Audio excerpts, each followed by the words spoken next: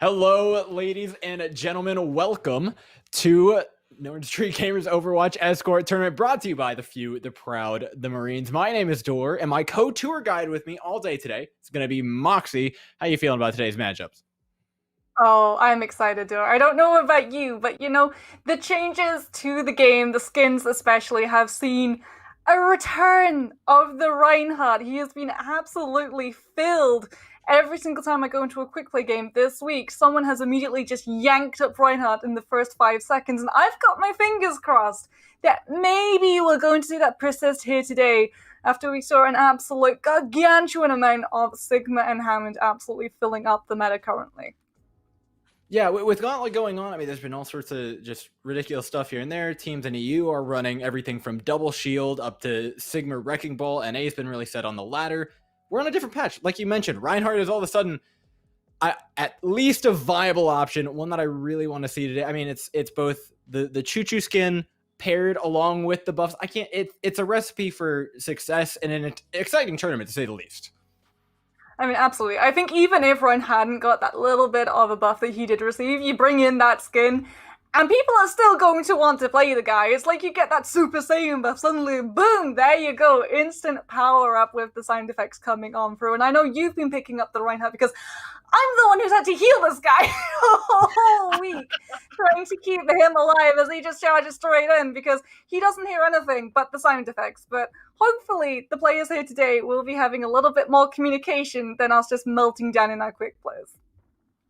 Look, I want to see Reinhardt. They want to play Reinhardt. I feel like this is like a mutual thing, to say the very least, that we should just see Reinhardt. And you know what's even better than knowing Reinhardt's got buffs and a fancy new skin? This first match, I kid you not, the names of these teams: Catboy Esports and TikTokers. In all caps, TikTokers. I know some of the people from both of these teams. They're all a lot of jokesters, but I think the game stopped being played right about now, and there's cash on the line. Yeah, I mean, absolutely. Everyone is here to try and take home that cash, and so everyone is going to be putting their best foot forward, which means I do think we're going to see a lot of these guys really try and use those patch notes to their advantage, because we've talked about the tank lineup, we've talked about the buff that Reinhardt has received, but we've really quickly got to acknowledge it. Baptiste, you got a little bit of a 50-50. The Ant Matrix did get enlarged, but Immortality Field got hit with that massive reduction to its health, so you can chuck it out, it's still going to save a life, but it is going to exist for pretty much 2 seconds before it gets instantly shredded. So whether you want to go for the Baptiste or whether you're going to be sticking to the Mercy Zenyatta that has been so prolific at the moment in meta on the higher tiers, it's definitely going to be an interesting one to figure out for these guys. And you know what's nice is, like, normally whenever we're here, there's the elephant in the room of Rider Esports who come here every single time and sweep the winners bracket and do their thing. They're not around. I feel like a huge weight has been lifted off of this escort tournament. Finally, we can finally figure out, like, right, who is actually the team to contend with Rider, because we had a couple people go really close the last time this ended up happening, but the level of talent that's coming in is nothing short of impressive. I know Catboy Esports is just absurdly stacked. I'll pull up their roster right now because take a look. Noxious, Soko, Autumn Soul, Specs, Boat, and Muffin Man. Like, whoo, dude. It's just, I don't want to say it's not tier 2 dropouts, but this is just a team that consists of tier 2 scraps, things that teams haven't managed to pick up or find, and they are an exciting one to watch. Keep your eyes on them as we head into our first map of Junkertown. It has been a long time since I've got to see Boat in a DPS lineup there. I am very excited, as it will be Junkertown, the first map, and this is the playground of the DPS, isn't it? You ask any DPS player where they want to be, if they want to play Hanzo or Widowmaker, and it's got to be Junkertown with all of the access, all of the sightlines that you get right from the get-go. Yeah, I mean, I had a little talk with him earlier, but Noxious, the hit scan here for Catboy Esports, will be manning up the Widowmaker. He said their team has nothing to say to any of the other teams except meow. Which I can't tell if that spells confidence or investment in their role, but I'm here for it, Moxie. Well, it's currently no Reinhardt. It is going to be Sigma for both of these teams in that tank role, and that means that Noxus is going to have just a little bit of a harder time trying to find that shot with that mobile shield. Yeah, the double sniper for Catboy is deadly, though. You have to keep an eye out, right? At any point in time, this comp can find a pick, and with Coco pushing up, they've already got the space to do it. The question is, does Noxious actually manage to wrap their way around the left side here? They hook on to Coco. Not enough damage to finish this one off. As Sigma is barely kept alive by his team. It'll be Noxious, though, who pays the price in the backline, getting taken out by an accretion. Specs trying to trade back. A little caught up at the corner here. He's knocked up at Sigma, but there is no response from Catboy Esports. They're getting shoved back into spawn. That's doing a really good job at keeping Allegra's attention right now, but unfortunately Motonox is not able to find the opening as Kai with nothing to shut the Genji down, no form of CC. Is able to absolutely ham and walk past the front line right into the back line. That will be, oh. Sai is gonna be playing it sneaky, Joe. I mean, I don't think there's much to be found over here. It's at least an opportunity to get into the back line, but he needs to get moving pretty fast here to catch up with the rest of the team. Again, you're waiting for the Roadhog specifically to find the pick for TikTokers. There isn't the same backup of double sniper. Either way, Landon's got it. Rat Merc's in the back line, and there's the Roadhog we were talking about. Popping a whole hog to try and finish off the team. It's a little bit low for his name, but it doesn't matter. TikTokers take away better. Oh, I love the game sense coming out from Matt McSture. He only uses hook after Poker's gone down, so no kinetic grasp to try and eat up all of that damage. And Twitch does have the hammer line. You can use that to immediately bulldoze your way onto this point, but Bloody Walnut is still going to have that Transcendence, which means the Zen can play Minesweeper. Yeah, getting right. That is extremely critical for this team. There's the mines. Sweeper, where's the feed? We've found it. Sweaty Walnut gonna be the one taking out. Both TikTokers fighting back again, even without the Wrecking Ball. They want to make their way through and holding on to the Transcendence, even past those mines, like you mentioned, Mox. It's actually what gets them the leg up in that fight. Oh, that is absolutely huge as well. TikTokers are still holding on to Amplification Matrix and Blade, so now Autumn Souls is going to be in that awful position every event's going to be in when you've got that Transcendence. You are public enemy number one. Catboy's not having a good time right now. They have the opportunity to regroup and spawn, right? That's the attacker's advantage that they're going to have for a while. They have the chance to hold on to this trans, walk out at 6, and use it at the appropriate time. Here they come rolling out of spawn. Again, the big eyes on Matt Merc right now, trying to find the hook along the right side. Nothing to be found over there quite yet. Just gets pressured out by Catboy. They haven't made their way all the way up to the target. With a minute left, they got to get moving at some point here. So I'll be forced off the Transcendent pop to counter only the Dragon Blade. Nothing much paired with that. TikTokers still with 2 ultimates in hand. Are going to fight back. There it is, the big hole hog on the side of the map. Do they die to the bullets first or the big cliff? It doesn't matter. They're going down either way. So that is huge. Not only did Matmug win the fight, but you were able to delay the flux from coming out of Spoko as well. Because Legend had already used the Immortality Field. It would not have been online for when the flux would come through. You didn't have to transcend. You would have had kills coming in on your side, but TikTokers have done such a good job at keeping themselves alive. So that now Sweaty Walnut is about to hit that Transcendence, and Spoko has to worry about not just that, but the Immortality Field all over again. Catboy's answer to this right now. They're way back in, is winning this fight early, and they're doing it. Both got him 2 already, trying to knock him through this Amplification Matrix. Not able to find much yet, in fact. Spoko holding on to this high ground is finally going to be the maneuver. The TikTokers pushing in with their trump card, that is the Transcendence, but they're not able to capitalize it. Still Catboy moving forward, maintaining space, doing well in overtime so far. But remember, you just so much time. Even if you're able to keep that payload moving, though, you cannot allow it to stop a single moment as you roll for B, and that means Muffin Man is not be able to keep a hold of this amplification matrix in the fight that comes on through, so they can carry that momentum over. No Sig 9 to be had quite yet. TikTokers aren't done playing with their food. Sweaty Walnut to open the fight up is there. As Wrecking Ball v Wrecking Ball, the first one to stop spinning here is very likely the one to end the fight, losing this. Matt Merc, who goes down, allowing Catboy Esports to make it through the first point gate. TikTokers are just extremely happy with that. They were able to pull out that amplification matrix, and you saw how painful it was for Muffin Man. That was a trip to the dentist, though. And 5 teeth out of your mouth, because Catboy Esports needs every single ultimate that they can. They have 2 minutes and 11 seconds to work with, and this map only gets harder, because now that spawn is going to be falling into TikToker's favor. There's not much time here for Catboy. They need to get a good push going, get through half, 2/3 of the point at least, but they're busy trying to pick up these little scrambly kills. The meat cleaver getting out. That cart stopped. That's going to be another 30 seconds off the clock, Mox, and that means a lot to this team. Right, chill, contested right now. Capo Esports are still just trying to figure out what exactly to do about Matmark, who is slowly but steadily building up to those Hammond mines to drop on that payload and immediately force Capo Esports to take the fight where they really don't want to. And you can pair that up with Spine, who's sitting on this blade. Autumn's actually swapped onto the Brigida, so you have a little bit more CC to try and keep that Genji in check in the form of the shield bash, but it means you don't have the transcendence, that immediate safety blind for when the blade comes back. This fight continues to be scrappy, but all TikTokers realistically need is one good fight to level the playing field here. Dies in with the blade, beautifully executed as well through the immortality field. Able to find 3 regardless onto Catboy, bringing him to a halt. Oh, that is a mistake coming out from Autumn Souls there. The Brigida was in play to stop the Genji with the shield bash, but the Brigida was not actually playing with the team, rather all the way on the other side of the catwalk, and that meant that Tigers got to go absolutely nuts with nothing to stop him. Capital Esports are coming in with an awful lot of ultimate photos, so this is their fight to lose. I mean, they do have the trump card of Gravitic Flux, plus the Dragon being thrown in. Tech's in a lot of trouble right now.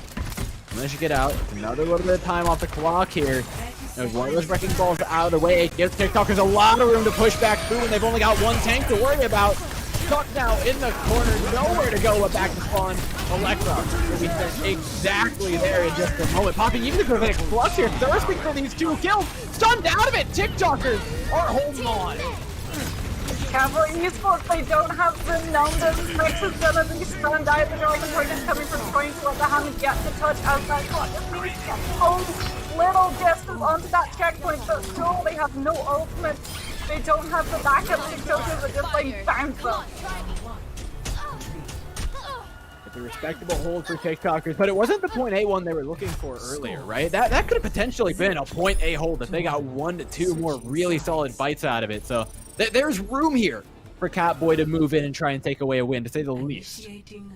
I mean, all of those advantages that TikTokers were able to use to pull off such a long defense on point A are now available to the other side. And we're going to have to examine how Catboy Esports want to start trying to use them, because something that we really saw TikTokers have a very good grasp of was all of these different approaches to the point. They weren't always fighting on the main road.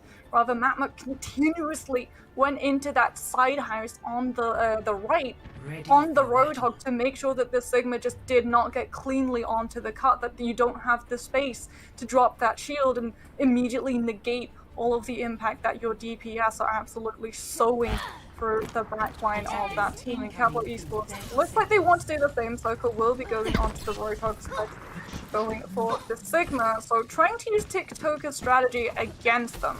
Noxious though actually going to be going onto the Ash, so you have a little bit more mobility if a dive comes through, but you can just as easily match that Widowmaker when it comes to damage output.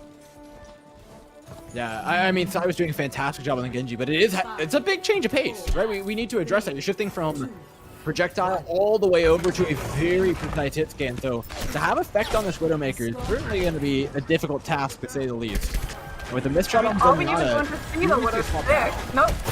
There it is. Tracer going to be coming out, and that means that it's going to be down to Meat Cleaver to try and keep Noxious in check. And the Soldier keeping an Ash in check is a lot harder than a Widowmaker who has that immediate one-tap potential.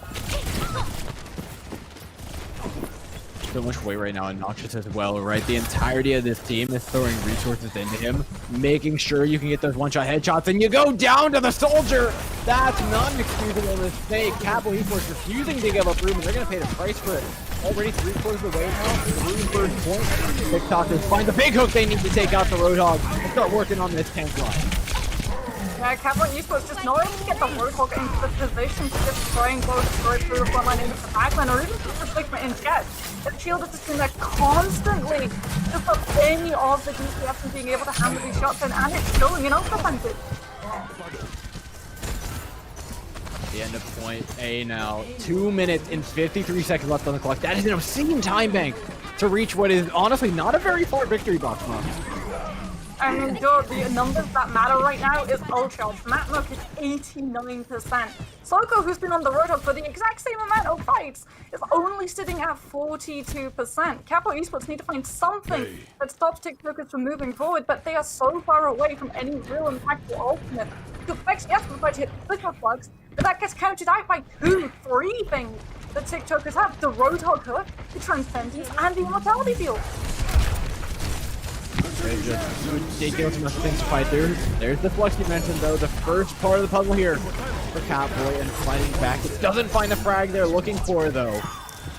Now maintaining control of the high ground. TikTokers fight back. There's 5 ultimates in tow here. All they have to do is walk forward, press Q. It starts out with an Ant Matrix and a grab flux. Good cancel by Soko, but they're going to need more than that if they want to win the fight. Catboy start that off, though, by taking down the side. His heart has not stopped, mind you. Soko stuck in the back line, finds another hook to cancel another ultimate out of TikTokers. We're almost on a level playing field. Catboy beginning to fight back. The only thing they have to do is the whole hog, but TikTokers have run out of gas. Behind you! I mean, lovely positioning coming here from Nothing Man. Just out of the way of the fight, so no one can really try and pin the bat down, which means you can just fuel your team completely scot-free. And it means that you've got 79% to an amplification matrix that you can drop as soon as TikTokers start to get near, as soon as Meekleaver feels it's comfortable to try and drop that tag fighter in and make Catboy run when they just don't have the space to give up. Those ultimates, they have some really big trump cards. They're TikTokers who find picks anyways, it won't matter. The hooks from Matt Merck have been so deadly knocked. Big eat onto a pulse bomb on the boat as well. It's gonna stop them from getting away. TikTokers gradually taking more and more space. You can see Catboy Esports having to back up around the corner, having to back off with a high ground, having to allow TikTokers to move forward. And when they've got space, when a soldier has room to press that Q button, Meekleaver is gonna show you exactly what happens. Yellow box of victory for the attacking side as TikTokers take away map 1. It was a hard-fought one, though. When you compare that A attack to the B attack, Capo Esports were able to put up a real big fight in that second point, but unfortunately, because TikTokers had just been able to absolutely blitz through the first part of that map, they had so much time to just play around, pick up the defense until they felt that they were comfortable to start moving in. It all began with a very crucial pick onto that Batiste, and as soon as they saw the main support go down, they went straight for the throat. No immortality field, nothing to keep you standing. There was absolutely nothing that was going to be stopping TikTokers in that fight. I'll tell you what kept them going, though. At the very least, right? It's just that bonus bit of gas in their tank. Matt Merck, I don't think I saw him miss a hook. That guy was ridiculous. Left and right. Thank you. I'll take your tank. I'll take your backline. Oh, DPS diving, nice Genji blade. Like, he took every single person on that field and made them his own. And that's why the momentum through point A was so strong, is because when you're playing through all that open area, it's really hard to dodge that. When it got a little bit closer and they were able to play away from the Roadhog a bit more, I feel like that's why things really slowed down. But honestly, as long as Matt Merck keeps locking that in, I don't think we've seen an answer to it yet from Catboy. I mean, I'm waiting until they really start heavily countering the Roadhog, because while yes, Matt Merck's performance has been absolutely exceptional, and it is an absolute reason for why TikTokers were able to blitz through all of Junkertown as they did, Roadhog is also in one of those very precarious positions where he is very easily countered by a whole host of Overwatch heroes. You think about the Reaper that can come on through, you think about trying to increase the distance so that the Roadhog hook doesn't quite land, all of the shields that you can put in his way to make sure that it bounces off Zarya bubbles that can immediately make any Roadhog main feel like they're just fighting a massive uphill battle trying to climb Mount Everest as they try and get any of their hooks to stick. And we haven't really seen that adaptability coming out from Catboys. We saw it in the DPS lineup for sure, but when it comes to actually trying to really counteract the tank lineup that TikTokers were running, that was a little bit lacking. It is worth addressing, though, right? Junkertown's a very polarizing map. You're either good at it, or you tend to struggle on it a good bit. And having a good Roadhog on Junkertown is one of those trump cards that can really change the face of the game. Granted, it is still an escort-based tournament, so the map type won't be changing, but I can guarantee you wherever we end up going, it ends up being extremely different from that of Junkertown. And I think Matt Merck will be stifled at least a little bit. We'll see more points akin to that of what we saw over on point B. And likely the composition just change up in general on top of that. I mean, you saw how much impact the Roadhog was able to get. Maybe you try to go for something that is able to really quickly cross between the backline and the front line, because the Roadhog was able to just walk past it. We're really yet to see Hammond properly come in and just try and sow the seeds of discord. And we will be heading over to Havana, and this still has that pressure that came along with Junkertown, right? A lot of this comes down to DPS and trying to get that first pick to stick to immediately grab you up an advantage. As Cowboy Esports will be attacking first, Noxious and Bogue currently teasing both the Widowmaker and the Hanzo, as Noxious is actually going to flip over to the Ash. Uh-oh. I hope everybody's got their ticket. It's time for the train march. It may not be skins on, but it's here in spirit. The Reinhardt's been brought out. Same with the May. It's the full spawn camp strategy from TikTokers. This still has a lot of confidence in the composition so far, but once that Reinhardt shield break, the question really starts being asked of, do TikTokers have what it takes to pull this kind of strategy off? And so far, the answer's been yes, shoving Cowboys into a corner, and there's not a worse place to be when there's a Reinhardt on the other side. Suffocating. This is absolutely suffocating for Cowboy Esports that are trying to run an Orisa and a Sigma, one of the most slower moving compositions, and they do have amplification matrix. This is something that they can immediately drop to try and force TikTokers to back away. But Matt Merck, with a speed boost and a shatter, can absolutely just naturally accomplish at this. This is just a brutal amount of damage being thrown their way. A quick one on the Muffin Man, spells another reset for Catboy. We're a minute down off the clock now at this point, Mox. And getting out of spawn is not a trivial task for this team. They've got more ultimate to get past. Yes, Catboys are coming up on a good clip. Maybe they find something like the Deadeye, but look at all that TikTokers have built up. Bottom sort of use the amplification matrix as well on the other entrance. Try and use it to bury Cowboy Esports, do a little bit of damage for TikTokers back away, but also get a couple of your members onto that cart and start moving, because after TikTokers are going to fall apart, holding so close to the door, the second you lose a fight, that point, it's the payload is going to move so far that the Cowboy Esports are struggling to get through the door. From both sides. No, Specs holds on to theirs, actually. Catboy's still not using an ultimate to get through. Half their time break now gone. This is just too bloody much. This is hard to watch. I mean, Coco is going on to the Reinhardt. Muffin and will have the rally to try and provide some support, some extra cushioning for that Rhine to start to move forward and allow the Sigma to set up the Deadeye for both teams. Extremely badly. He's still holding on, trying to guard his Sigma like everything they can possibly want. We're finally talking about another one ended by the Blizzard. Matt Merck is having a day of his life. He doesn't even have to hold shield half the time. He's just walking in, swinging at him. The May and the Sigma sectioning off the rest of the team. Catboy, he's using so much hair as well. We're going to be seeing the buffs coming properly. It's not just going to be changing a tank or a support. It is pretty much going to be an entire composition of as much as on the May. Just use the wall to get them to places through. Is it enough though, Mox? Both got one, and they may have just cracked this composition yet. There's nothing really being traded back by TikTokers, and spawn advantages, I mean, very obviously sided towards the attackers right now. Catboys finally get a foot up in the map, but is it really a foot up, or is it just the first step? I mean, you've just got to keep going for the kill and try and stack the TikTokers out, because they're going to be coming back in with a Sigma flux. And that means that, well, yes, you have immortality shield, it's so fragile with that coming through that you aren't going to have the means to be able to properly protect it. If both can hit the gas blossom in the 34 seconds we have left, that is absolutely huge, because Boko can set their DPS up with that shatter. That's the way that Cowboy Esports can keep the payload moving. Here. Another Gravitic Flush for TikTokers. They want to end things early now. Remember, 20 seconds on the clock. There isn't time for another fight. There isn't time to take another with Soko already down. There's no main tank to block the shatter from Matt Merck. It's TikTokers. They didn't get their point A hold last map, but they came back for it here on Havana. Oh, Soko went down as the shatter came up. And because they were missing the Reinhardt, they weren't able to block the shatter, and TikTokers get to hit the hammer to the ground and very quickly bury the bodies afterwards. Cowboy Esports is a tough task.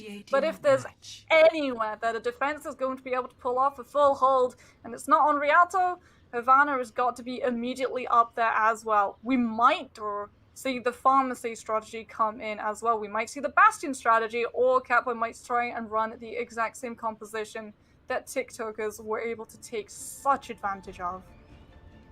I mean, I think for me, the answer here is Afara. It's different from what TikTokers played, right? I wouldn't try and beat them at their own game. Clearly, they've got this whole Rhine thing down pat. And trying to play him at that definitely takes some cojones, to say the least. Catboy have locked it in either way and went to Symmetra. It is a full commit to the spawn link here. This is, I mean, you've got the sim, so if things do start going a little bit of a turn for the worse, you will be able to very quickly relocate with that teleporter. And you're going to be using both the Sigma and the Reinhardt, but you do want to have that mobility coming on through. Focus. They'll have the advantage, right? They're on the attacking side. They can very quickly change up their composition, whereas Catboy Esports, if they lose a fight, that payload is going to roll in to the last fight of this rank because you weren't able to push it as far as you. Well, the spawn camp and Meat Cleaver's already got the better of both, though. And without a May, this composition just falls apart, Moxie. Holding on to this is going to take a feat of strength we have not seen before. Catboy know that they're trying to get out as cleanly as possible. But Queen is far from what you're going to get when you're playing against a guy named Meat Cleaver. TikTokers are already headed forward. They're half a fight away, Mox. Not even a full fight away from taking away this map. Yeah, Catboy Esports are actually going to be swapping Noxious onto the Widowmaker boat, onto the McCree, so just trying to do damage and get that very early kill to immediately find an advantage that Ultimates are not going to provide to them because they weren't able to do the damage to keep up with those charge meters that are going to be available for TikTokers in this next fight. Suggest a sniper ahead. Oh, Got one chance. The big question is, where does the opportunity even come from here for Catboy? Noxious has to connect a shot onto somebody's head, but they're running out of time. They're running out of space, Moxie. The victory circle's right there. Electra does have a big flank. TikTokers, that's got to be it. That flank takes away all the space they thought they had. This cart is cruising to the end. It's going to be a quick 2-0 for TikTokers, taking away game one. Someone was pressing tab to figure out the swaps that Catboy Esports were making, because the second that you were able to get that flank going up, the Widowmaker did not have space to be able to set herself up to try and find any sort of early pick. TikTokers knew exactly what they were doing. Everybody went for that flanker and they searched for that Widowmaker. They checked the high ground, they checked the low ground, they checked the mega pack, and that was where she'd been hiding in that corner to try and figure out where a support would be playing, where a squishy DPS would be, so that she'd be able to buy herself and her team that delay tactic to build up to a Shadow, to build up to a Sigma Flex, to properly try and combat that defense, but unfortunately it was not to be. I mean, the last fight was important, but I think we can both agree the most important part of arguably that entire map was the Mei going down for Catboys really, really early into their spawn hole. It's just going to crumble no matter what. It's nice that you had the teleporter there. You tried to get out. It was definitely the right idea to try and get out. That's why they got even a shot at defending it at all. But then you got outplayed again. The swaps from even TikTokers, the Torbjorn came out. That turret position, had they even managed to make it out of spawn, would have just ripped them to shreds in its own right. I think TikTokers have clearly thought that one through. They came out and played two incredible maps, and I think they're playing to the strengths of Escort as well, which is really important in a tournament like this.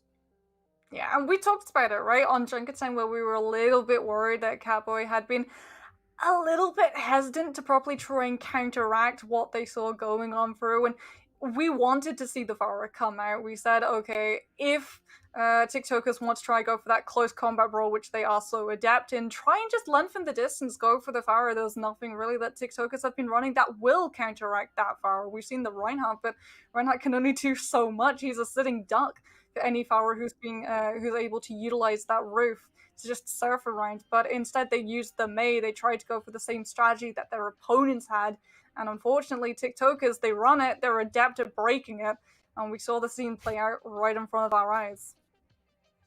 Yeah, hey, don't forget though, there's plenty more Overwatch to come. After a little bit, we're going to a break, but if during that time you guys want to find out a little bit more about how you guys can get involved in these events, go ahead and check it out at nerdstreetgamers.com. We'll be back in just a bit though with our first match from the losers bracket.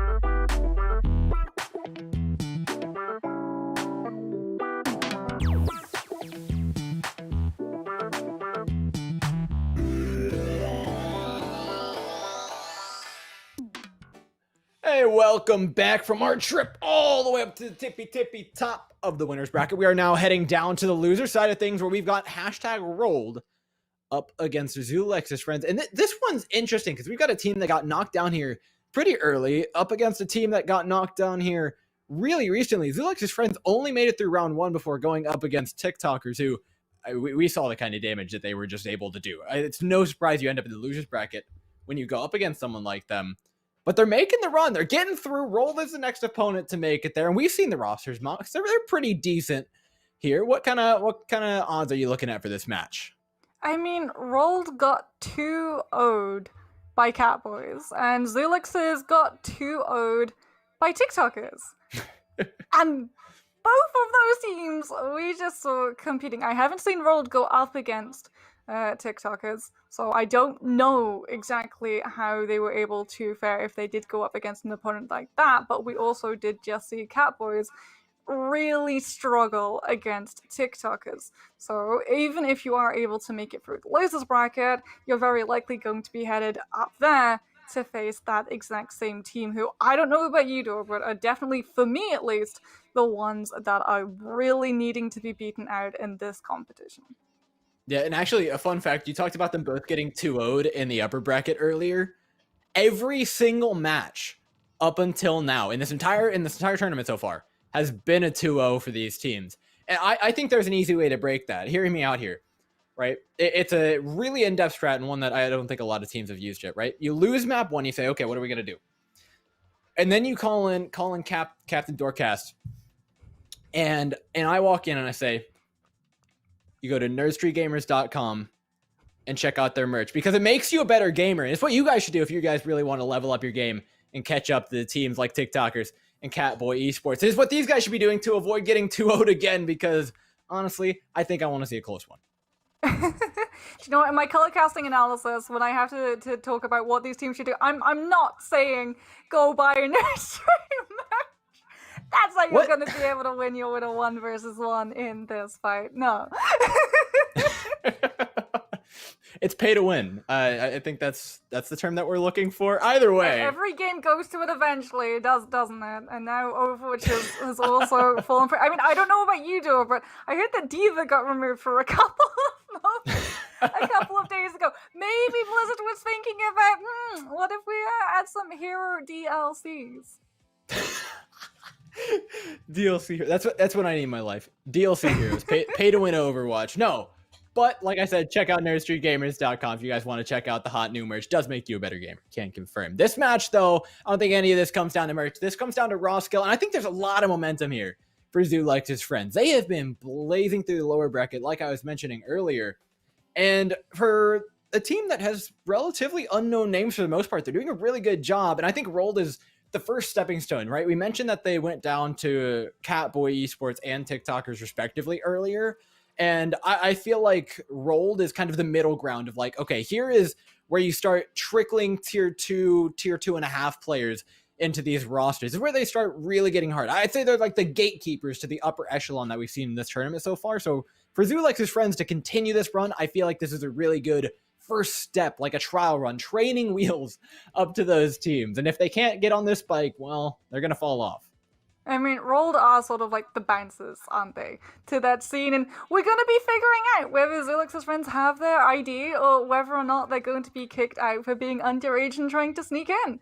And it seems like we're going to be headed off to Havana, and that means that, hopefully, fingers crossed, we're going to get to see a little bit more of this map in this round than we did the previous time, but we have also got to witness just how brutal Havana can be when you're trying to get out of those doors as an attacking side. There are so many options that the defense is able to just immediately get into your face and make sure that you can't even step out of the shadow of your spawn point.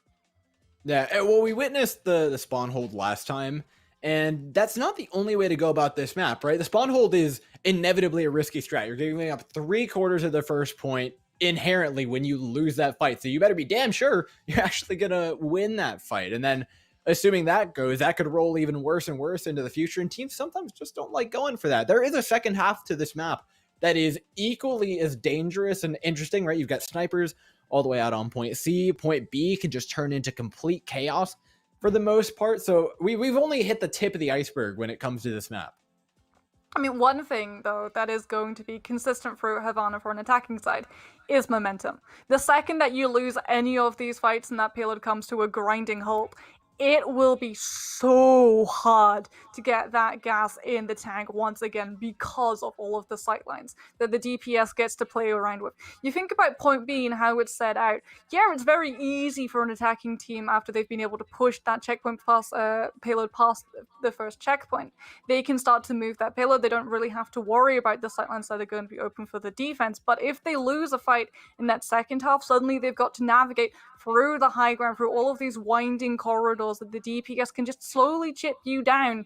Ultimates that can be used to make you delay even further, and as that time ticks away, you can feel that point C just getting further and further away, because that's the brutal part of Havana. It doesn't matter how you start off, it doesn't matter how you carry through in the middle. That last part of the map is always such a large hurdle for every team to be able to get past if you want to have a good chance at it, though, at which you need about 2 minutes at least to be able to just absolutely bulldoze your way through that horrible respawn where a DPS that you down just comes back 5 seconds later.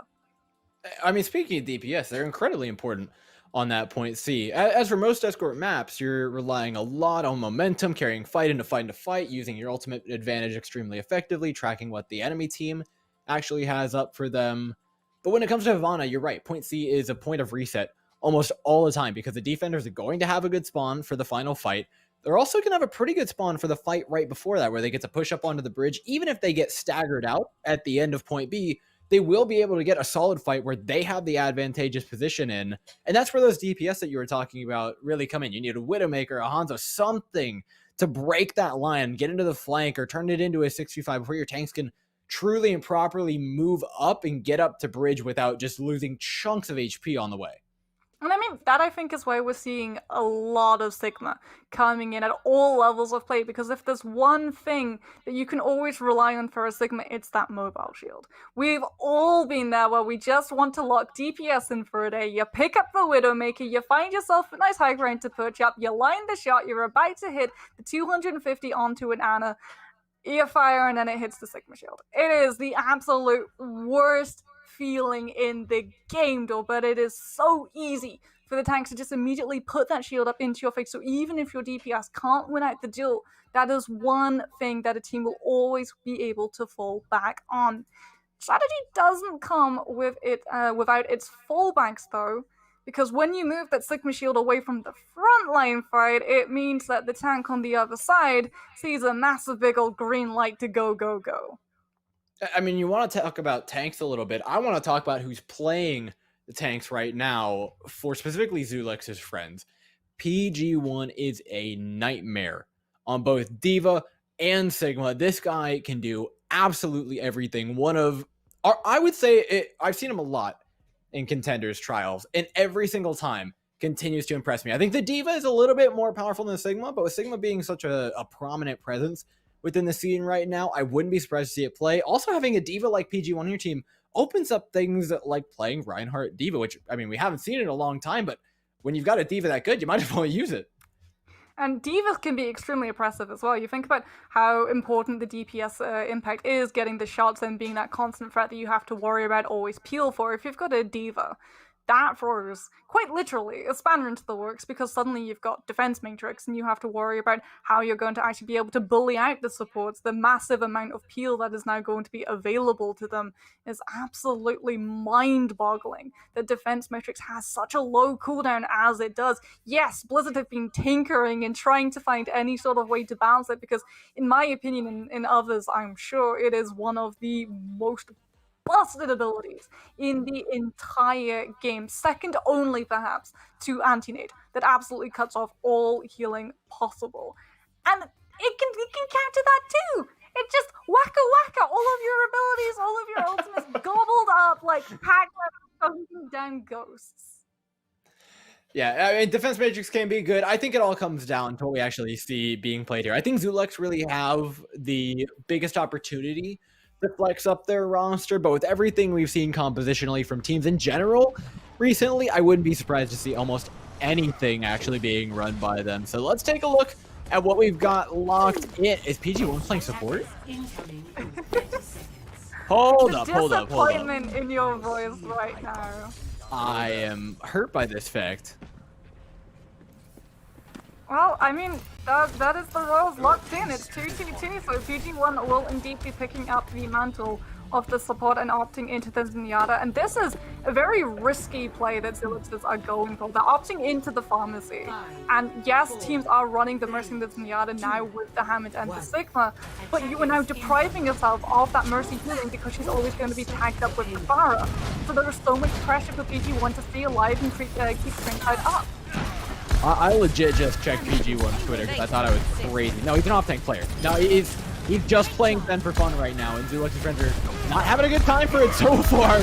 Down he goes as this attacking the side is struggling to break out of spawn. And we haven't seen this Pharah variant yet today, but we both know how strong it can be.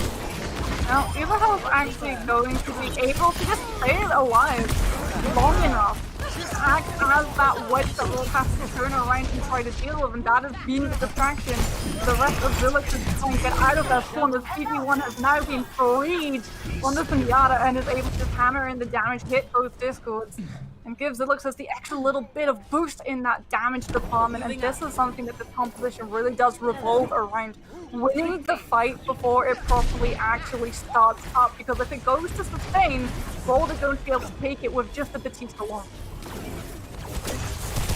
Fix fight is just so important, though, to the momentum of the map in general. Zulux is looking to get a huge time bank going into B, and Hold looking to stop that and make an actually significant hold on point A. A lot has decided here where those ultimates go, but the first one up is going to be for Train Cloud, and utilizing this for a bit of plus is going to be a huge way for them to get into the fight. The question is, when do they move forward? They're trying to get the Wrecking Ball, and they've done it. Budget's down to 65. The good Buck should be enough to seal it out with Pickle Nut down to just a sliver of HP. It absolutely will be. Zulux are going to continue on the point B.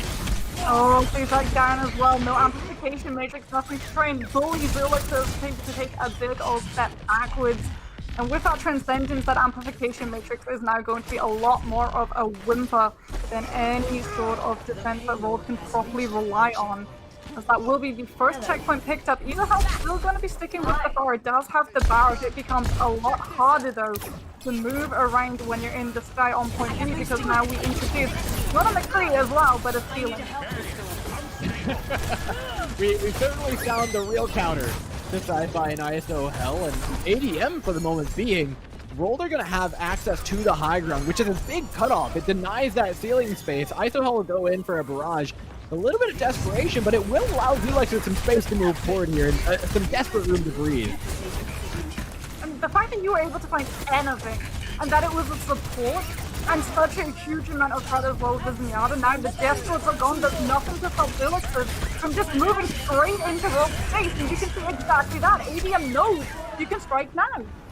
This is a beautifully played B point right now by Zulux. It's not about being clean when you're on the attacking side. It's about creating chaos and finding your way through, getting as much cart percentage as you can. But Roll have found their way through the chaos. They've stabilized it. They've got access to that high ground again. This time, there's not a barrage to stop them.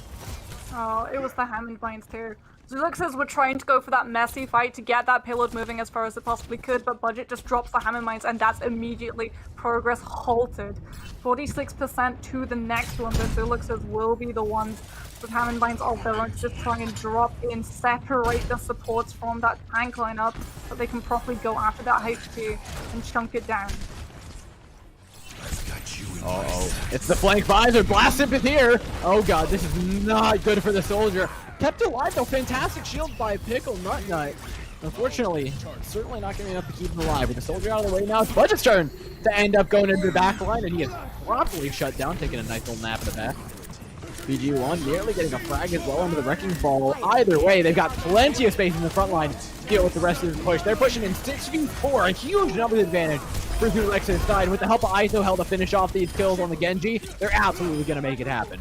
Oh, and the Genji is going to be able to carry that momentum and all charge into point C as well. So Budget is going to be faced with such a horrible decision. Do you keep a hold of the Hammer Mines for this last contest, or do you keep a hold of it to try and shut the Genji blade down now that you used Transcendence in that last fight? Blast is actually going to try and find a sort of in-between way to counter the Genji, and opens the token with the turret. It's only so good though at these kind of ranges, right? You can place it up at the top of the bridge. It's going to offer some real shutdown opportunity up against the tanks, and yeah, it'll keep the Genji away for a little bit. But with these long ranges, that turret is going to go down relatively quickly. They'll get one on ADM to stabilize, but as we see the defenders push in, it's just to get that space back. And this is what we're talking about on point C. The defenders will have presence, especially in the first fight. It's about stabilizing, getting the reset through, and using your ultimates appropriately to break it for Zulex. Here comes the big old question though. That Nano Blade is about to line up the stars alongside it, but Voltage is increasing the distance that Isohel is going to actually have to cross when that blade is ready, which means you optimize the chance of taking him out before he can find any sort of damage to stay. And you mentioned earlier about having 2 minutes to get through point C being necessary. We've hit that marker. We've also hit a pulse bomb. Oh boy, the immortality field, they're absolutely necessary for keeping the team alive. And the amplification matrix is out. It's not boosting anything though, because they're all up in the sky, well above it. Zulex's friends, DPS coming up big to open up the point.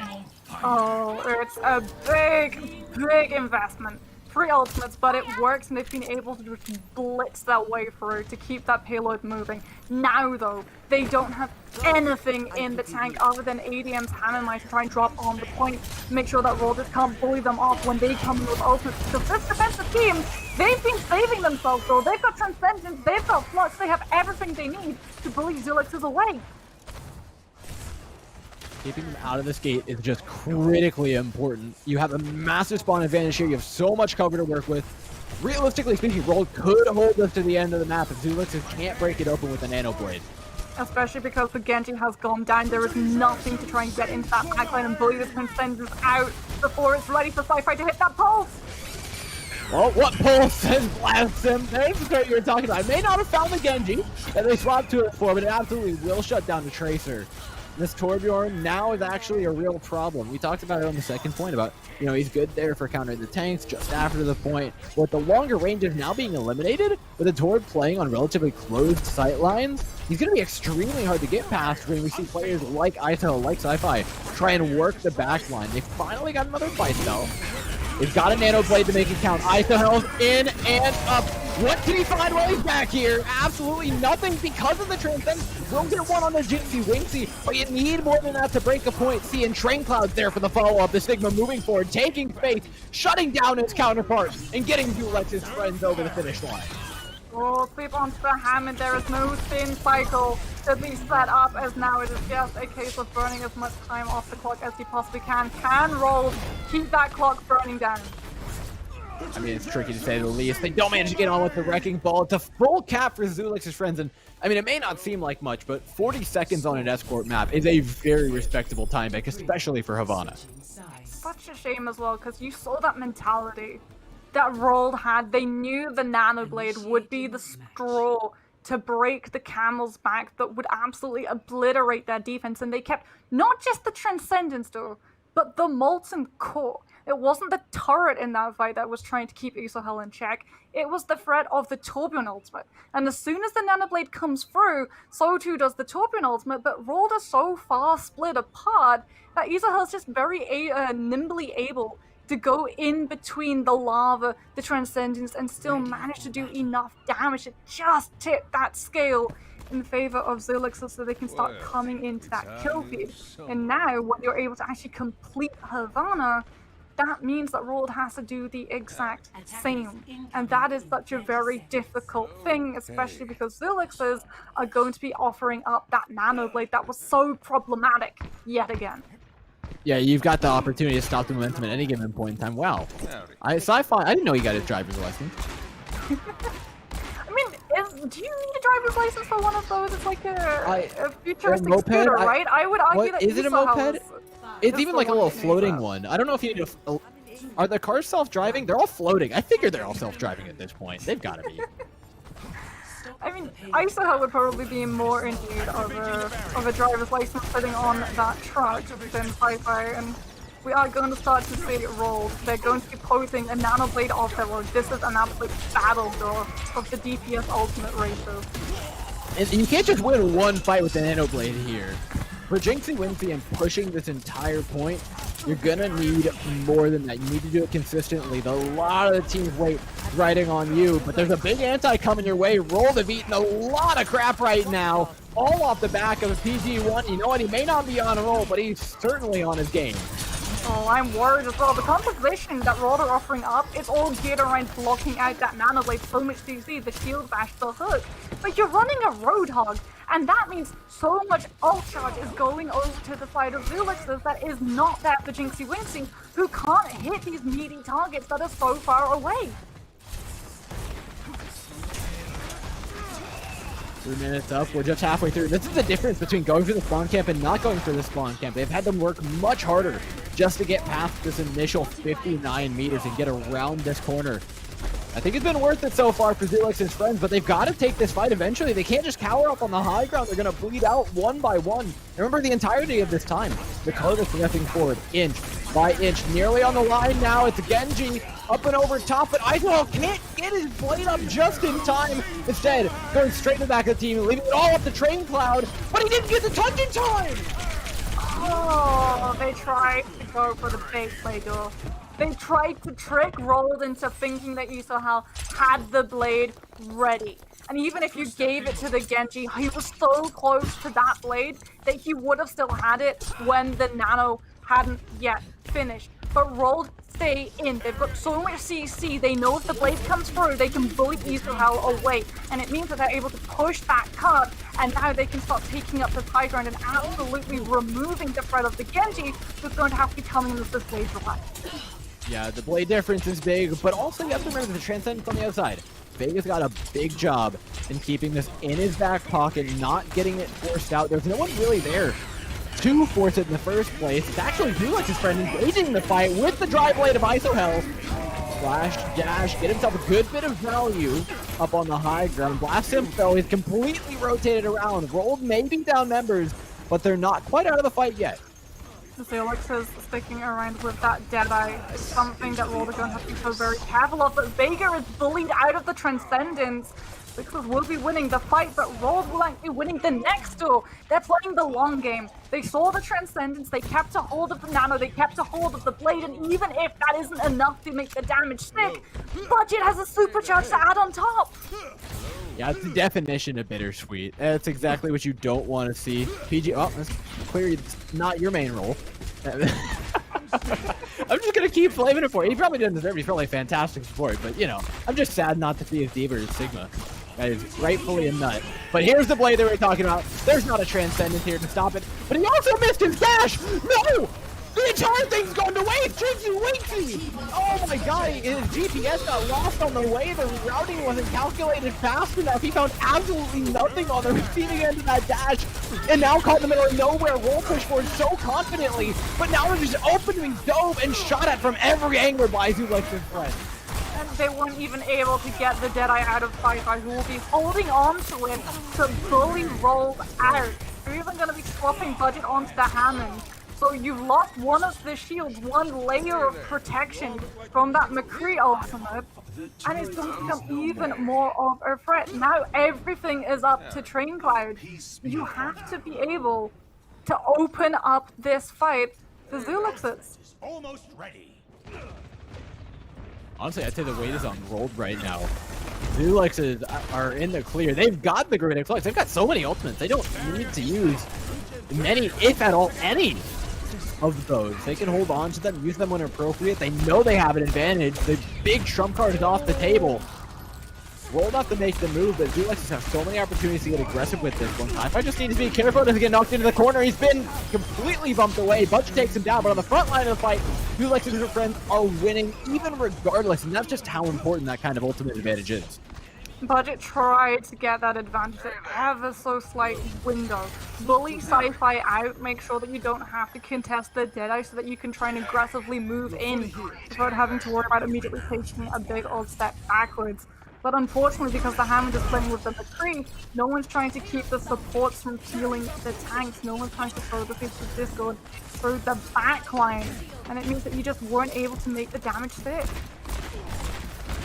Well, sticking and sticking the landing are two very different things right now, and Rolled absolutely need to be doing the second. The latter of those, they lack the trump card, they lack the ultimates, they're just coming in. This might just be their final opportunity. That really counts. Opening up the grid flux from Pickle Nut doesn't find much of anything. Blast him, forced to use the Molten Core extremely early, and they haven't gained any space for it. Just getting onto the cart now. Rolled haven't found a frag. They've pushed into the space, but it's cost them a lot of health to get there. Zulex's friends as well, using all their ultimates to equal out that fighter, coming out a man ahead with budget going down. Molten Core was used to try and keep Rolled up so that they were able to hit the ultimates, and they will hit them. Transcendence called in for Gozy. Jinxie Wincy about to hit that Jedi, but still 30 seconds left. We're praying for an absolute miracle right now. The team is so fragmented. The staggers here can be brutal. That's a really late frag on the Blast Simp. The Torpedo's not going to get back there in time. Do we see a swap? And Isahel's about to hit that blade. You want to keep that Torpedo, and Pickle's going to go onto the Diva, trying to use the boosters, that extra little bit of speed to keep that payload contested. It's like a solution for the exact same mentality that Felix is holding all of the cards of the ultimate right now. Down there's the blade to try and close out. Isohell will get one. Sci-Fi traded out as DPS for DPS. Nobody gets Cowboy on their side right now. Overtime sticking down. Who's touching? They get one just in time, but Mox is too little too late. This fight's not going anywhere but downhill for Roll. Yeah, Roll keeping themselves on the carpet for only a little bit of time. They had the Transcendence, they were able to live out the blade, but unfortunately Zulux has just had so much more on the table. When the blade fails, they've still got ultimates to trot in and cycle out, and unfortunately, all just did not have the resources. You could see the game sense, you could see the knowledge that they were planning for the fight afterwards, but unfortunately the time bank, it just was not on their side, and we talked about it, how hard it is to try and regain that momentum the second that it's lost, that high ground is immediately given over for free to the defensive side, because they just get to pick away and hammer in the damage little by little, building those ultimates up faster than you're able to contest them, and that's exactly what happened. Fight after fight after fight, Rolled were just coming in at every single disadvantage possible. Yeah, I mean, you talked about momentum and how important it is on Escort. I think that map really ended at the point that we saw Rolled actually lose their Nano Blade chasing down nothing. And it's a mechanical error. It's not even a mechanical error. You just got lost in the sauce, man. It happens sometimes, but it's an unfortunate way for the fight to go down, as well as your bank of ultimates that you had spent that entire time. You're like, okay, we got this fight. It'll get us through point B. And had they made it, they probably would have had a 3.5 minute time bank heading on to C, but as it was, they missed that one opportunity. They don't catch the train, and they end up paying the price for it. The entire map at that. As much as we saw Zulex's friends reach the end, and oh yeah, Rolled made it significantly less far, I think had that blade gone through, we might be looking at a different match right now, and this one's a lot closer than it may seem on paper. Absolutely, and remember, it's not just a best of one series. Rolled can absolutely start to come back into this fight. They've shown that they've understood that the Nanoblade was their undoing, and they immediately put in not just one method of counteracting it, but three door. That's why Blast was on that Tourbillon for so very long, but unfortunately, because they were so busy dealing with that Nanoblade, they played themselves into a corner.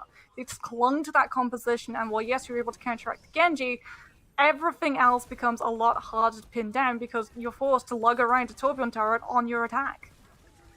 Yeah, and that's a rough spot to be in. My question now is, right, what map do you ideally go to after playing the mirror up against Zulex's friends? I feel like you want to avoid the Sigma Wrecking Ball in general. Granted, it's just really powerful right now, but I think there's opportunities to get away from it, like going to somewhere like Junkertown, where there's obviously the sniper sightlines, but also the opportunity to swap away onto something like a Roadhog, which is much more effective at finding those picks and shutting down a team like Zulex's friends.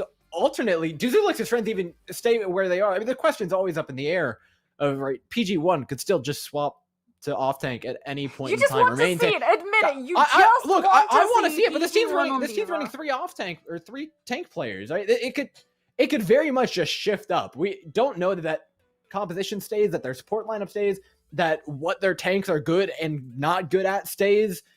It's weirdly flexible. It makes Zulex's friends a difficult team to play against. Especially because you think about how diverse you can actually get with these compositions when it comes to what off tank you're on. Because everything, normally in compositions, right, everything changes up with what the main tank is playing, whether you're running the Orisa, the Reinhardt, the Sigma. But now, when you're running that Diva or when you're running that Roadhog, it really does dictate the tempo of these fights, whether you have the ability to keep your support safe so you play a little bit more defensively, or whether you're running the Roadhog. And in that case, the best defense is a very strong offense where you just get straight into the opponent's face and make sure they don't have the time, that they're so busy contesting you and your chunky health bar and your hook that they just can't get into the back of the DPS, that the DPS have the time to be able to land those shots to keep them in check, to make sure that they just can't get in your face. Yeah, well, relying on the DPS lineup is only going to get you so far. Wait, I talked about the dive and I talked about Dorado being an option for this team. I'm imagining what the tank compositions are actually running, right? I'm imagining PG1 running a Diva alongside a Winston with one of them, or just running with the same composition, switching things up to a Winston-based composition. That's why I think the Nanoblade can actually be kind of dismissed a little bit. If you go to Dorado, it's obviously still a fight-winning tool, but when you're playing Nanoblade into dive, it's a lot more difficult to pin down those heroes and find those eliminations nearly as easily as it is to say something like a Sigma Wrecking Ball, where you're running an Ana with it, where you're running a Zenyatta or a Brigitte with it, where they're not going anywhere, you know? Yeah, we have seen that Rob try to counteract the Nanoblade with indeed just lobbing every form of CC possible at it, apart from perhaps the Mei coming in with the Blizzard or a Sombra coming in to just absolutely dismantle the Genji's mobility. And dive is definitely one possibility that is open to them, that you use that mobility, the fact that the Genji has to rely on getting those kills to be able to use those dash resets like stepping stones to just zigzag between each of your members. And with dive, you often sometimes have that mobility that you can play so far apart that by the time the blade is actually finished fully, everyone is standing 3 meters away from the Genji, just waving a hearty hello and scribbling out a postcard. But it's also one of those really dangerous things where we've seen them run what is arguably their most comfortable, and dive can sometimes really undo a team. You think about how Havana sometimes they were a little bit hesitant to use what they wanted to, that they felt like they were forced to hold on to things like Molten Core and Transcends to try and combat that that Nanoblade coming on through. And then you pose that up against dive, where every single threat other than the Nanoblade is going to be the exact same thing for every single possible attack. And that becomes a lot harder to counteract, and that means that all of your resources you really do have to use at the right moment rather than holding on to them for 3 fights in a row. Well, Alex, it's Dorado either way, and those ultimates, like you said, are certainly important, but I think you can mitigate that a little bit when you head to Dorado. In dive functionality is something that you always have to test out with the team. Having played a lot of collegiate, having played a lot of open division in my time, I've played on a good few teams. It's something that you always find out, especially with teams like this, where these teams might not have been playing together for the longest time, is you can play the standard composition that you want, right? That's a Sigma Wrecking Ball right now. It's what everyone in North America is running for the most part. But running dive on its own is a whole other thing. You need all of your players on the same page. I feel like this Dorado map is going to be a better test of these teams' abilities to work together rather than any of their individual players or combos that they might have been playing with on a map like Havana. Yeah, this is absolutely a whole team effort. When you're running that dive, because of how little damage you do, that's why we've seen so many people group up and hit these points at the same time, and that's why communication really is key. Everyone, if you're running something like a Winston, needs to go on the exact same target at the exact same time. Otherwise, there's nothing to mitigate that Winston getting absolutely burned down in a matter of seconds.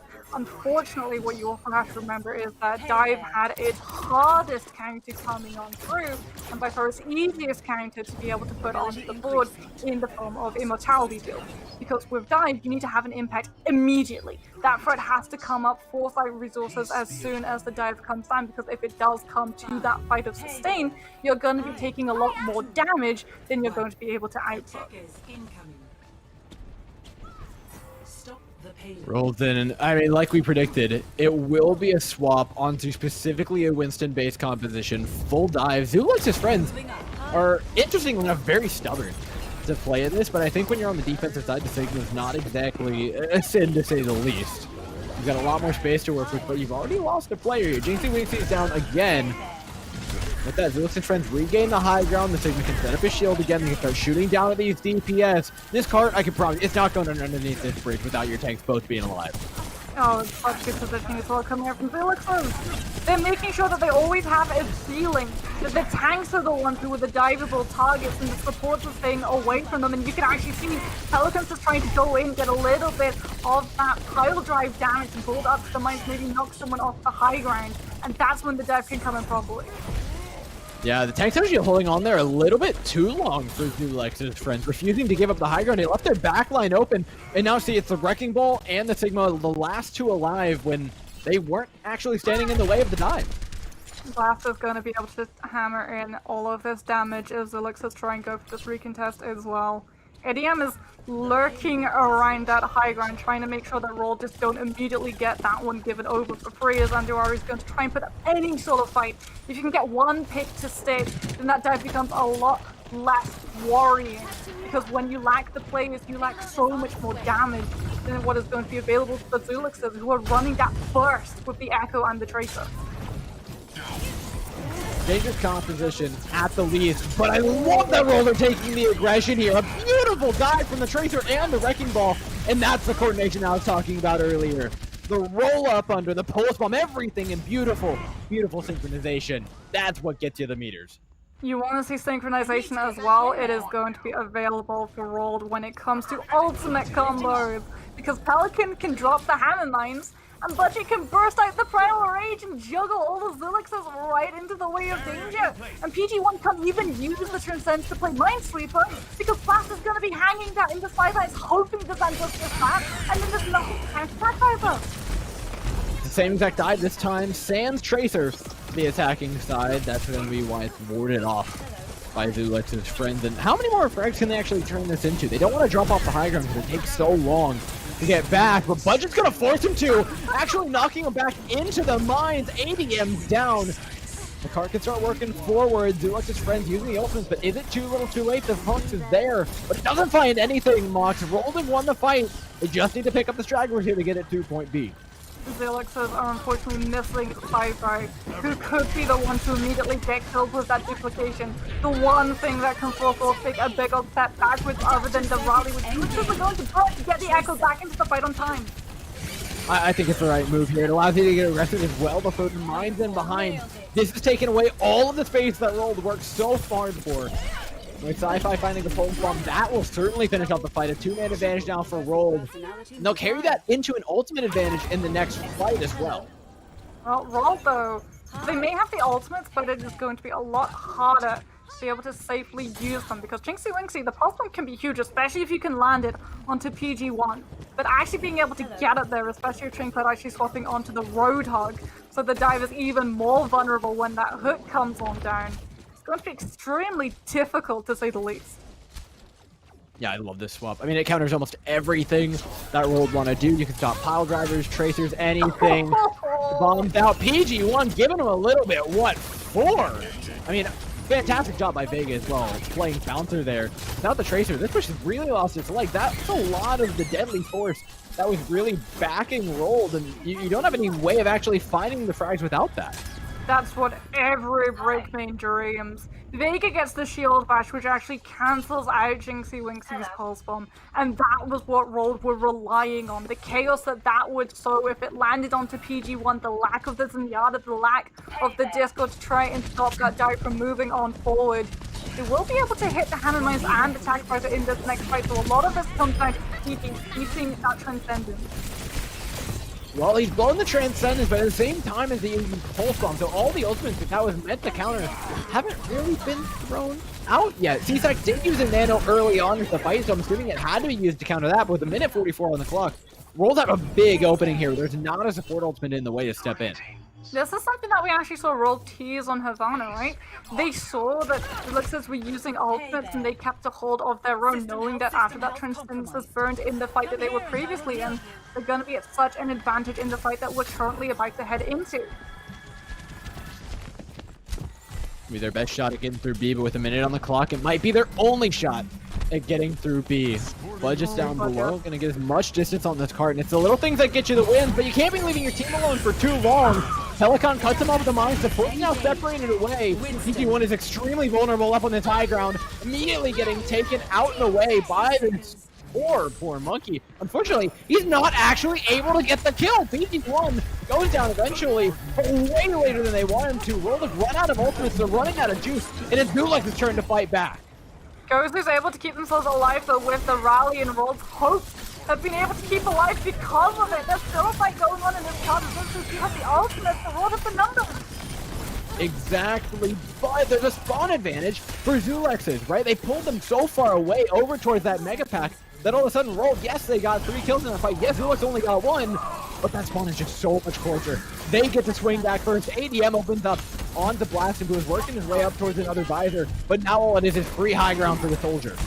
Diamond Mine's already used, though, so there's nothing to keep Roll from actually moving on to that cart for when Jinxie Winxie wants to pop the Deadeye and zone all of Zulex's out. ADM up at the final chance here for Roll to get through. They've opened it up correctly. PG1 has the trump card, though. The Transcendence, whenever he wants it, pops it early on in the fight here. The defenders, they haven't actually taken advantage of it quite yet. There's the final bit, though. The health bars get low for Roll and finish off. As overtime ticks down, I don't think there's a touch here, Mox. It'll be a point B hold again here for Zulex's friends. Dorado Dive is a cruel mistress, though. She giveth and she taketh away just as frequently. So much importance on momentum. You have to be able to keep that high ground in your control. The second that that slips away from you and your opponent puts onto the table a Roadhog, that dive just starts to crumble. You could see it every single time Rolled approached. They were so wary of Traincloud's positioning, knowing if Budget gets hooked, if that Winston gets yanked away from the team, that is dive done, and you are going to be absolutely staggered out. You have, though, been able to bulldoze your way through a good part of Dorado, and now you have access to the high ground. Now you are the ones who are in charge of controlling the tempo. If Zulix has come out with this pharmacy, that could be a problem. Sci-Fi on the Pharaoh means that Budget and Pelican are going to be shooting into the sky with not a lot of damage actually sticking to the DPS. Hey, Brigitte, want to go hit the weights? Taking out the sky, taking control of this map. I mean, it's basically an alternate route to winning from the normal dive that we see, right? You're trying to control that high ground effectively, but instead of doing it with tanks, now it's with DPS. Zulex's friend, though, with more swaps. Does Sci-Fi stay on this? I doubt. I preferred the They actually end up keeping the Doomfist, but they do swap to the Soldier, which they used at the end of the last point, and I'm actually all here for this. The Soldier, extremely independent, and when you don't have a super solid tank line, when you're running something like a Wrecking Ball that's going to be running away constantly, I don't think it's a bad move at all. However, that might have been. That is a very deep Winston. They need to make sure he's healing himself up, otherwise he's going to go down exactly like that. Traincloud finishes him off, and Roll's getting way too overzealous on their first hold here. Are going to get pushed right on through. Oh, and you can see the lightest bit of miscommunication just absolutely rips a dive apart. The second that Budget goes through, the team aren't ready for it, and then they just try and charge in to make up for that, to try and bail the Winston out, but it's too late. He's gone down. You don't have a DB, you don't have defense matrix, and you're lacking the mercy. The Zulexes have a lot of ground for free. Well, they're trying to get something on this cart before it ends up making it through A, but I'm going to be honest, I don't think there's much that can actually get there. The Tracer's on, the dive's in, but it's sloppy at best because they had to force their way through so much damage. They do, however, have a nano to try and make it work. The Resurrect does go through. Both tanks are alive for the defending side. Remember, they're stuck in the middle of the blender that is Zulex's friends right now, who just do not drop anybody. ADM Sci-Fi, Vega, PG1, all of these guys have so much in common, but the one thing that we're all worrying about right now is that all of those players have their ultimates colored in, and every single one of them can be used to counteract when Rolled make that move when that dive wants to start moving forward. Doesn't dive even get to move forward, though? I mean, that's my question. Zulex's friends have taken every bit of space they can get. And for as many times as Rolled has counterdove, rather, I actually don't think we've seen a frag onto Zulex's friends yet. There hasn't been an elimination for Rolled on this defensive side. There's got to be more in this tank somewhere. But like you said, with his ultimates being there, Rolled don't actually want to engage. I think you just have to bite the bullet at some point, though. Finally pushing through, Zulex's friends drop mines. There's the Zenyatta playing Minesweeper like they always say, Mox. And very appropriately, Zulex's friends have stabilized in this fight. They've got more in the tank, using the Critic Buffs to try and win it all. The rock doesn't hit, it's not canceled, and Rolled has somehow found a little bit more gas in the tank to try and hold this defense, but it's only going to last so long. Mortar is out, and that is limiting Zulex's ability to try and move forward, but IBM doesn't count. Hero's possible, he's going into the backline, he's making sure that Jinxie Winky with that burst potential on the Ashes can't stop Fight. He was my attack rising in a line that Pillar to move so far. Oh boy, and Flurry. Pulse Bomb onto effectively too, right? Taking down the turret is just as important with all that. The Resurrect's there, but the turret won't be for much longer. One more fight stands between Zulex's friends and the end of this map, and with 3.5 minutes to do it. That's all the time in the world, Mox. Train Cloud absorbing a good amount of damage. You're going to get a lot of shields from that. Even though the Zen goes down, they will still have health to go, but it's only for so long. And the defenders have a pretty big spawn advantage here, allowing Roll to stabilize. It's not just for the moment, right? I mean, Fi-Fi's on to the Power, and Budget is onto the Diva. This is a good swap coming out from Roll because now you have two ways of countering.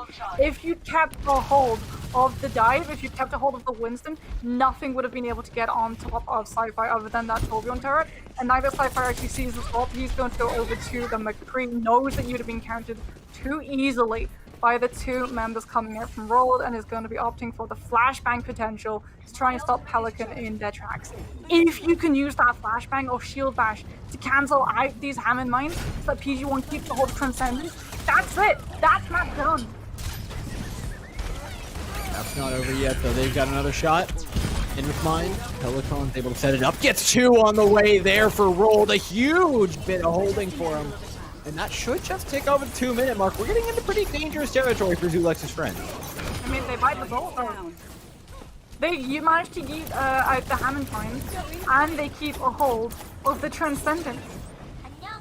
And they finish off the fight so quickly that Budget is not able to build up towards that Diva Bomb, which can be used just as those Hammer Mines to zone Zulex's when they try to take up the high ground. Got more tools to do it though for the defenders here. Rolled have a really key ability in Molten Core right now that can keep the Wrecking Ball off of them, that can keep Andwari off of them. Nothing's going to stop this Pulse Bomb from coming through though. ADM's got a lot of damage to face. You can't exactly take this one head on even if you're Wrecking Ball. What's his way around? He's rerouting, calculating it in his head. How do we get on top of this team? The Pulse Bomb's in! Gosu's down! Resurrect for CSAC is going to be used immediately, but now without that tool in, Roll are fully committed to this fight. Using the Molten Core on point now to keep them away, at least for the time being, but they've lost their high ground position. They have taken up the opposing high ground, but are dropped into a corner where Train Cloud can easily pick everybody up with a Critic Flux. Finding the back line now. The Zulexers have been separated away in their own right. The rally keeping the back line alive, though, making them effectively an independent team of their own, allows them to come back in for a fight. A canceled remake even for Budget is going to hugely like this team's capability of winning the fight. CSAC are able to keep themselves alive just long enough. The Valkyrie will wear out, and unfortunately, there goes the sustainability rolled alongside her. Shots in, and Warrior's coming up big in this final fight. He found the first one with the Pulse Bomb, and he finds the final three. Zulexes seal out another 2-0, maintaining the theme of the day. Mox, we might be seeing sweeps the whole way through.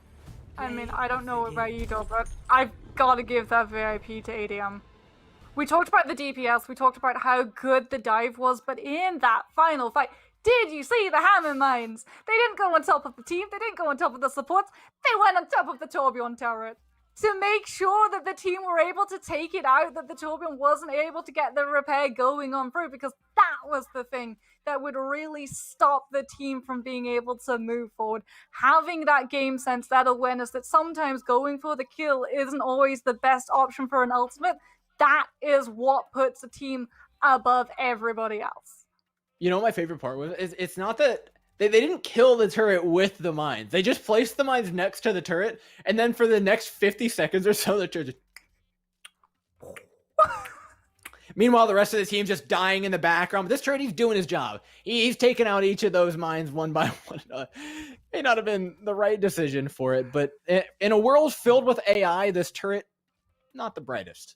It's just doing its best, okay? Skynet hasn't managed to get the IQ levels mastered quite yet, but my goodness, what a match. We have seen so many different heroes. We've seen so many different compositions. And do you know what? I'm just happy that we're going to get to see something that isn't just the Hammond and the Sigma. Because while, yes, it's a lovely composition, I absolutely adore the ones that really are just chaos incarnate. So you have the Sigma shield that your supports don't immediately die. You can send the Hammond in to make sure that the other supports do die.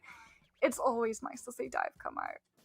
You know what's funny is I'm thinking about this. I'm thinking about talking about the next match a little bit. And I'm like, okay, how do I want to phrase this? Is it a Cinderella story? And I'm like, no, it's not a Cinderella story. It's like San Francisco Shock second run, or their run through the grand finals, right? They get knocked down early, and it's like, oh wow, they went undefeated in the losers bracket. It's like, no, of course they went undefeated in the losers bracket. They're San Francisco Shock. It's like Zulex's friends got knocked down early. It's like, oh, are they going to make the Cinderella run up? It's like, of course they're going to do it. Look at this team. They're stacked out the wazoo. They do have a pretty good road bump coming up next, though. They've got our friends over at Regen to play up against. We'll be heading over for that match in just a little bit. You guys absolutely won't want to miss it, so stay tuned.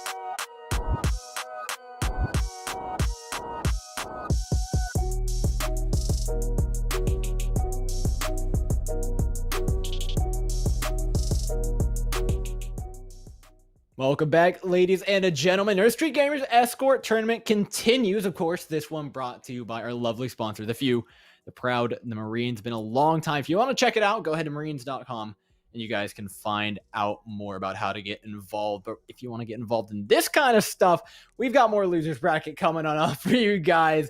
It's Regen, who notably got knocked out by the same team as the team that we just saw win our previous match. Mox, run us down on some of the background for this match, because it's a whole mess. Yeah, so both of these guys went up against... I'm pretty sure by now TikTokers have confirmed themselves as the ones to beat in this iteration of the tournament, and both of them unfortunately got 2 and 0'd. So it is going to be a battle of who can win this round and try and go for that redemption spot, because both of these guys are gonna be looking for a little bit of revenge for sure. Yeah, and I mean, there's a huge question now of, okay, we want revenge against this team. We've got to beat each other first. Regen are, I would say, a really weird team to look at. They're a team that's very well noted between tier 2, tier 3, right around that area, constantly playing contenders trials, all that whatnot. It's a pretty new roster for them, though. Pretty untested. And when you're playing against, honestly, what I would call a stacked roster that Zulex's friends are coming in with, there's a certain degree of knowing each other, right? These guys joined the team as friends. They came to play in this tournament as friends. That might give you a leg up against, even though they're a formal team, even though they're a formal org, you do know each other better. Your synergy is going to be there no matter what. Whereas Regen, I think that's still a big question mark for them, especially since we haven't seen them on broadcast. Yeah, and I'm really going to be looking to see whether that coordination is present. And in this iteration of the Matador, I would argue it is the easiest to see whether or not that is lacking. You think back to Dorado and the dive and how you could immediately see that little bit of miscommunication a couple of seconds late on the call out for the Winston for the rest of the team to jump in. That is just as evident in every single one of these fights. No matter what you're running, whether you're trying to run that dive or whether you're trying to run that Sigma and the Hammond, which arguably thrives on chaos, but it actually has a whole lot of order to it, because you don't want to be sending the Sigma and the Hammond in at the same time, right? You won't have the healing to be able to keep both of them up, so you sort of have to balance it out, move forward with your front line, and sow the seeds of chaos on the DPS in the back line at different rotating times. Yeah, it's worth noting we are on Havana, so the big question mark. Spawn camp at the start or no? Regen's lined up for it. Mog Zulex have to break it.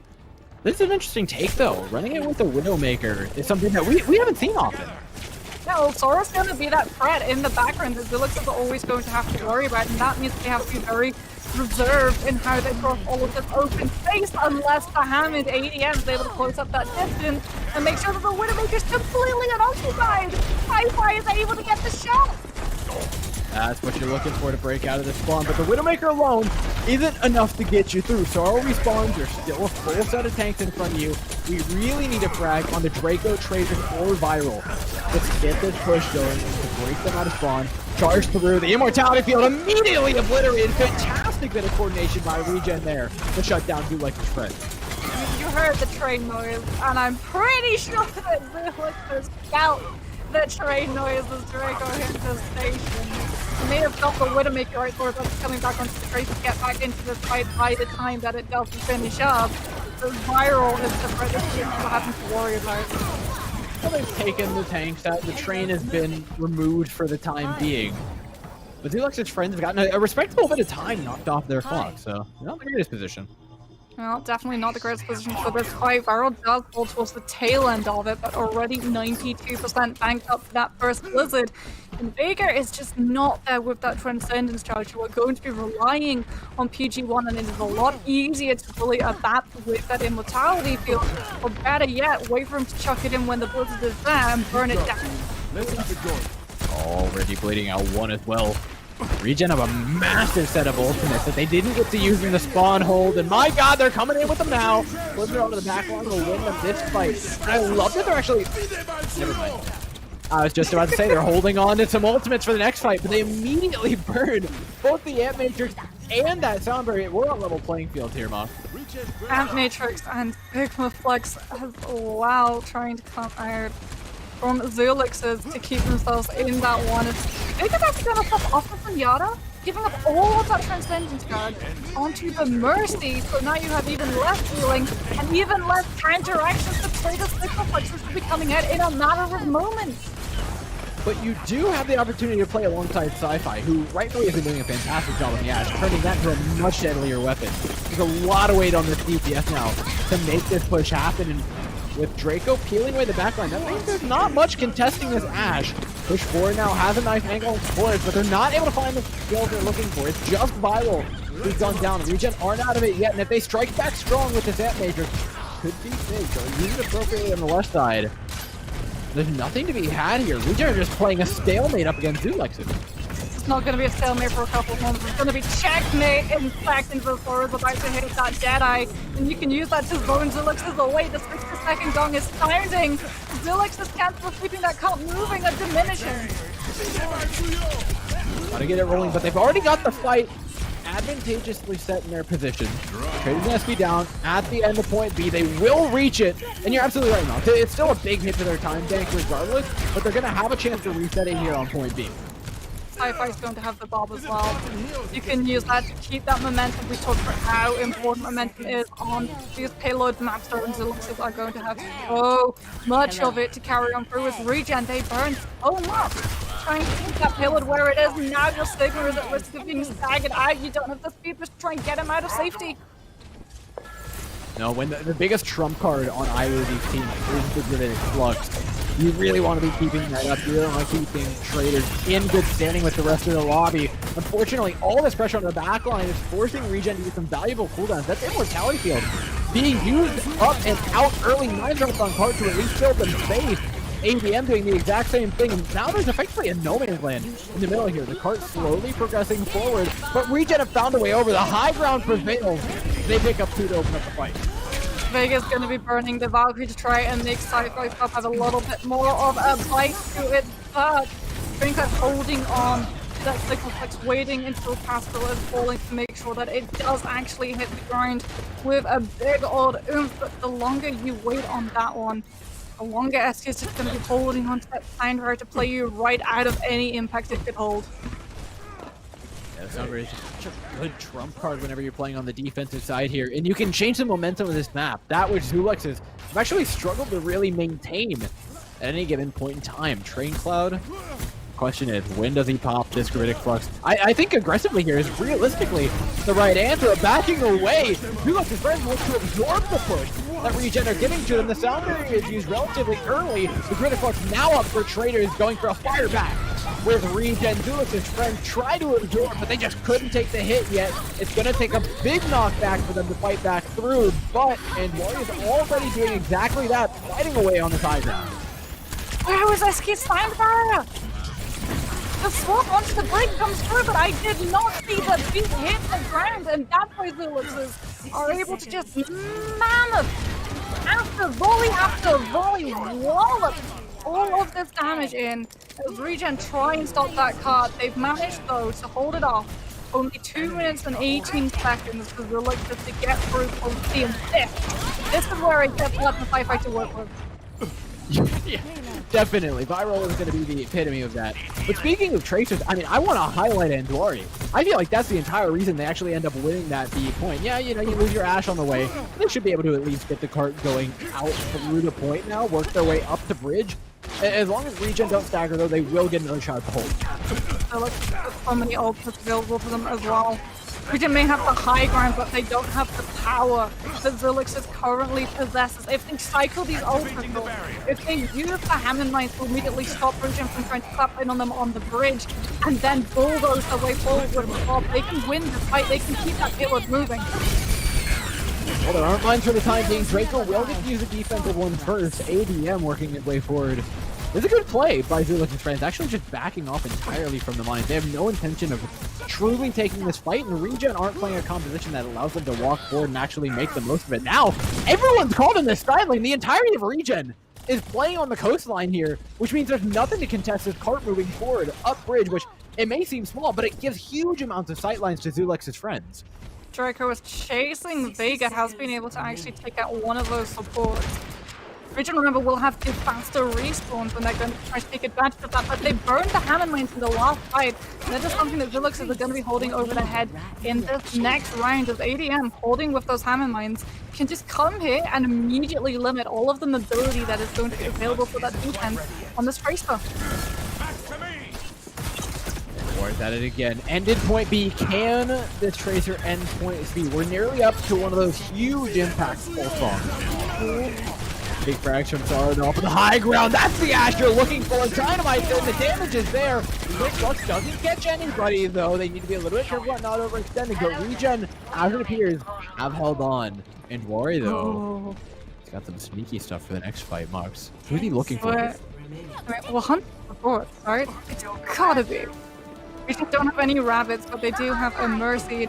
Managed to stick that on as the panic flies in. He's gonna have to recall out. The supports weren't found. He had to prioritize the touch because of the timer. The full bomb's still in tow. It's not the biggest way back into this fight, though. He knows exactly what supports are. Tries to chuck it up the stairs, but nobody's home. Instead, it's all down to Sci-Fi now. Popping heads with the long range. He's got two. The entire duo of Sorrow and SB now down. The Bob taking care of Zulex's friends. Looking to do it in overtime right now, but they've got to take care of Viral on the cart. He doesn't manage to get the touch through. And just barely in overtime, thanks to the heroics of Andwari and Sci-Fi, they'll get across the line. Teamwork makes the dream work. Regen was so busy, so occupied with that Tracer trying to dodge around the pulse bomb where the Tracer could be, trying to keep that support safe from that one DPS. No one was contesting Sci-Fi. And even if they tried to move away from the fight and towards that Widowmaker, ADM with the Hammond, with that mobility, would just cut them off, roll into them, and act as that big old distraction, that pinata that you have to turn and thump out of your way before you can properly hit the Widowmaker.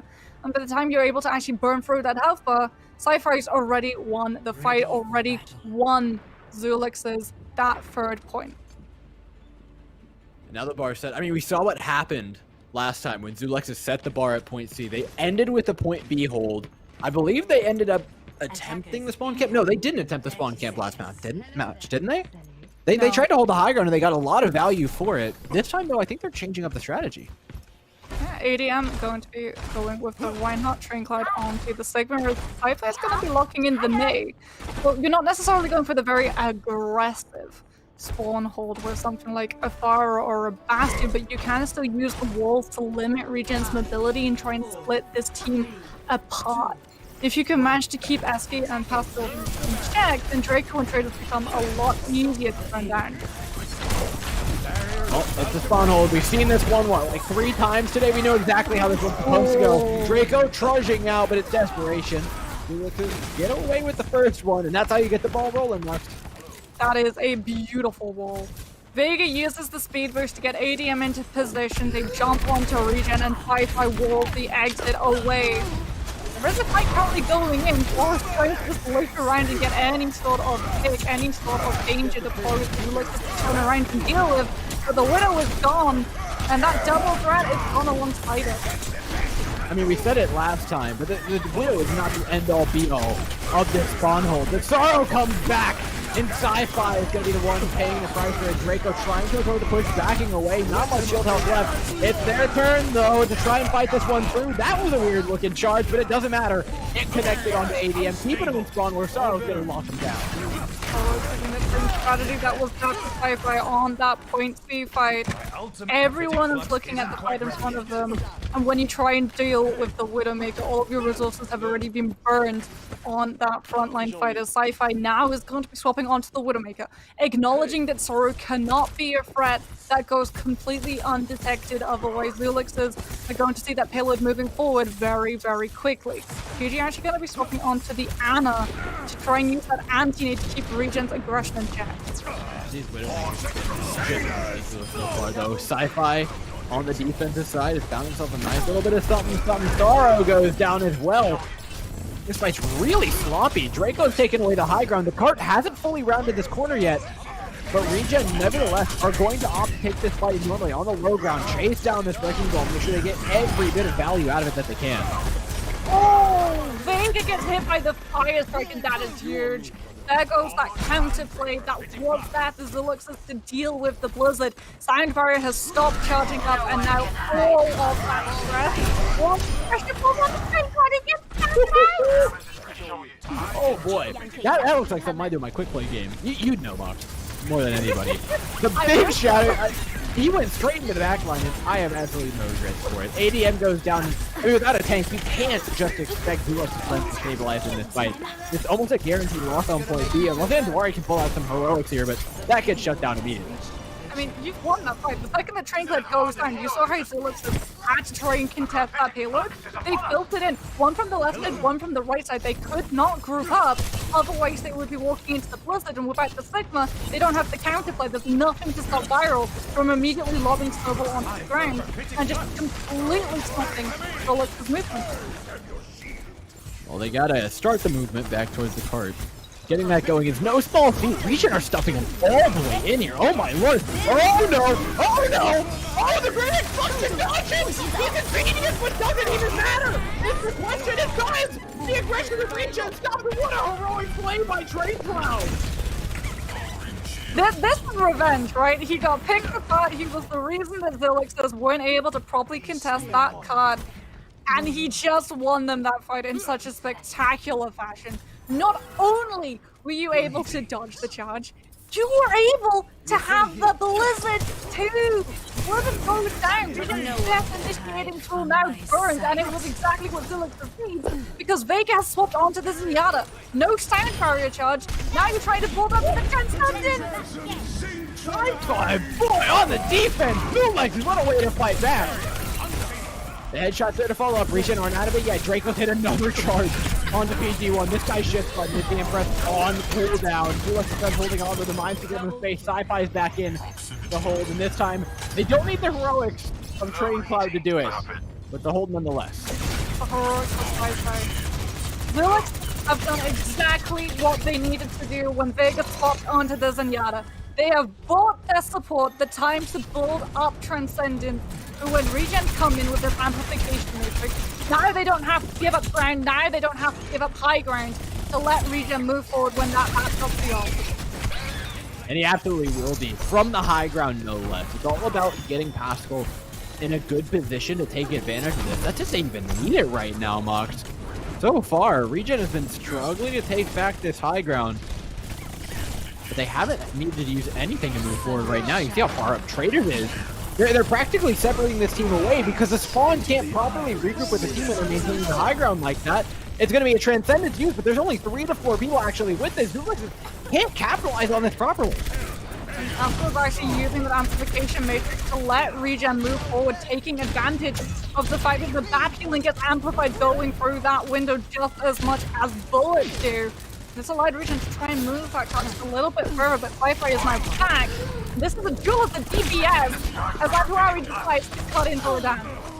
Anduari has just been the trump card this entire time. I mean, this Tracer breaks through. I know we've seen a lot of spectacular headshots from Sci-Fi in Sorrow, but I feel like at the end of the day, when push comes to shove, it has been the difference maker, Anduari Tracer. Sorrow agrees. Sorrow's off the Widowmaker and onto the McCree because Anduari has laid down the gauntlet. And given the statement that if you see a Widowmaker, you will be hunted down by a Tracer with a pulse bomb in tow. Anduari's hunting, that's for sure, but hunting what is kind of the big question. Regen here completely separated away. Felix and friends can play the time. They are not the ones who have to take this engagement. Regen are the ones with 30 seconds on the clock. They'll work their way up finally. Regroup here on the high ground, but it means that this is their final fight. Felix has so many ultimates. The Popsicles are supposed to start things out. Already down 1 tank. They'll trade it back for Draco though. But then Anduari's waiting for the right opportunity to move in on this backline here. Bots out Pascal now. Everybody low ground. You can just tell how terrified Regen are of this one Tracer. This tiny British girl is wreaking havoc on the backline so much that they're forced back away from the cart, away from victory. And Zilix takes away map 1. Okay, do you know what? I feel personally attacked. Small, tiny British girls, we can be scary too, especially when you have aim like Anduari. Oh my goodness, that Tracer. You don't want to be on the enemy side when Anduari is in a lobby, let alone with a pulse bomb charged up. The amount of times that Tracer just came in and acted like a third tank was absolutely unreal. Yeah, I mean, it's drawing attention, it's drawing out abilities, it's keeping them on their toes. And honestly, like, we're running a mirror match for the majority of this, right? They're trying to run the same heroes and the same heroes, or at least similar ideals. But with Anduari playing on Tracer, it forced, you saw it at the end of the day, Regen were the ones who had to bend the knee, who had to adapt, who had to make concessions, and that's not where you want to be, especially in a best of 3, right? Where momentum can matter so much because you only need that momentum for one map. I mean, you can see how terrified they were of Anduari when in that last fight, the Brigitte steps off high ground. Yeah, they evacuated. They evacuated the only person who was still on that high ground when that Sigma Flux comes through and Andwari is up there. It's the Sigma! And the Sigma goes down in seconds. Everybody else, you could see the comms coming through. Abandoned ship, Andwari has arrived. He didn't even have the pulse buff. I mean, it tells you just how much they're scared of this guy. And rightfully so. I mean, he's been wreaking havoc for the entirety of the time they've been in this loser's bracket. And it's a hypothetical. This one's not over yet, of course. But I'm still really curious what happens when Zulexes get to go up against Catboy or TikTokers. Because, I mean, yeah, don't get me wrong. TikTokers and Catboy Esports both looked really good in their own right. But Zulexes look on fire in every sense of the word. And if Regen want to fire back, I mean, there's a couple of ways they can do it. I think trying to make this map pick very intentional is absolutely one of those. You've got to limit Andwari's ability. Unfortunately for Regen though, right? You're at that horrible position, that catch-22. What you put in front of Andwari is not necessarily going to be able to stop Sci-Fi. So if you swap Sorrow onto the McCree, Sci-Fi gets an absolute free pass to absolutely just hit every single headshot completely uncontested. If you don't put a stop to Andwari's tactics, Sci-Fi is still going to stick on the Widowmaker, but suddenly you're going to have to worry about a Tracer flanking you 24/7. You can't win against Zulex's friends. Can't win. DPS, yeah, this DPS line's so versatile as well. I mean, you have to take into account that we saw Genji from them earlier. Like, they're not done. This isn't the full depth. They are running a really strong double hit scan. Don't get me wrong. But there's a projectile player in there. They can play the Fire. They can play the Echo. They can play the Genji. We know exactly what ISOHEL can do. We know how scary that is. And so, even though, yes, I do want to see an intentional map pick, I'm scared of the flex from Zulex's friends. I mean, it's not just flexing DPS either. It's flexing the muscles. That they can just run through all of these, and you can see the fear tactics start to come into play. And you're in a very precarious position, right? You can absolutely come back from this, but you have thrown down a gauntlet. You have said, okay, we're going to go to Junkertown. We're going to play your game. We're going to try and take access of the sightlines that are going to be available for Sorrow, that are going to be available for Sci-Fi, and they're going to try and do that by absolutely obliterating any distance between them. You know, I think Regen had different things in mind when they were picking this map. Okay, we'll dodge a Tracer by making really long sightlines, and then we'll opt in for the Widow duel. And then you run into this weird bit of nonsense, baloney, jabroni stuff. Zulex, okay, they gotta rotate on their card, they need to keep their priorities straight, but separating away the double shield leaves you so much more vulnerable to the Bastion. And I love the answer from Regen. Every time you do this, this should be the answer. You swap Bastion, you swap a Mercy, even throw in a BAP to get through, but there's almost nothing that a spawn camp, specifically on that side, can do to get away from it. And now that you've been able to see yourself through that spawn camp strategy with the Mei, you swap onto the Widowmaker and take access to every single thing that Junkertown serve up to you on an absolute silver platter. The access to all of the fight lines that are going to be right there when Zulexes decide to come for this recontest, and because you're running that Sigma, it's going to be a lot harder for the squishies to move safely into the low side. Safely is one thing, they're moving there anyways, wrong. Sci-Fi just found a big one on the Viral, taking out one half of that hit scan combo. Sorrow is still there, but now it's Andwari's turn. He's got free reign, he's back on the Tracer. And you should be just as scared of him. I know you picked the long range map to get away, but you can't escape it. I love Zulexes seeing the difference in the support lineup and going for aggression. They're moving into Regen's composition, knowing that if it comes to a fight of sustain, if it comes down to a question of healing, they've got such a huge advantage in the form of that Batiste going up against the Mercy and the Sun, which is so good in distant damage. That's why they're running double hits and with the Ashe and the Widowmaker, but absolutely awful at keeping traders up when Zulexes bring the fight to the Sigma. Yeah, and for Zulex's friends, it's about finding those picks every time, because Regen have a big ultimate advantage right now. They've got 3 coming in the fight, plus the Transcendent. Tara's got another, and Flurry finishing off the Bob. They need to look for this backline, force out the Transcendent, something. Pascal, yes, appropriately done, and Rory, right as I said it, starts searching out for the Zenyatta, forces out the ultimate. The cart has not crossed the line in the lead. Sci-Fi's taken out one half of the support lineup, with the spawn advantage being in favor of the defenders here. This fight is not over yet. Elixir will be dropping the amplification matrix as well, anything to keep Trainclide alive so that Sigma Fox can come on through now that Pascal already used that Transcendent. Vega? Oh my god, Vega! He walked up and he showed the Sigma what for. He was not taking anything. 83% to Transcendence for the Zenyatta. I mean, we call them a third DPS for a reason, though. They can be quite terrifying. Is Trainclide is I don't know, checking messages? Something there. Still holding onto the Sigma, but he's done his job. The ultimate is charged up. It's now up to SK and Pascal to keep Regen alive for that one, as ADM with the hammer mines can make that drop particularly painful if you want to add a little bit of explosive to the landing. Yeah, Zelix's friends did a fantastic job of stabilizing there. It looked bad at the beginning until Andori came through, forced the trance out. Now this fight, the one that they actually care about, they've got an advantage. They don't get to use it though! The trance is taken out before Vega gets to pop it, and attempting to get a thrust here will not be canceled. It'll end up in Sorrow and Traders going down to send Regen right back to spawn 20 seconds. And Zelix's friends, I mean, they're looking to double dip here, Mox. Try and pull out another full pull. Traders is actually going to go on to the Diva for the speed for the defense matrix. Try and counteract PG, who will be coming in the amplification matrix, but Andori! He just got one of the foot out of the way, stealing Regen 2 must the second stick down.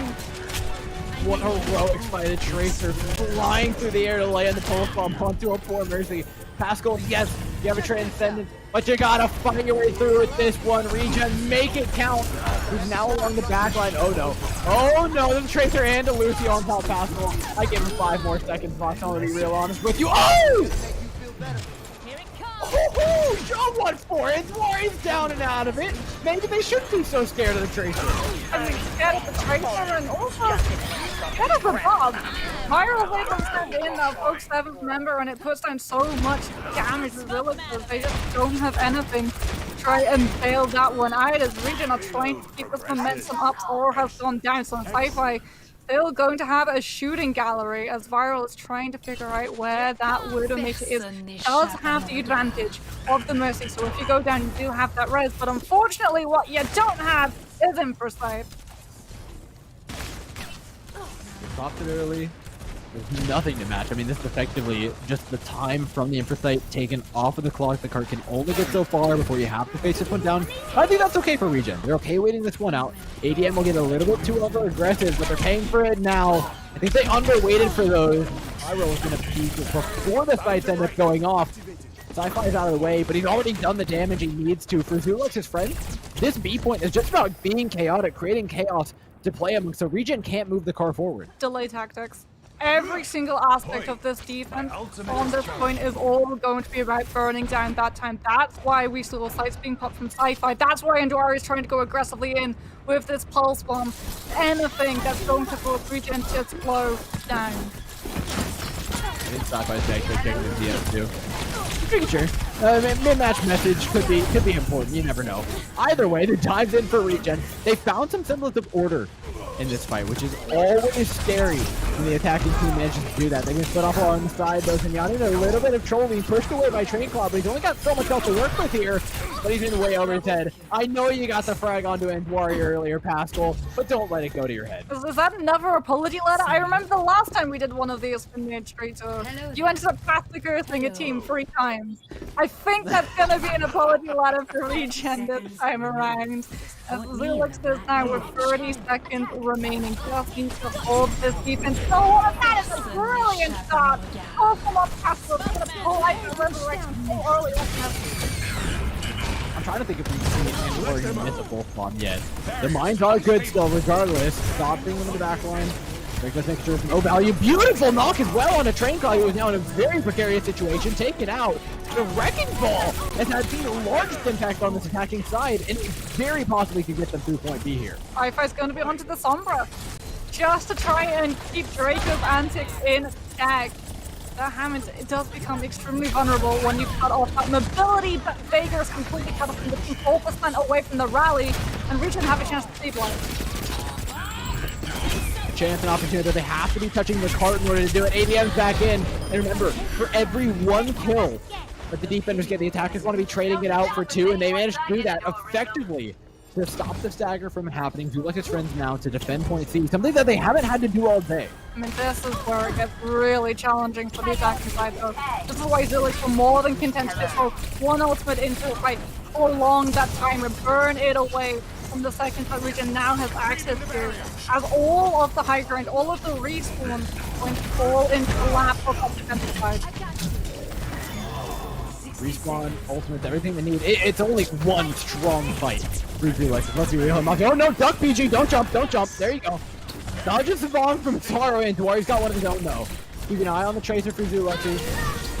Consistent. Where is this going? Rally in, Vega pops it. I feel like everything's just waiting on this one ultimate. Throws in Dwari, uncharacteristically going to be missing. Allows traders to go up with the Gravitic Flux. Takes out PG1, another one onto Vega. No support line remaining for Zulex's. And we step back to spawn for one more fight. Draco's got the mind throw. This could be the tipping point though. Vega's actually going to go onto the Mercy for that mobility, so it's harder to pin down the support that you can stay alive, even if you sacrifice 55 healing to Psychic is still going to be a lot more if you're actually able to make those seconds count when you're still breathing, but you don't have to valve. Better yet, you don't have to hand my yet. ADM will be able to put them online. Let's try to drop the first. Zulex's are nearly getting staggered. Train Cloud had to use Gravitic Flux just to dodge those mines. Let's catch another Sigma in action up here on the high ground. Mercy left him! Oh no! Trainers left to the dust, left to the dogs that are Zulex's friends. It was such close spawn advantage. Even trading 3 for 3 here is just so much better for the blue side. Regen aren't going to be able to fight their way back in. Overtime should come down here in just a moment. Even through all this, even through a transcendence, Zulex's have such an advantage right now. It'd take a Herculean effort for Regen to fight back. Yeah, it's going to be Kratos coming back on the D, but can use the defense measures to negate the impact of the pod. Thor trying to land the pulse to turn things around, and Dwayne is out! And Viral on the sidelines, hammering the damage home, but no one's touching the cart. Thor tries to pick up the Mercy, the head will fall, but that first point of Junkertown remains out of reach.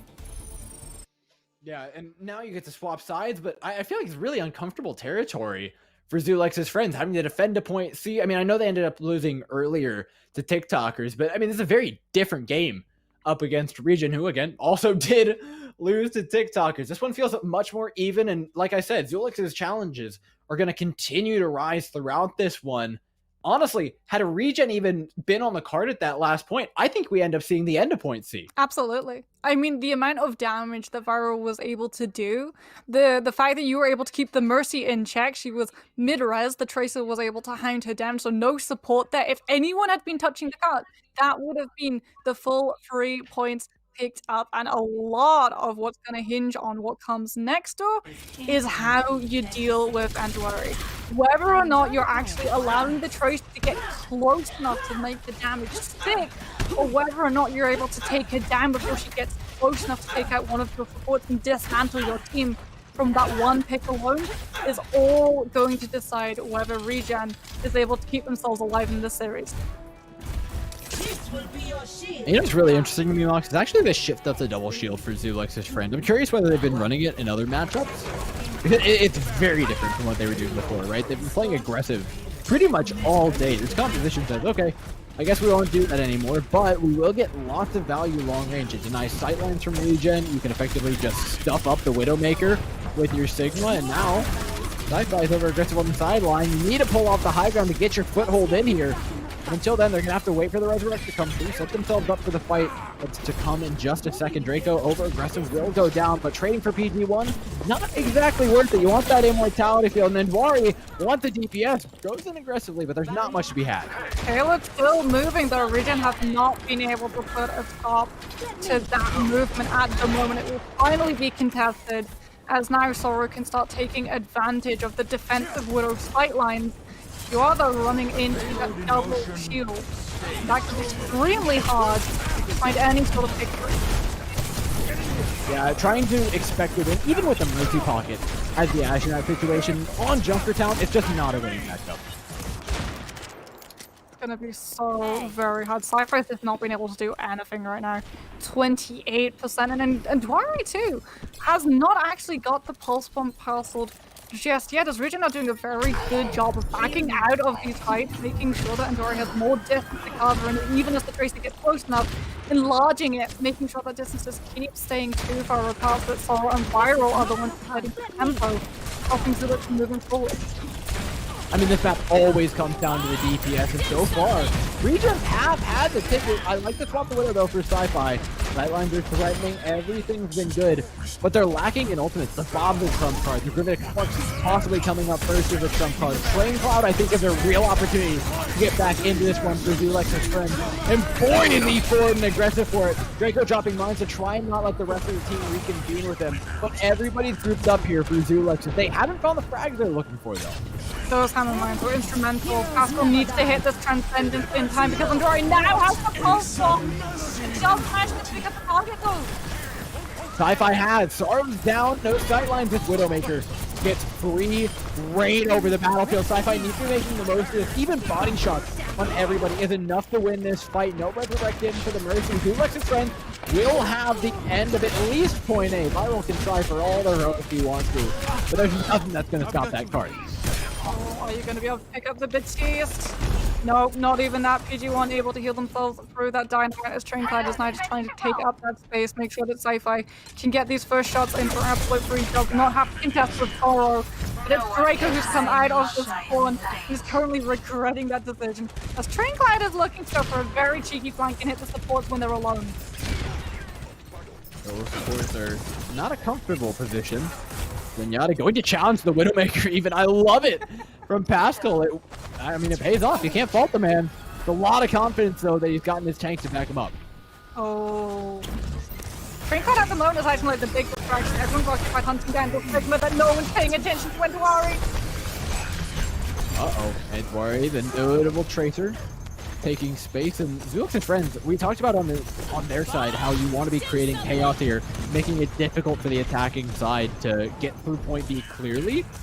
But Zulex's have not stopped this card at all. It has just kept on rolling, even though Regen have been alive for most of it. Yes, ADM comes and cleans up through there. It looks fantastic.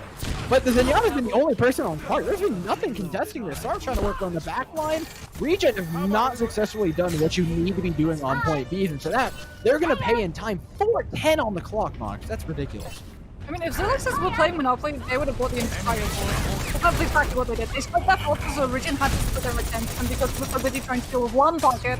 All of the rest of Zulex's team were just getting to absolutely bomb up that estate. Origin now will have mines. One thing that's immediately used trying to put a stop to Zulix, just grabbing up all of the space, but you've still got them playing something that makes you feel sick through the Transcendence that Vega's just going to be holding on to so resolutely.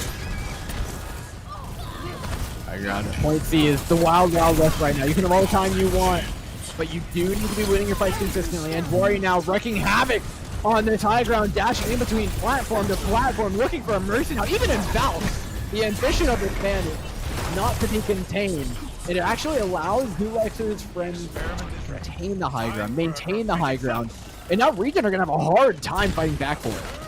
They are absolutely cramped up in that spawn build right now. Sci-Fi using the grapple to get out of danger now. Going to be residing on that high ground assertion. Will try and drop the mines anything to let Regen move forward with the Transcendence. Try and find any way to push Zulex's attack and use the advantage to their power. And there's that first pick. And Wari with the pulse bomb, as he does every single time. Mine drop in front of the cart, so support can't really keep up with what their tanks are trying to do here. Zulex's are careening towards the end. You can't! There's mines everywhere, Mox! You can't touch! That's what's up! That was the game plan. All along, Zulex's, they do exactly what they did on point B. They split Regen's attention. They make them think that the fight is happening where it's actually not. Those hammer mines just go straight in. As soon as Regen realized that, it's too late. One person was contesting the cup. The rest of them were fighting in no man's land. And Zulex's friends were more than happy to let that happen, as long as they picked up that first point and the second of a series. All I'm saying, Mox, in between map 1, map 2, they should have bought Nerd Street Gamers merch. Look, my theory, not proven, not disproven. Nobody has brought Nerd Street Gamers merch in the break, as far as I know, and nobody's actually stopped anybody from getting 2-0'd here. Look, it's the difference maker. I think it actually ends up winning the game. But either way, it's another win up on the board for Zulex's friend, making their way through the losers bracket. Now they get to the big boys, right? They've gotten past Regen. They got past all the teams that we consider, right? The gatekeepers. Now it's time for the big boys. TikTokers and Cat Boys are coming up next in just a little bit. You guys won't want to miss it.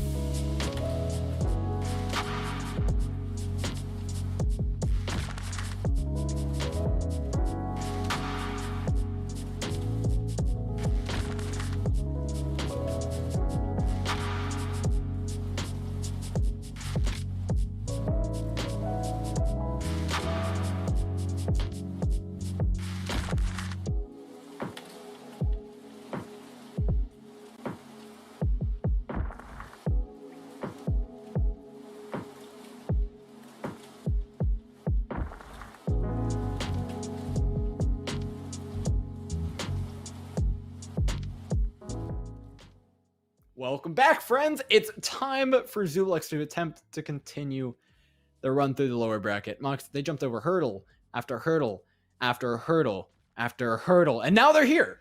Guess what? Another best of 3, another map being played on Dorado. But I mean, at least they're comfortable here now. I mean, I feel like they're used to winning in the losers bracket, but up against the Catboys, I'm not sure if that stays the case. It's definitely going to be a tough one. Remember, both of these teams had met TikTokers, our current finalists, before. Both of them had been 2-0'd, so both of them are looking for the revenge redemption. Catboys had been sent into the losers bracket by TikTokers, so that is going to feel just a little bit extra salty, especially because it was quite recently though. So both of these teams gonna be out to grab that second spot in the finals. And you know what? I think it's all going to come down to a battle between Soko and Ndwari, because we've seen Ndwari, we've seen what happens when that Tracer gets absolutely unleashed. We've also seen Soko, and we've seen Soko cancel out not just one ultimate with a hook, but very quickly afterwards a second too. So if there's anyone that can yank Ndwari's chances away and the rest of the team alongside it, it's gonna be Soko. Well, I'll tell you what it's going to take above all other things, Mox. It takes guts, it takes moxie, and it takes a whole lot of spirit, just like our sponsor for today, the U.S. Marine Corps. Since 1775, they've been around a long time. You don't have to be quite that old to join, but if you guys want to find out more, go ahead and check it out at marines.com. Of course, always here to sponsor these one map type events, and they're just so much fun. So much fun. And now we're getting into the fun matches like this one. I feel like casting Catboys is something that I'm surprised I haven't done sooner. Just waiting for the cat puns. I know you've got so many just waiting to be let out. Come on, hit me with your best or arguably worst. You got to be kidding me here, Mox. Give me some time to work with. At the very least. Was that a kidding or was that a kitten? Absolutely the latter. I can't believe you think this of me. Are you just saying that to make you sound smarter? No, I would never. I don't know, chat, press X to doubt, but I'm gonna be waiting with bated breath to see whether or not Dora is gonna make me groan tonight with cat puns, or whether or not it's gonna be both of these teams making us yell in excitement. We've already seen some absolutely amazing plays coming out from both of these teams, Dora, so I think we're gonna have one heck of a match to look forward to. Yeah, you highlighted the DPS matchup here, but I'm interested to see actually what the overall dynamic of the match is, right?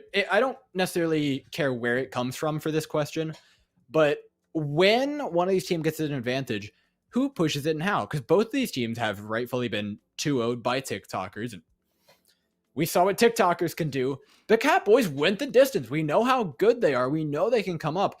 And we haven't actually seen Catboys play a match when they're in the driver's seat. So I'm really curious how they play. And if they take the driver's seat, we haven't seen Zulux's friends play from the backseat, right? Are they able to regain control with swaps? Do you have to get off the Tracer maybe for once in your life? Like, who do you think pulls ahead here? And if so, how does the other team respond? Yeah, my worry for Cowboys, though, is that we saw them at their strongest after time had passed. And this being, first to 2 series, you can't afford to wait too long before you're able to clock in on that win condition and figure out your opponents. And that's something that we've seen Zuluxes have a really good grasp of from the get-go, right? They understand exactly what their opponent is running up against. They understand exactly where to place Ndwari that is going to hit the hardest and be the worst possible position for that team to find themselves in when a Tracer is picking away at that spot. Yeah, and this entire team just cycles around Ndwari, and his ability to force out the end of these fights and open them up with a pulse bomb, constantly shutting down player after player after player. And even if it's not every fight, it's often enough that's a significant difference in their fight win percentage. And I think you're absolutely right. Finding where to apply that pressure and what to send with it, right? Sometimes they were running it with a wrecking ball, and they were running coordinated dives like I believe it was on Dorado that we saw them doing that. But other times it's just Ndwari trying to do it solo. And I think the big question for them is, do you pair anybody up with it, right? We saw ISOHEL play Genji for a good little bit of that time, so you could try and run a full old school dive with Tracer Genji. You could run a Winston with it, the Ana alongside a Lucio, or even a Zenyatta, something that we're not unfamiliar with. today. There's so many options to shift up here, and I don't think it's just the tip of the iceberg, right, for this team. We're yet to see them be forced to change, and I think when they're forced to change, they're still all right. I mean, they've got that synergy too. You think about how monstrous of a Tracer and Dory is on their own, yes, but you mentioned that dive on Dorado and instantly transported back to that moment where the Hammond, ADM, and Endori both hit the high spot at the exact same time, forming that backline assassination hit squad that absolutely blitzes through any squishy's health bar. And you can apply that to any map. Hammond is one of those which unfortunately can be run pretty much everywhere. If you're able to just use those grapples, use that mobility, high ground, low ground, Hammond mains don't really care about either because you still get value. If it's the low ground, then you can go for pile drives, and if it's the high ground, you can knock the composition that have spent time and effort trying to set themselves up right away from all of that effort in an absolute matter of milliseconds. You know what, though? There is a big question of, have we seen Zulex's friends run a Roadhog yet? I don't think we have. I don't think they've been forced to mirror it ever. Maybe they've trying to throw one of those into the mix might be right. I mean, we've cast Zulex. I don't want to sound like, oh, caster bias, this and that, but like, we've cast Zulex for like 3 matches now. We've seen him play the same thing over and over again, and everyone's tried to play him in the mirror as opposed to actually trying to put a big change up into the mix. Or the biggest thing we've seen them change their DPS, right? We've seen McCree's to try and counter Endwari. We've seen Widowmakers to try and counter the Widowmaker. But we've never seen a tank try to be swapped to be the solution that they need. And for TikTokers, rather for Catboys, we know that they have a really solid Roadhog. We saw him shut down, I believe, Agritic, Flux, and Whole Hog in just one fight consecutively. So he's got big plays. That might be the answer to the trace that you're looking for. Yeah, and then your DPS can worry about the Widowmaker. But that all comes down to how much resources you actually put onto this Roadhog. Because putting resources onto a Tracer to enable them doesn't necessarily mean you just heal the Tracer up. No. It's all about that distraction tactic, and that's what we've seen Zulexes do. It's called Zulexes Friends for a reason, right? Each and every single one of them, they have a network of supporting this Tracer by just putting themselves into the line of fire and drawing attention away from where the actual fight is going on, sort of pulling the wool over their opponent's eyes so that they get so caught up in the moment that they actually forget what really, really matters when it comes to pushing that payload. Something that we've seen Catboys do is that they try and put Soko in on that Roadhog, but Roadhog, unlike the Tracer, he's a big walking hitbox. He is very easy to shut down, and so you need to have that resource and that speed that the DPS have got to be able to hit their shots to provide enough of a threat so that Soko, when he takes a step forward, doesn't immediately get pushed back with damage being absolutely pushed onto that road shoulders. Well, it's Junkertown to be played. This is the perfect spot for them to pull out the Roadhog if they wanted to, but this is far from what we're actually getting. Soko over to the Sigma. Borkin on the ball. And Dory, there it is, onto the Tracer. Yeah. But that's a defensive Tracer, and that means that they're actually currently playing one person down. I mean, if your Tracer's that good, do you even complain? Look, Borkin's already dead much. I don't think you're allowed to question Endwari's Tracer. He could go. I'm trying to think of the worst map to try and play Tracer on with the longest sidelines, but this is it. I don't think we're allowed to question it. How do you get one spawn when you just got on the Tracer and then still be the person who comes up first in The Endwari is the answer. Already got an advantage. And I love this that they're playing the low ground here very proactively. They're not taking any big risks in how they want to challenge this fight. Instead, they'll just take a Tracer 1v1 around the right side, make sure the Widowmaker of Noxious can't actually properly wrap. And meanwhile, keeping the tanks in check as well. And Dwari's looking for the Sigma, but both the one have an impact right now. Light and ADM both down, and Dwari's putting in lots of work, but hasn't been able to actually finish off any of these kills. Thusly, it'll be Capital Equals cruising onto the end of point A. Lights on McCree. That's the biggest sign of respect you can give to a Tracer. When you go on to the hardest counter with that flashbang to try and shut Broke down with this absolutely undoing Zulex's friends on the hero that they're so used to carrying with. Well, you know what they say, if you can't take it, don't play it. And Glory, though, I mean, he's dishing it out, but he's kind of on his own right now. I feel like both been supported by the rest of his team so well. Right, everyone's with this Tracer, putting in extremely good amounts of damage, creating problems in the front line as opposed to trying to create problems in the back line like Glory is doing. A very different way of playing the Tracers, very front to back in how they want to take these fights.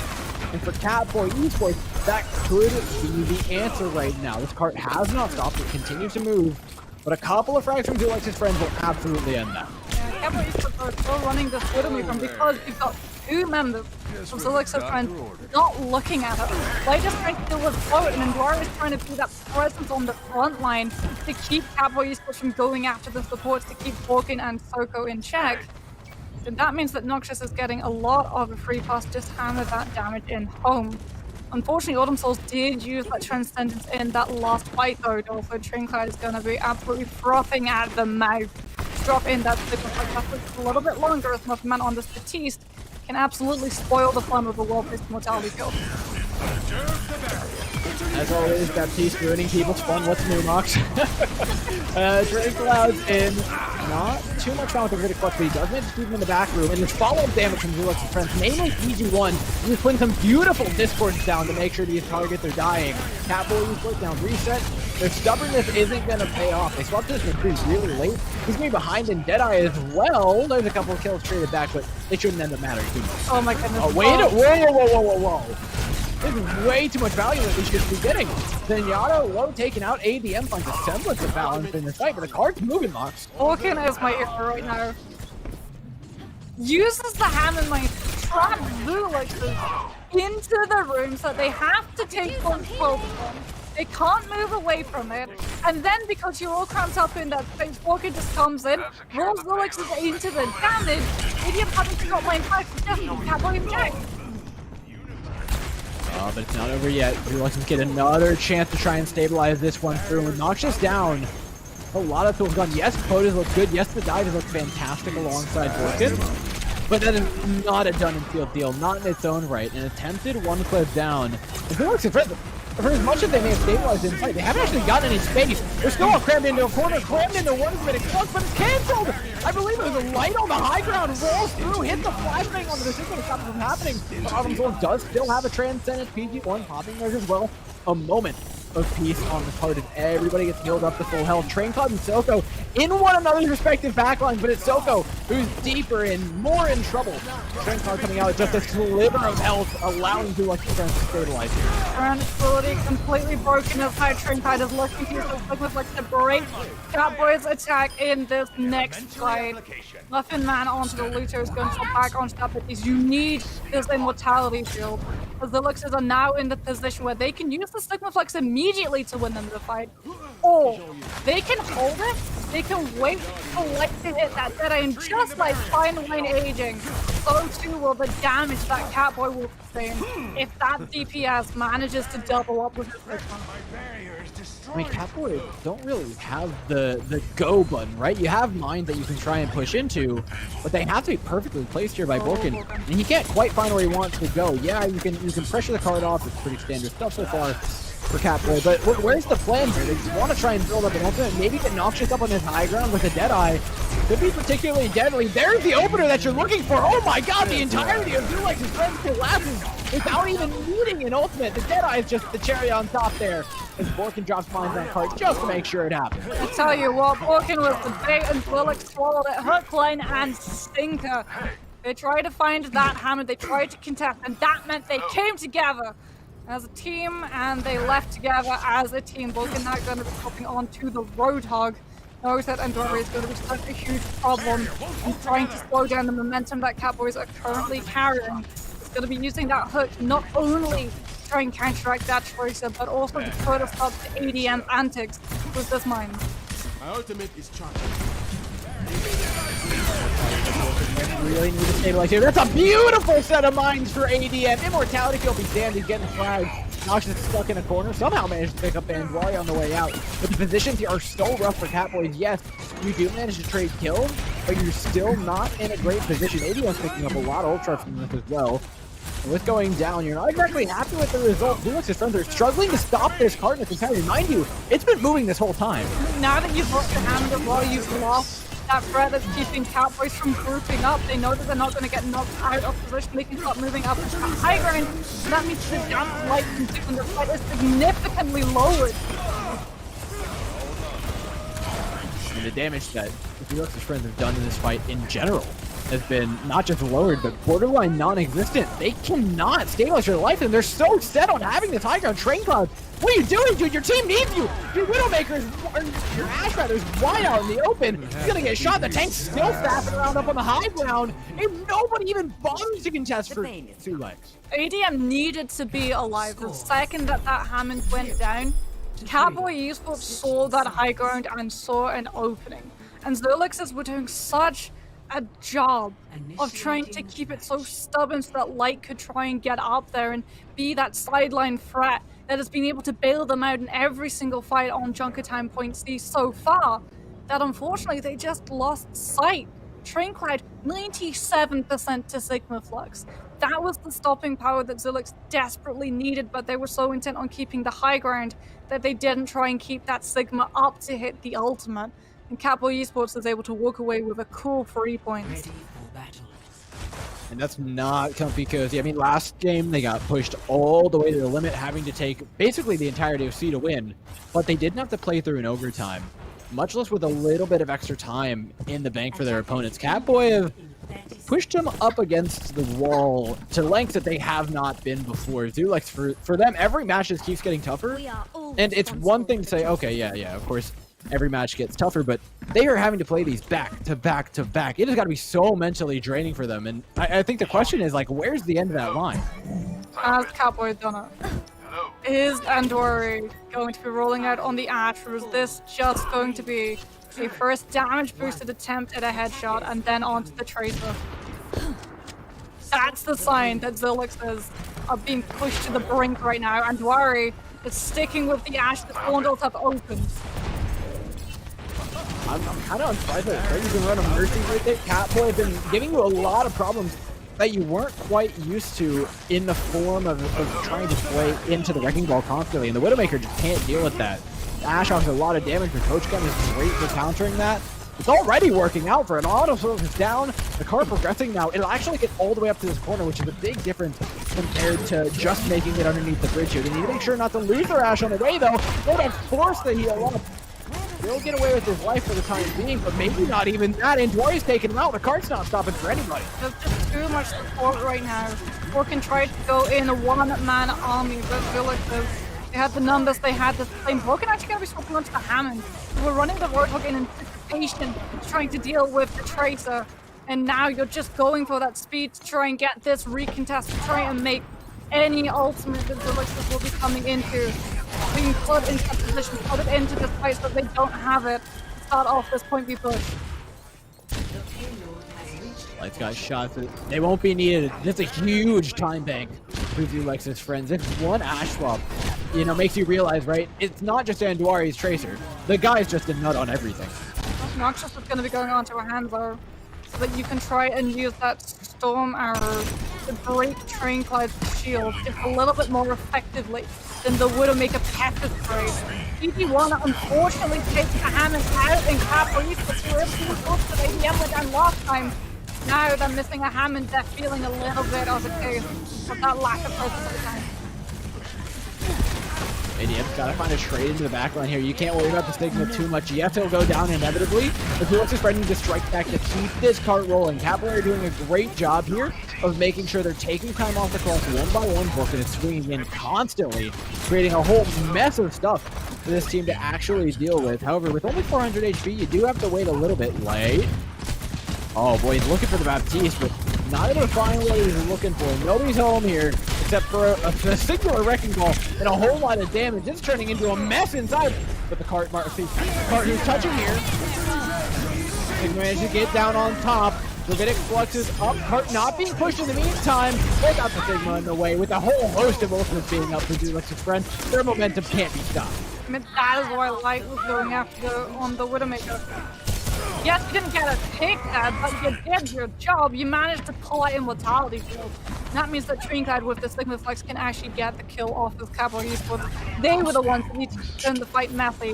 They pulled out an awful lot of ultimates coming out from Zerlix, so they do have a chance to stabilize with an amplification matrix, providing them just a little bit of a lull in action when they decide to drop it. But Zerlixes are not allowing them to just yank up the high ground. No, not at all. And we know exactly how much Dulex like that high ground, Mark. I think we learned that one the hard way on the last push. They're holding it for dear life right now. Noxious actually up there regardless. Trainspot refuses to move, even with an amplification matrix just now dropping. Great minds though by ADM to buy them space, forcing Noxious off, splitting away this team. And for all the pressure that Capital Esports has applied, Dulex has taken it beautifully. Here comes the Sweatboat Vulcan dropping the Hammond line to try to stop Zerlix from moving forward. One of them's even going to throw in the Transcends just so Capital Esports can win this fight, but no, they're still pushing this car. Yep, it just keeps on moving until the Tracer gets on. Now boat swapping back, interestingly enough, to what worked on their attacking side. Tracer can cause problems. Lights over to the Tracer as well.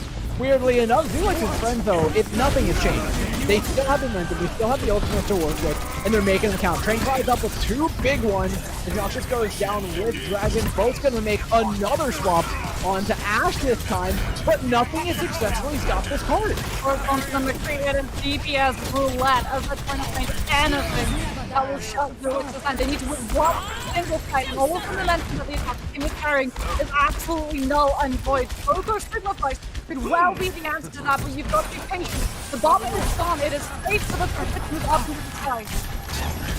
I mean, this is a crazy fight. It has been slow, consistent, grinding pressure from Dulex. This is not a point C that ends in 2 fights. This is a point C that ends in 5. If they manage to get across that line, that's how they do it.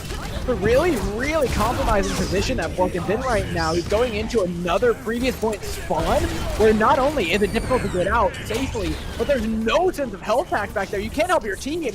Muffin Man luckily will trade one back on the ADM, putting them at a wrecking ball difference for the time being. The Duelexes are not done. This fight has not stopped for them since the end of point B. They just continuously look for picks, look for a little bit of pressure, inch the cart forward. By piece, but they've got to take him out eventually. Autumn Souls is down just before Trance as well. Looking now for the one remaining support. Baptiste is over. All the damage is permanent. Just a wrecking ball stands in between Duelex's friends and finishing off this point C. And by God, are they going to get there? Transcendence is touching the cut just long enough for so close. That Jedi, the zoning ultimate. That Capital Esports need to come back to the door. It's too little, too late. Zulexes complete the rank. 2 minutes, 15 seconds. Double the time that is available to Catboy Esports as we head into the second part of Junkertown for both of these teams. And now this is awkward. I honestly think that for both of these teams, their point A and point B defenses were, I mean, not pretty. I'll say this. I don't want to say abysmal, but they didn't look good. They were both so much more competent on the attacking side. Zulex with Andwari running on the Ash. Catboy with Boat coming out with a surprisingly effective Tracer. My question is, right, who had the more consistent attacking side? And to me, the answer is Zulex. I felt like that consistent pressure was strong. I think relying on Boat to pull out a play like that twice in a row is really to put a lot on his shoulders. And we might ask that of Andwari, who we've been seeing it from for the past 3 matches. But Boat did it for 1 push. He's still got a lot to prove. I mean, I tell you one thing, if Capital Esports loses this match, the number that is going to be imprinted in their minds is 97%. Autumn Souls, if you'd been able to get that Transcendence at 3% away door, they would have had that stabilization. They wouldn't have needed to use it to just keep that card contested. It all comes down to how well they can attack. With 1 minute and 2 seconds, the Zulix is 2 minutes and 15. You've got to be able to pick up this first point. Zulixes are laying down an absolute challenge. Double hit scan coming in to try and bag that very first pick, to keep Capital Esports delayed, to draw out the resurrection, to stop them from taking a singular step forward. Yeah, I just love the Widowmaker pick here. It forces them to take time. You can't move quick against the Widowmaker unless you're running full dive. Lights out though, and without him in the way, a lot of pressure on Enduari to hit some shots right now. Aggressive into the back line. Borkin putting pressure on. The continues forward here. Cavalry Sports consistently pushing their way through a no one person right now. A boat's certainly going to be happy to clean this one up. Widowmaker may be powerful with that one hit potential, but she is extremely easy to pin down. With 12-second cooldown on a grapple and a mercy heal is not going to be enough if all of Cavalry Sports turn their attention to you, and that's exactly what this team did. They've been able to pick up the first checkpoint. Boat is about to hit the goal from. If you can get into that back line, hit it onto P1 who has not been able to hold up the trendsetters, cannot outplay them. Capo Esports can win themselves another fight and keep this payload moving. I've got to say, though, in overtime, this might be the biggest advantage that Relux have, actually, is that they could hit this point of the map before overtime comes in. There's no access to the high ground. You're relying on your DPS to shoot back. The tanks can just sit there and pray. Noxious is taking pop shots, both throwing in even more with a bolt bomb. But look at Noxious go on the Ash right now. 3 to open it up. In the hardest part of this map, potentially, dealing with that point B high ground has single-handedly been dealt with by one man. Huge. That dynamite onto the high ground to stop Enduari from peeking, to stop the Ash from trying to use that high ground advantage to pick out the support, was what allowed Capital Esports to keep themselves on the cart. They weren't zoned off it. It's still moving. They've got the Hammond Mine, they've got the Valkyrie, they've got everything they could possibly need to zone selective away from this cart again. Catboys continue. They just hit the end point B. They had 1 minute on their clock starting. If they reach the end of this mountain mark, I don't even know. It would be a feat of strength we have not seen before. A Trance is even out by Zuma. This is the fight they're choosing. We win or we lose here. And they're losing. Still, the bomb down from Noxious. He's got Sightline. He's got everything we could want. Point C is their oyster. They've got a Trance, double support ultimate, the bomb. They've got everything that you want to work with here. Villagers are losing the current fight to win the war. It's a risky strategy because the longer you wait to throw in that circular flux to buff the Hammond Mines, the closer Order probably gets to that 10%. That is the one counterplay Catboys can pull out. If Villagers don't layer up these ultimates, they can win with numbers. The flux is in, Trance appropriate for Fitty. He's going for a Sig 9. It caught everybody on the cart, but somebody managed to get a touch in just there. Train Cloud with 1 from the Riddick Flux, 3 to 2. Everybody's off. 3/4 of the way through point C, though, Moxie. It's a stomp for Thulex, but that's not how they wanted that to go. That's exactly what Cowboy Esports wanted. When you have 1 minute and 2 seconds, you were just trying to hit past point A. The fact that you're able not just to get through B, but to get a good deal halfway through C as well. That round went more than better than Cowboy Esports could ever have hoped. With 2 minutes and 15 seconds, you think about how easy it is for that defense to whittle away that time bank, to use that high ground advantage, to keep Thulexes at an arm's length time and time again if they lose a single one of these cards. That 2 minutes and 15 seconds can very quickly disappear, and Capital Esports can very realistically walk away with Chunkytown as a win. Oh, absolutely. Again, there's still a door open, right? We saw Zulex's friends reach point C with a time bank that we have not seen hit point C yet so far today. So even though it is only 2 minutes and 15 seconds, it is far from outside of the realm of possibilities for this team. And again, you're looking at the DPS to make the difference here. It's Junkertown. That's the only place you can look. Well, Train Cloud is going to be looking to use this picture shield. Blocking the dynamite, well, tries to block the dynamite. Will be hit by it. You know what? Just giving it a little bit of extra ult charges. Felix is just waiting, figuring out where Capital Esports was set up, using the first to get around the picture shield, but already Train Cloud is absolutely obliterated. Well, Noxious gets traded back, and fortunately for Train Cloud, he does have more health than the Ash. Fails another jump there, but still, the space has been made. He rushing forward, Train Cloud in a little bit of distress. But everything's coming up kosher right now for Zulexes. They just pressure back. This looks like Point C did earlier on with Capital playing careful. Never wanted to take full fights, but they bleed out for it. There's time being taken off the clock, but that card doesn't stop. It's such a clean split coming out from Zulix's. Traincut pulls attention. Everyone on Catboy tries to put a stop to that Sigma moving forward, and ADM is just able to worm his way around the back, push Catboy Esports into the waiting clutches of Zulix's DPS, and then you're too far away. You can't contest the Ash. 66% to this pop, but remember, Catboy Esports, they still get to contest the missing descent. They've got the Mercy.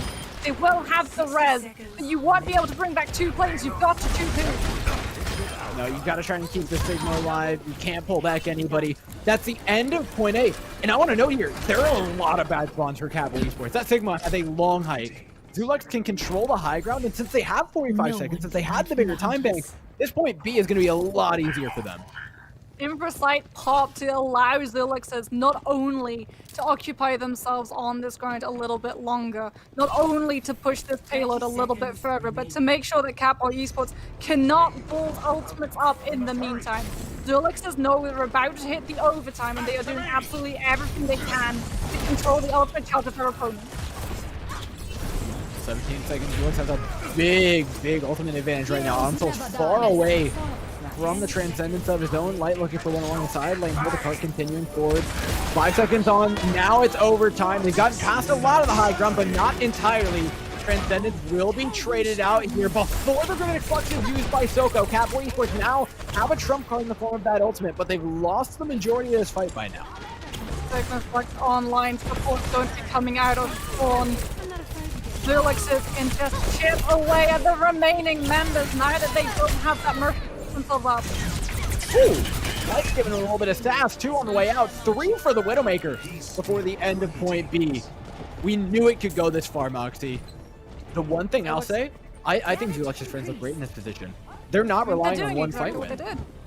They're doing exactly what they did. They're keeping the ultimate for a fight where Catboy Esports have exhausted themselves of that own, but it isn't overtime. This is such a dangerous gamble. Waiting for Catboy to make the move to initiate so that you can keep yourself safe. Well, I would consider this far from safe right now. Mox, Zulix's friends looking to try and even up the score here. Get themselves up to 1-0, but both picking apart the back line. He's got the Widowmaker in his sights. Overtime's ticking down, and meanwhile, the tanks are taking so much damage off the cart for a moment. And Catboy Esports steal out the game. I said it. I said how dangerous it was to let Catboy Esports be the one to initiate. And you know what happens, though? It's not going to be Catboy Esports who are going to walk away with a 97% transcendence charge imprinted in their mind.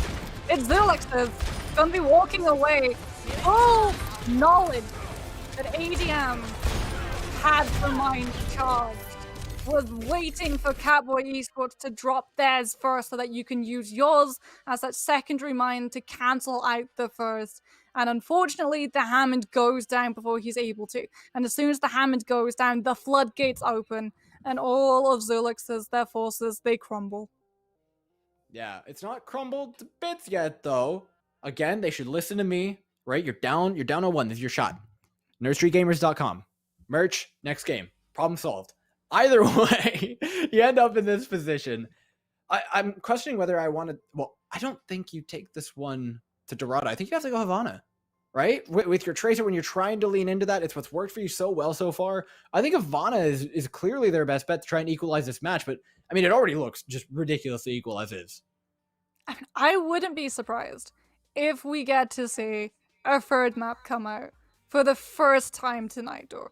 Both of these teams are so very close in mechanical skill, in understanding and knowing when you need to swap and understanding where you need to position every single thing. It's the slightest little things that tip each and every one of these fights. It comes down to the absolute wire, that instant flick on decision making, that snap, understanding where to try and pressure, where to position your forces, move in and hit that kill, to hold on to the ultimates, to use them.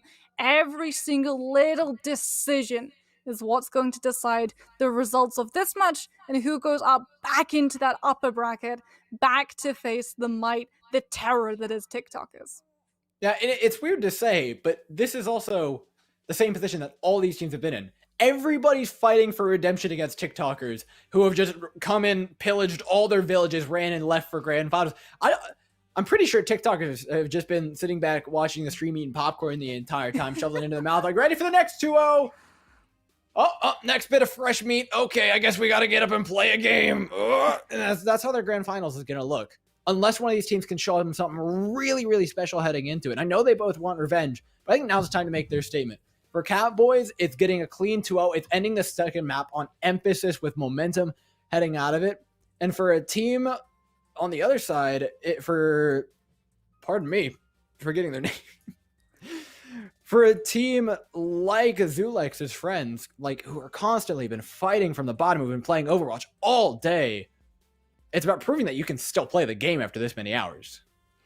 I mean, it's really gotta be so taxing, doesn't it? Game after game after game. And these guys, they're not just playing low maintenance heroes.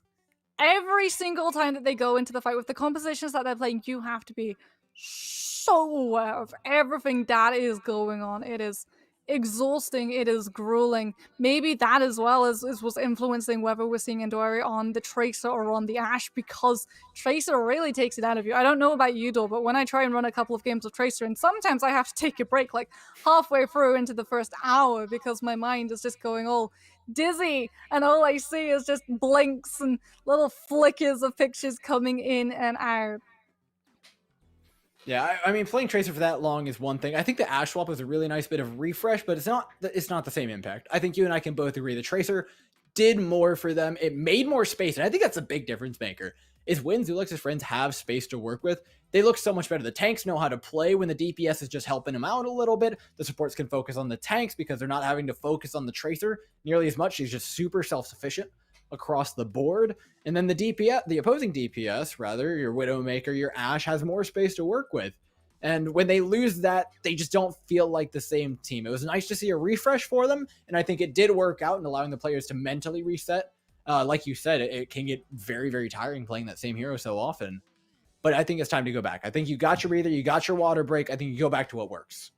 Yeah, absolutely. Because not only are you creating more space and having more of an impact, but when you're on Tracer, and I'm saying this as a support main, it's a lot easier for a support lineup to not have to worry about a Tracer than it is to try and babysit an Ashe. Especially when you're running something like a Mercy and Zenyatta, where every single little bit of healing really does matter.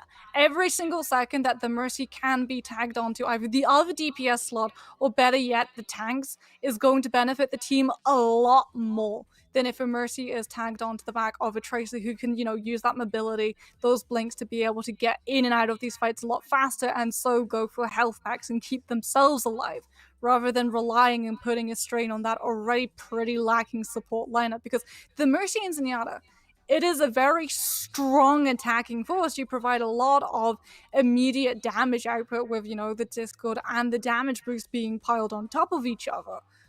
But it is not good for being able to stand up to snuff when a team actually either speed boosts or just walk straight up to you and start swinging away. All right, so with that said, with compositions having been gone over, my question is, what map do you think is ideal? Like, I have to think it's not Dorado. Like, it's not necessarily that you want to play Havana. It's just that you really don't want to play Dorado because the Tracer struggles so much more to get into the backline there. I mean, I would argue it depends what point of Dorado, because I think we've seen the cleanest plays coming out from Zulex's when they were on Dorado and when they were diving. When we got to see Andwari and ADM pair up and use that chemistry of the Tracer and the Hammond, they really allowed both of each other to shine in those moments. We saw the game sense, we saw the ultimates coming in and being used in very dynamic decisions, we saw the picks coming in, we saw the threat that the Tracer was posing just as much as when we saw it on Havana on point B when Andwari's mid-presence forces an entire team to evacuate away from a Tracer, a Nat, who has 150 HP and can be bowled over so easily, and that is the magic that Zulex's appear to want to recreate. They will be taking us back onto Havana. Well, you're gonna have to break into their spawn hold as well. It's Catboys offering it up to them. Now, the question is, how do Zulex break this, right? Do they swap to the Reinhardt of their own when you know they've got it in them? No, they're going for the aerial attempt again. Sci-Fi had a big impact when playing the Echo here before in breaking the spawn camp. I believe he actually took out one before it's followed by the Reinhardt. Super effective with the focusing beam. But doing that consistently is not as easy as it may look. This Ashe is good as dead for them. I mean, you're using that extra mobility to try and work around Boat with this Nate. And whenever you say the name Boat in Overwatch, I immediately think of the Nate play. This is the play that is so well rehearsed on this hero that Zulixes are going to need that extra level of mobility on the Echo to try and provide an extra little bit of threat so that Catboy Esports don't just immediately wall Zulixes exit off and provide an absolute coffin for them to walk into. Getting it out of their way. The defender's still holding on here. Sci-Fi, I love what this Echo's doing. It just has not been successful thus far. Thanks to finally managed to bust their way out of spawn into the back line of Catboy Esport, taking down Noxus to the first piece. The Catboy's trying to disengage here, but the Rookie Ball not letting him ADM playing fantastically. He's trying to run away from the charge, but he can't get away. Oh god, no! He will just casually roll away from the Reinhardt. Now, he should be rolling away from the Reinhardt. No, takes the duel anyways, wins it against Borkin, but you know what? There ain't no rest for Wicked Nox. ADM's it right back to spawn as Muffin Man goes down as well. We've traded back kills back and forth, but that means the card's moving forward because the defenders just are lacking that spawn. Is this the first time we've got to see Reaper tonight?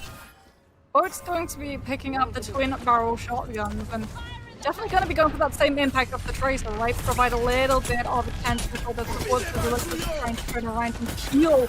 But that's on the other side, very vulnerable if the Reaper is able to get close. But also, it's going to keep ADM out of cannon. It's going to be so very vulnerable if Boat can close up that distance.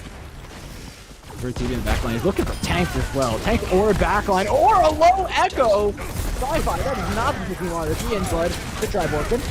That's all I have to say about that one. He'll continue gyrating his team forward, crusading, if you will, for appropriate for Reinhardt. As they make space, he's got to recharge his shield here for a moment. The Mouse been knocked away. Good attempt at a charge. Whiffs on both. Catches the flying grab piece. What the hell was that? Doesn't even take him all the way into the wall. Valiant attempt, Borkin. That's not what you're looking for. Zulix's friends are going to continue forward here, if not just for a moment. No, sometimes trains get delayed, sometimes they get rewrited, and that was supposed to getting rewrited not once, but like 3 times. So like they're going to be trying to use the signal so I can close up that little bit that payload needs to travel. Catboy Esports, they go stop this, and Muffin Man doesn't have a time barrier to pull out of a hat to try and make up the difference of that healing, until like this will finally be able to pick up that first point. Gets this first, and honestly, this looks like a mirror of Junkertown, where they're getting through easily. The defense is honestly, I feel like the defense has struggled a lot. Stopping momentum is something that these teams have both struggled with. Oh, that's also actually going to go on to the Zenyatta. Muffin Man will be picking up the piece. So they want to use the Discord as a threat to keep Zulixes at an arm's length to try and go up against the Discord that was already available for Zulixes, which was the difference maker in damage. Paired that with a Reaper, and that is an absolute blender for any tank that gets close. So Zulixes is going to be a lot more wary of trying to move forward in contact. Regen burst. Hey. A couple of ultimates, so I feel like you have to be aggressive here at Zulix. You need to step on the gas pedal before Catboy gets the opportunity to push in with a Death Blossom with something like his Zulix Flux of their own, and there it is. Popped into the backline. Noxus can't get away for the life of him, and Zulix making the first move are going to be taking away the fight for it. Oh, it was such a good pop, and then the Hammer Mines on top to cut off the exit. Catboy Esports will be coming in with a Death Blossom and a Deadeye though. That is a lot of deaths, not just in title. The Zulixes will be relying on Vega and the Immortality Field to keep themselves alive through it, or Trinket if you can keep a hold of that Kinetic Grasp in your pocket so when that Death Blossom comes on through, catch it like a baseball. That is going to be absolutely huge for the attack to keep the momentum. The only way in that I see right now is Trinket getting the Kinetic Flux really fast. Like, he could pass Soko realistically here, or if DPS could just rip their backline a new one. Oh my god, Muffin Man and Encore just got obliterated. Okay, DPS did such a good job, but Trinket, you may not have hit the signal flag, but you are the savior of that push. Both tried to use the teleport strat, right, to go in for the Death Blossom, and Trinket just clocks him in the face with a boulder, which is perfectly timed, as now Borkin is going to be on the run. Soko still holding on to this business like they can double this up with the Deadeye. That means the P110 will be nullified. Remember, it does not put a stop to damage the thing by headshots, and that is going to be something that the listeners are going to be consistently worried about as we head into point 3. Well, Catboy should be as well as it's a double kickstand loadout for Zulek. Sci-Fi on the Widowmaker, Boat on an Ash, goes and worry.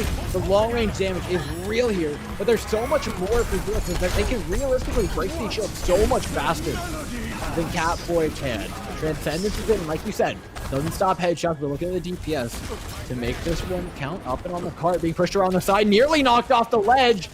Can ADM find the boopy looking for the Sigma saved by the palm tree, but the tank's still in a miserable position as Zulek's cruise this one up towards the bridge.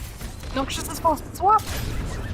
Has to try and contest Sci-Fi, who's going to the Widowmaker, and you've got to remember, Pointy, the last time the Zulexes were here on Havana, Dory was able to open it up, provide that attention, and Sci-Fi was able to line up the shots completely uncontested as Noxious goes down. Sci-Fi will be just out in this next fight.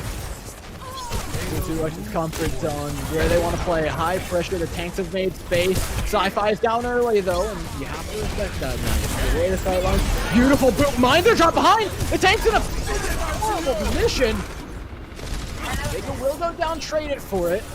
Catboy aren't done quite yet. There is a holding strong now, and it was a big fortify and a ton of healing tucked into the tank, but it was so worth it. Oh, you got your wrist as you were able to use the shield in between the tank to cut off the healing that Autumn Souls and Muffin Man could try to use to save that Orisa, but unfortunately, it's a pretty strategy, but it's just gonna be a looker, not going to be a worker, as that payload remains stubbornly meted away from the finish line. Vega does have the amplification strength that's so close to that Sigma flex, but the faster, the higher that Sigma goes up, the more danger you're going to be putting in when Boat and Noxious get to use their scopes.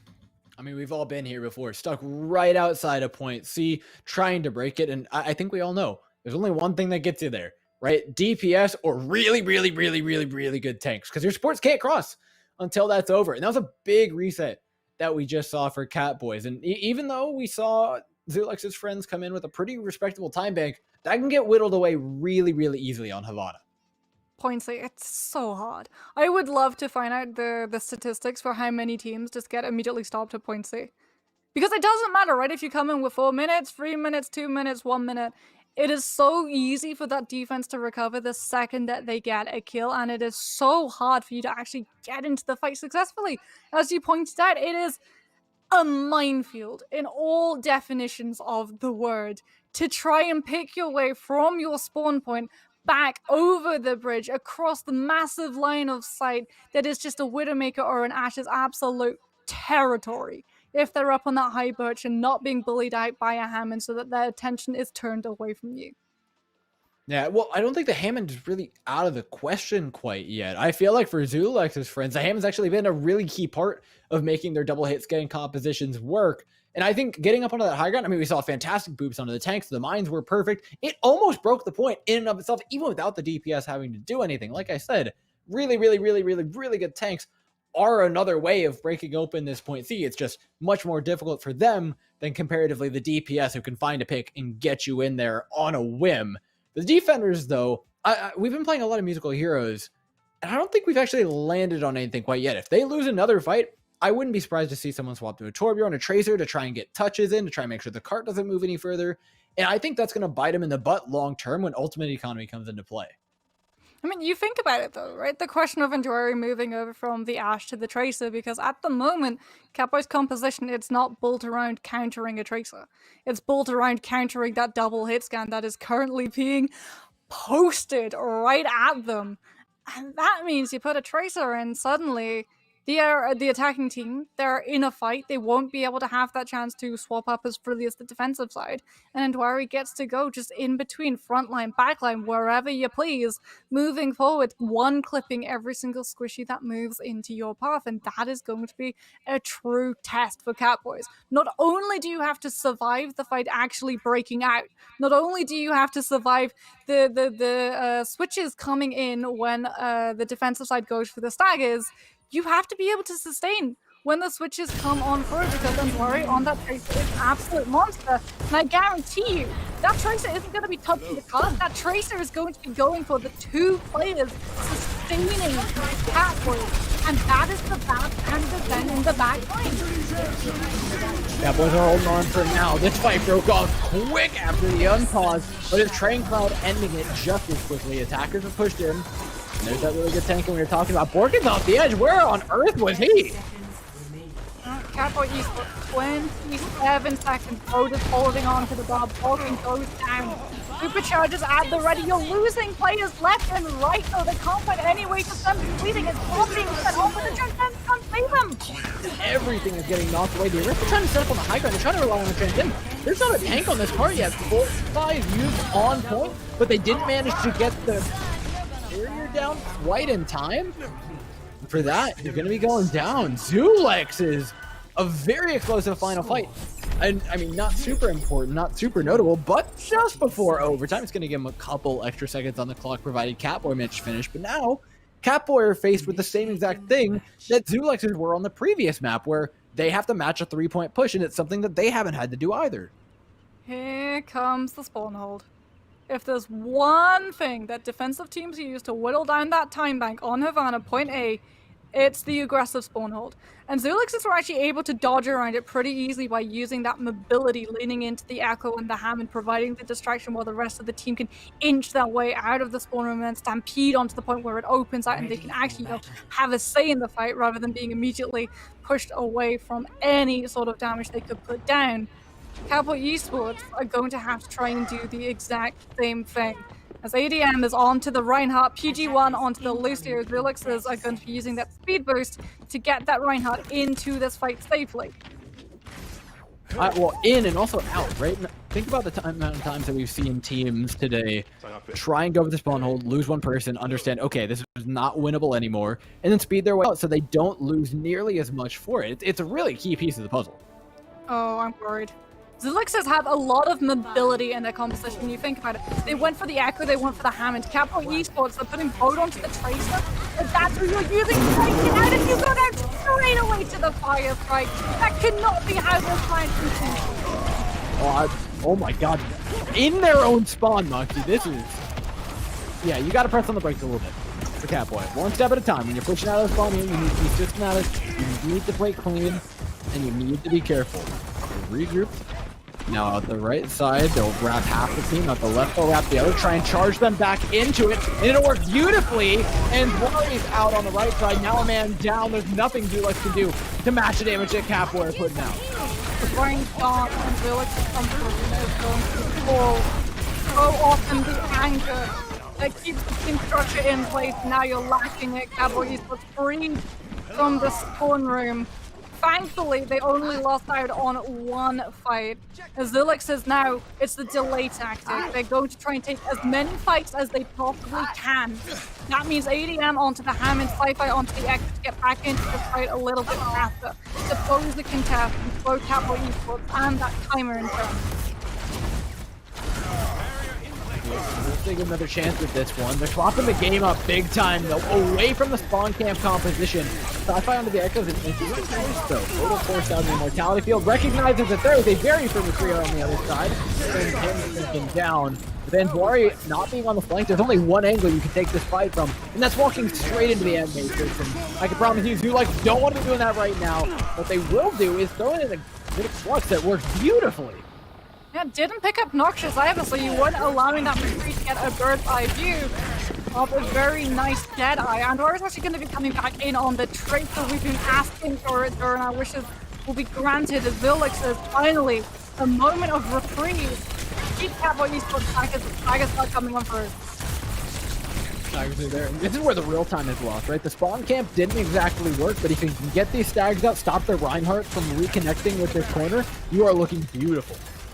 Now, you might not be looking quite so pretty in a couple of seconds. In fact, Bruises are sure to start showing in this defense right now as though they use so much. Cowboy Esports looks like they're going to hit the Sigma Flex. Noxious has the Deadeye to pair up with it to give it a little bit of extra oomph. So they're going to cycle through them one at a time, trying to keep Zulexes away. Ramps up on the high ground, that's the payload. Always got one on the boat. They're looking for more here. The time is waiting for Catboy Esports. They'll trade back 2 with the help from their tank, Borkin and Soko. They're not out of the woods quite yet. Borkin's taking a lot of damage. The Sports have managed to reconvene with them, but up in the sky, this Echo puts down obscene amounts of damage when you get the focusing beam going. Using just the amplification matrix for the healing, a little bit of damage is going to allow them to stop this point. But even Vague on the cart, taking more time off that clock, is going to be critical heading into point B. Where's the momentum?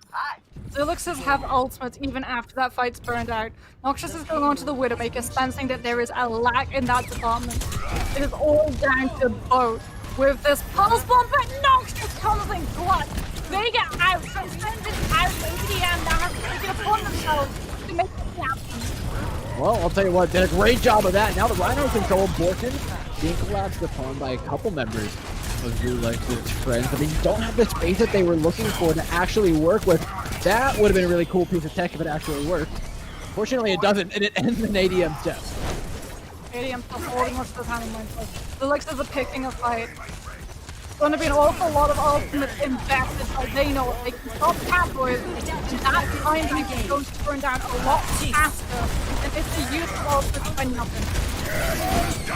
Here they go, the Shadow. I think they connected on a summon at least in that pile of bodies. Unfortunately, they're not able to capitalize. The transcendence from Vega was nothing but perfection. Train Cloud following up the fight as Zulex's friend stabilized.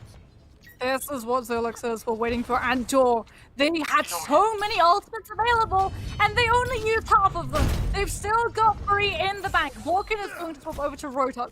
Noxious onto the McCree. Catboy Esports, they're resetting their ult charges. They're going for the CC. They know that Zulexes are going to try and use everything they can, barring these ultimates, before they have to pull them out straight to the hammer. They're going to come into the squishies. They're going to try and win them with kills and delays. Oh, Vega gets baited into being hooked. Catboy Esports coming out ahead. All those ultimates that you're talking about, Mox, they don't matter if you don't have the numbers to make them happen. This might be the end of point B before Zulex's friends even get to respond. Oh, this is a side effect of having Borkin on the Roadhog as well. Greenclad does not want to put in the Signal Foot until he sees the Roadhog hook. There it goes, tries to connect onto ADM, but Trinklight is not actually in position to try and utilize the Signal Foot. Now Snows is going to need him. Looking for the stun inside. Does manage to land an accretion. I believe that was just before the Gravitic Plus hit. Either way, they had a sound barrier to go with it anyways. Point C is beginning to feel inevitable. Big stick on ADM. The cart pressure slowly waning. As they bleed out both their tanks. Head on to point C. It's a 2:30 time bank. It's not the greatest thing ever, Mox, but you can certainly get there. And Burr is going to be on to the Ash. They know what's going to win them, what's going to burn the most time off of this clock. And a lot of that starts with Sci-Fi being able to hit that infra site to keep Catboy Esports in check, make sure that Noxious is cowed and cannot go for these cheeky picks onto the DPS or squishies. That is the absolute worst thing for the defense, to lose one of these supports before the fight breaks out. We're walking in position to Roadhog. Well, you do manage to hog your way back to a health tank at the very least. Borkin still low though, not reconvene with the team, and Dwari will take him out. And with that, Catboy Esports have to take a reset. You can't afford to give up any more time on these points than you absolutely have to. Muffin Man will make it even though by taking out ABM. This cart under so much pressure though, you don't have a shield to hide behind. All you can do is try and frag your way out. Boat's in the backline trying to do exactly that. But it's Noxious coming up in the feed. The Sigma pressuring on the way, but off the map he goes, another one for Muffin Man! Oh, the Hammer Mine's coming in. Sensing that the Sigma and the Zed are lacking, that you need to keep Catboy Esports away. ADM will drop them, and now Catboy Esports have to be so careful about how they move forward. Wi-Fi going to be popping the infra side as well, just to try and keep this attacking side in check. Now they have to be so careful about how they move around this card. We bow towards left lane territory. Muffin Man's feeling so confident right now. He's up in the front line. He's dishing out damage to Lucio. 2 boops in, is putting in so much damage, so much pressure, speeding his tanks, putting them in the back line, giving Zulex's friends absolutely no space to work with.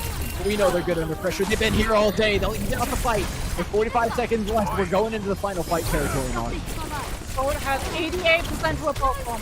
This is the decider whether we're going to a third map or whether we're going to see the end here.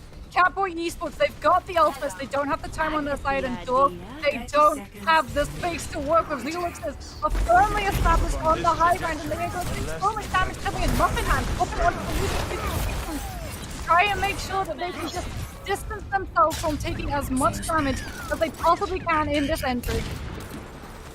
Oh, the headshot ringing true. Sci-Fi.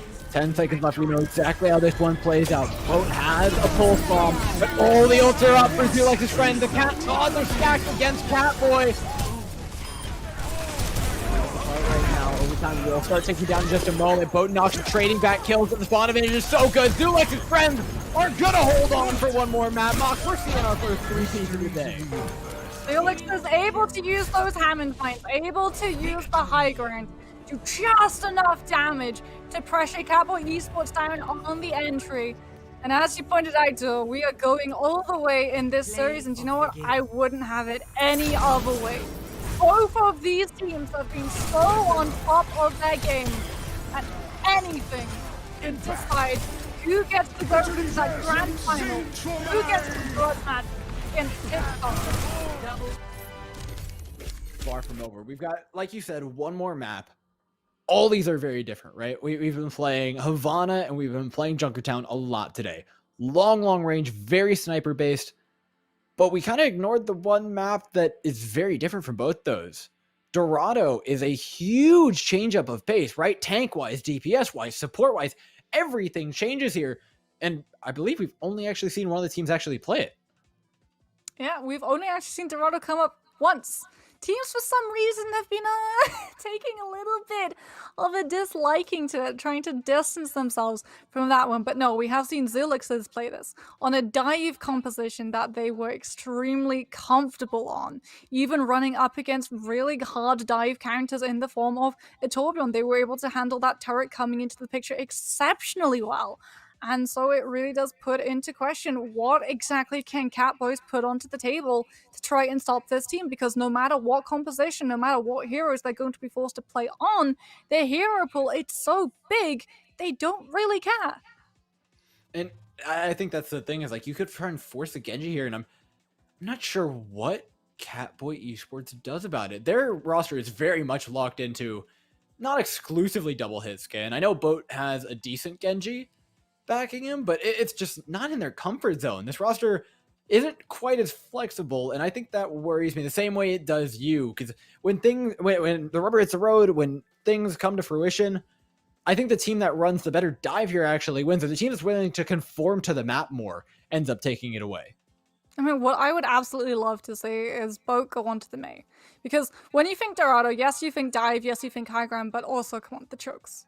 The amount of importance and value that you benefits to dive to try and separate the healers, and then you can chunk the tanks down because they do so little damage. Without that damage boost coming through, without that sustain, they're just gone in a matter of moments. And Blizzard can be so instrumental, not just in picking up kills, not just in immediately stopping any momentum, any sort of tempo and pacing that a team is able to carry on through, but it's such a good zoning ultimate as well. Chuck that onto a payload and everything just comes to an absolute and quite literal standstill.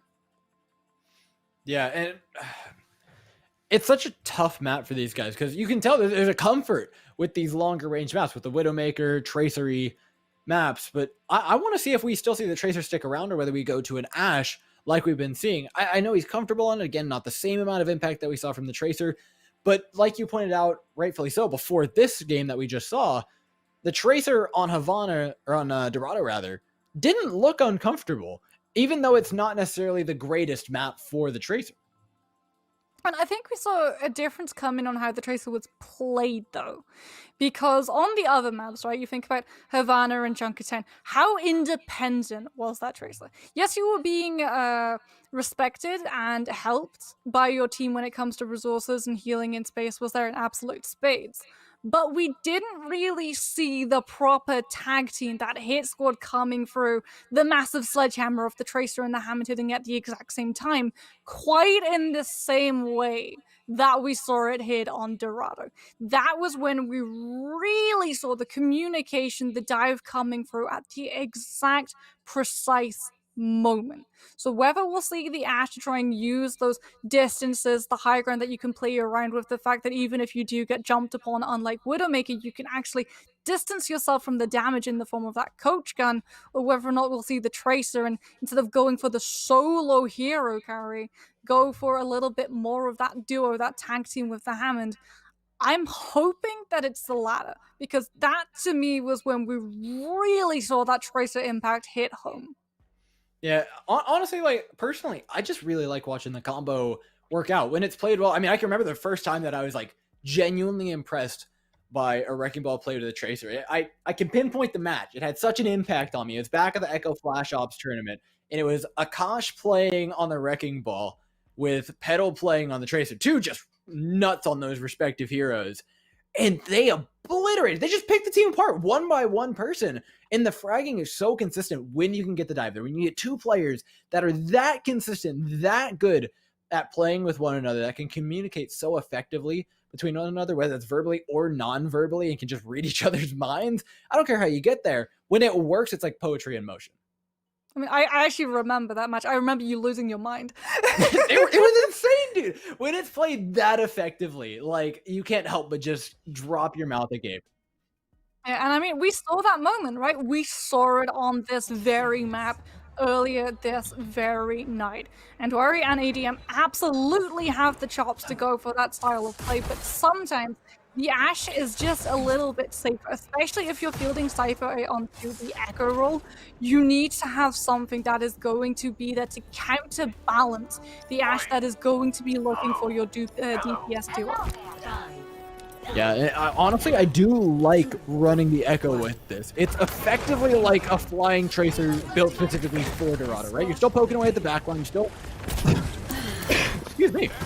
You're still throwing out damage where you can and trying to help capitalize on what the Ashe are putting out, but you also have access to their high grounds because you are playing Echo specifically. They'll keep the Harmony Orb on them almost constantly. You can chuck them juice pockets from the Vegeta whenever you want, so you can be doing just fine. First quarter matters though, and oh boy, right when they hit it, Sci-Fi is first to go down.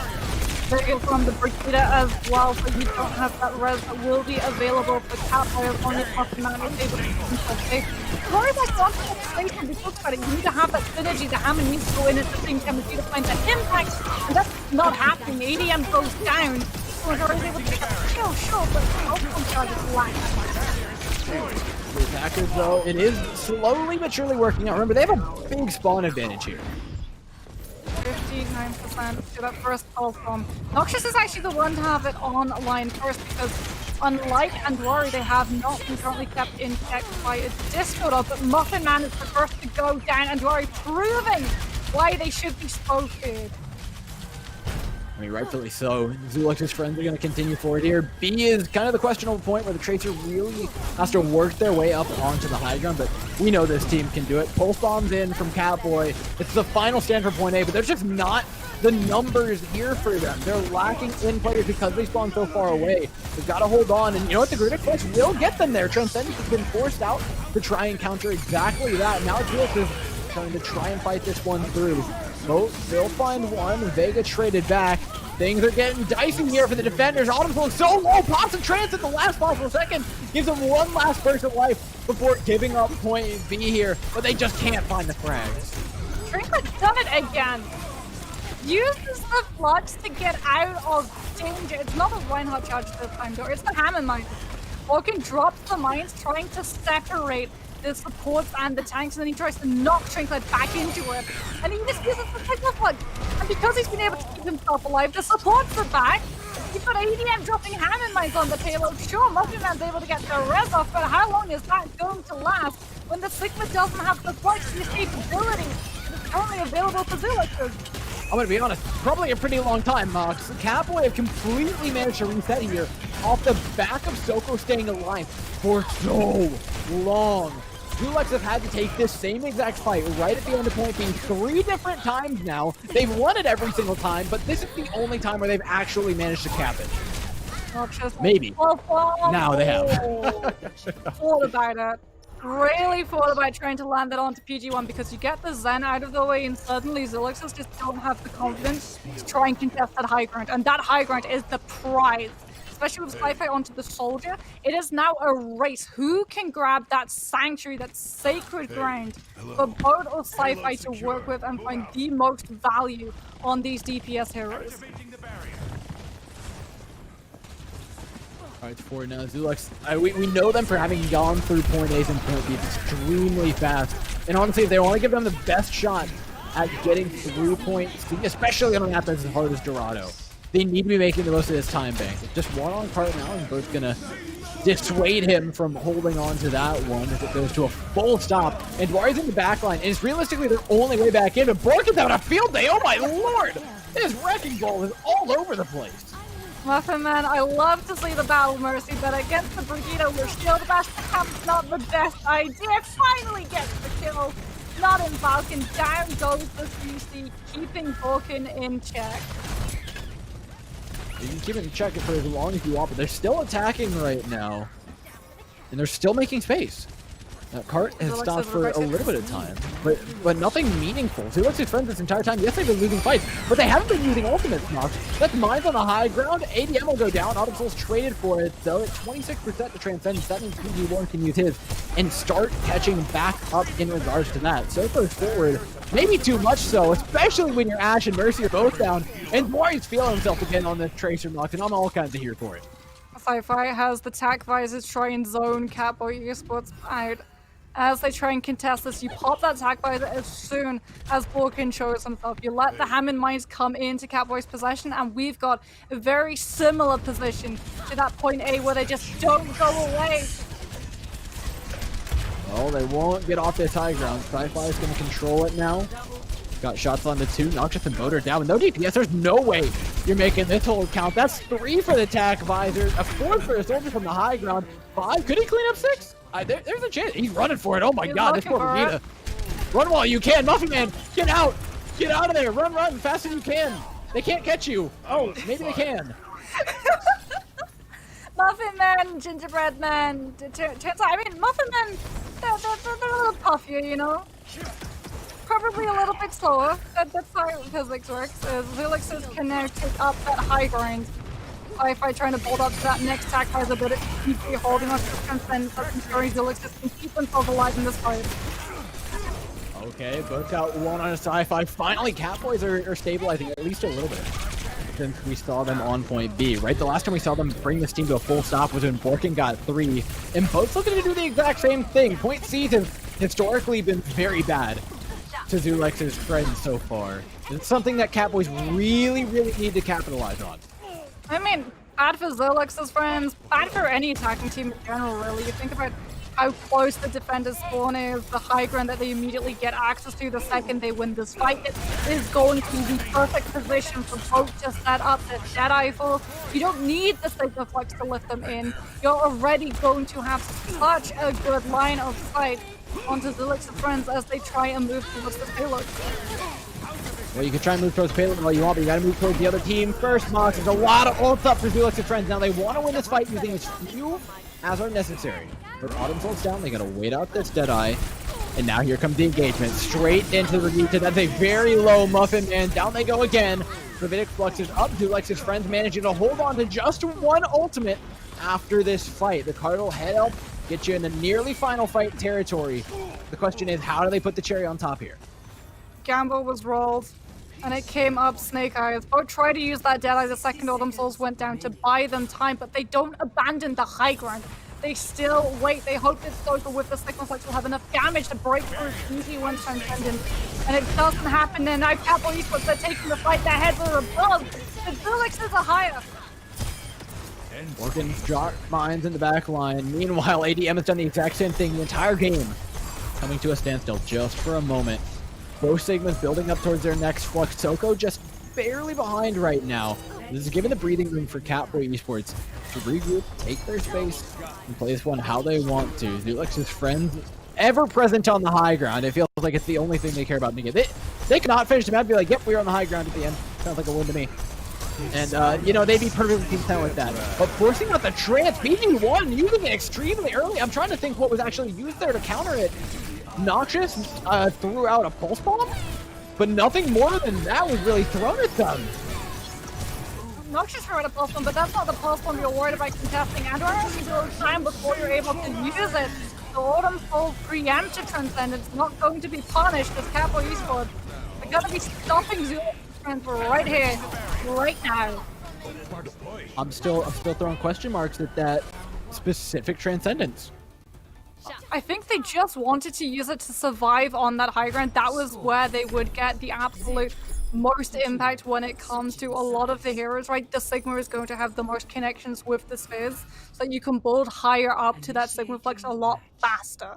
The second that that fight starts to space out, then you lose a lot of the value. You can't group up, you can't really take advantage of the supports that you're running, and you give over that high ground, that territory to Zuluxes, who could use that to just pepper damage in where you can't really contest them.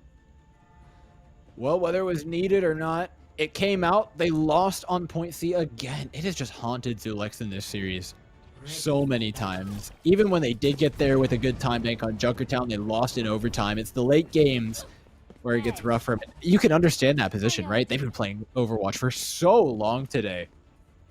And there's even more to be played following this one. If they want to end up taking out TikTokers, they've got to win at least 3 maps. They have to play at least 3. That's if that one doesn't end up going to 5, which sounds ridiculous enough in its own right. The road is still long for them, but they've set a pretty far marker on this map, Monks. It's absolutely winnable for the red side. Yeah, I mean, silver lining, but I don't think it would even be 3 maps. They would probably be... Oh, they would, yeah, because they wouldn't be coming in with that win above them for 1 map setup. Capo Esports going to be running boat onto the McCree, Noxious onto the Tracer.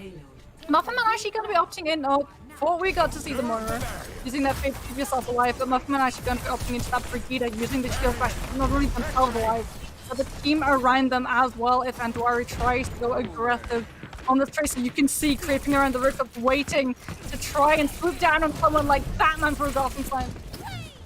I mean, we've seen a lot of people try and counter this Tracer, but there's so much to get through. And he's just patient. And Anduari's just patient. I love this from him. He's just waiting. He's like, okay, the rest of my team can deal with you then, if you're just going to look at me the entire time. I mean, guys just got boss music following him every single time we go into his perspective. Back onto the rooftop, 45% to that pulse bomb. And Bode on this McCree, he's checking every single angle, trying to figure out whether Anduari is going to be launching an assault against him or the DPL. Check them all, it pays off. Through the choke they go, and I like this a lot from Felix's friends. Last time we saw them play this map, they made the mistake of not giving this choke up. This time they absolutely will back off early. Don't lose anybody for it. PG1 peeling away beautifully, taking down Muffin Man. And Train Cloud there, backing up with a shield, using the shift to appropriately use all of the damage and kinetic grasp. So good in that regard. Gave his team space to fight back, and not only is Zulux stabilizing. This graphic coming out from Catboys as well. They're still taking Staggers, and Vega on the Mercy is able to get the res onto Anduari. 94% to that pulse bomb. Muffin Man not going to have Amplification Matrix in this fight, but more importantly, the Autumn Soul's not going to have Transcendent. You can get into that backline, you can force the Mortality Field. That can lay the foundations for Trainclad Sigma Flux to pick up a kill. Now there's so many ways for Zulux to try and close this out, to try and take time off the clock. There's only 2 minutes. You can very appropriately run this ultimate advantage up into that boat drop. Doesn't get anything with the Deadeye. Soko going down. The wheels are really out from under this push for Catboy. They wanted that tank. It was the only thing making space. It was the only thing that was going to get him through with the Gravitic Flux. But that's no longer an option. Noxious tried for the back cap too and doesn't find anything like that. His Hammond! Orchid is still sticking around trying to eat towards that last little bit of mind percentage. Going to drop them! 1 minute 21 seconds, and that is the ultimate. I am sure Cabo Esports want back, otherwise the swap has got to come through. I don't know what's weirder, the mines or the double transcendence in response. Either way, we're here now. Nobody has trans. One team doesn't have mines. But we're certainly building up towards them. ADM is working on his for the time being. And with Sci-Fi having Bob, taking this point gets so much more difficult because you have to fight through that foe 7th number that can be thrown out at any point in time. Gravitic Flux is up now. Train Cloud very well doing, hiding behind his shield to make sure he doesn't get stunned out. And there's the bomb to seal it out. 45 seconds left, and Zulex have a very clear win condition. It starts with Andwari, and it ends with a pulse bomb and one more fight. Well, Autumn not going to have that transcendence, having used it in that last fight. Both actually going to be stopping much the Genji for the deflect, hoping to put it back into Andwari's face. The Tracer has juiced the pulse bomb. The pick has not come on through. Cowboy Esports will be able to launch another assault, but ADM is going to be hitting those Hammond mines very, very quickly. Put a massive wiggle stop to the movement. Solution already gone. Who is going to keep this payload moving? Well, they didn't lose their Zenyatta. PG1 is still alive. He's going to have Transcendence here. ADM, like you mentioned, has a mindset. There's a lot of sustain, but there's no damage left up for Zulex's friends. It all comes down to the DPS here and what little they can do. ADM's going to hold on. Overtime will take down, and they've done it again. Moxie, all the way through Brimstone and Hellfire, they fought their way back to a rematch with TikTokers. 15 maps later, they get another shot at Grand Finals.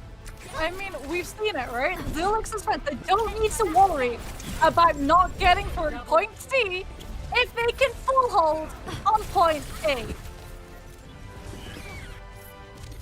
I just can't imagine the mental fortitude that this team has right now. They have fought tooth and nail for every single inch. The past 3 matches have not been easy 2-0s. That one, granted, was 2-1, but even the 2-0s before that, those were not easy 2-0s. They were fighting for everything. Overtimes, end of maps. They got put to the brink on Junkertown 2 rounds in a row. Both times they've played it, and they've got here now. They get their rematch against TikTokers, and this is going to be so weird because you think about it. This team has been playing. They've played 15 maps up until now. I'll go ahead and quickly count up TikTokers. They got a bye first round. They played 2 maps in the second, 2 maps in the third, 2 maps in the fourth round. They played 6 maps of Overwatch, and then they had a 3-hour break, and now they have Grand Finals. Zulexes have played for nothing but like 4 hours straight, 15 maps in a row, and are now going into a Grand Finals. If they win it, I don't think anybody has ever deserved it more, Moxie. I mean, everyone loves an underdog. And if anyone is going to have a chance to be able to topple TikTokers, it's going to be Zulexes. It is going to require them to pop off like we have never seen before. And already these guys have impressed us so much, but every single time, every single moment we've lost it. At the pulse bombs, at the Hammond mines, at the reses, at the speed boost, at the amplification matrices, at the transcendences, all of that has now got to return and more. Because they need to be able to stand up to TikTokers, and we've seen TikTokers in action. We know how terrifying that team really is. Yeah, and if you guys want your pissy action, if you think you can beat a team like TikTok, if you give them the old 1-2 on their way out of here next month for the next one, go ahead and check out nerdstreetgamers.com where you can sign up for tournaments for not just Overwatch, for any of the esports that we cover here. Until then, though, we've got a Grand Finals coming up in just a bit. We're going to give Zulex's friends about 10 minutes to breathe here before the BO5 to end it all.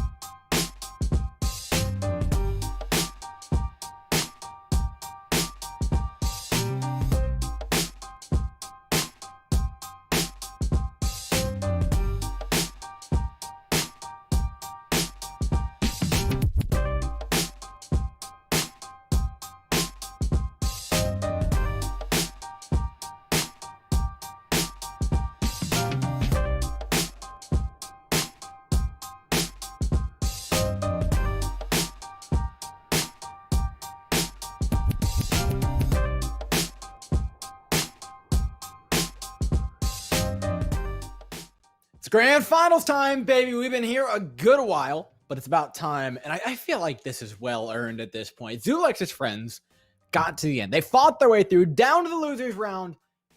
In round number 2, they fought their way back for revenge against TikTokers, maybe. Or maybe it's just a humiliating defeat. We're yet to find out, but it's going to be an exciting one, Mox.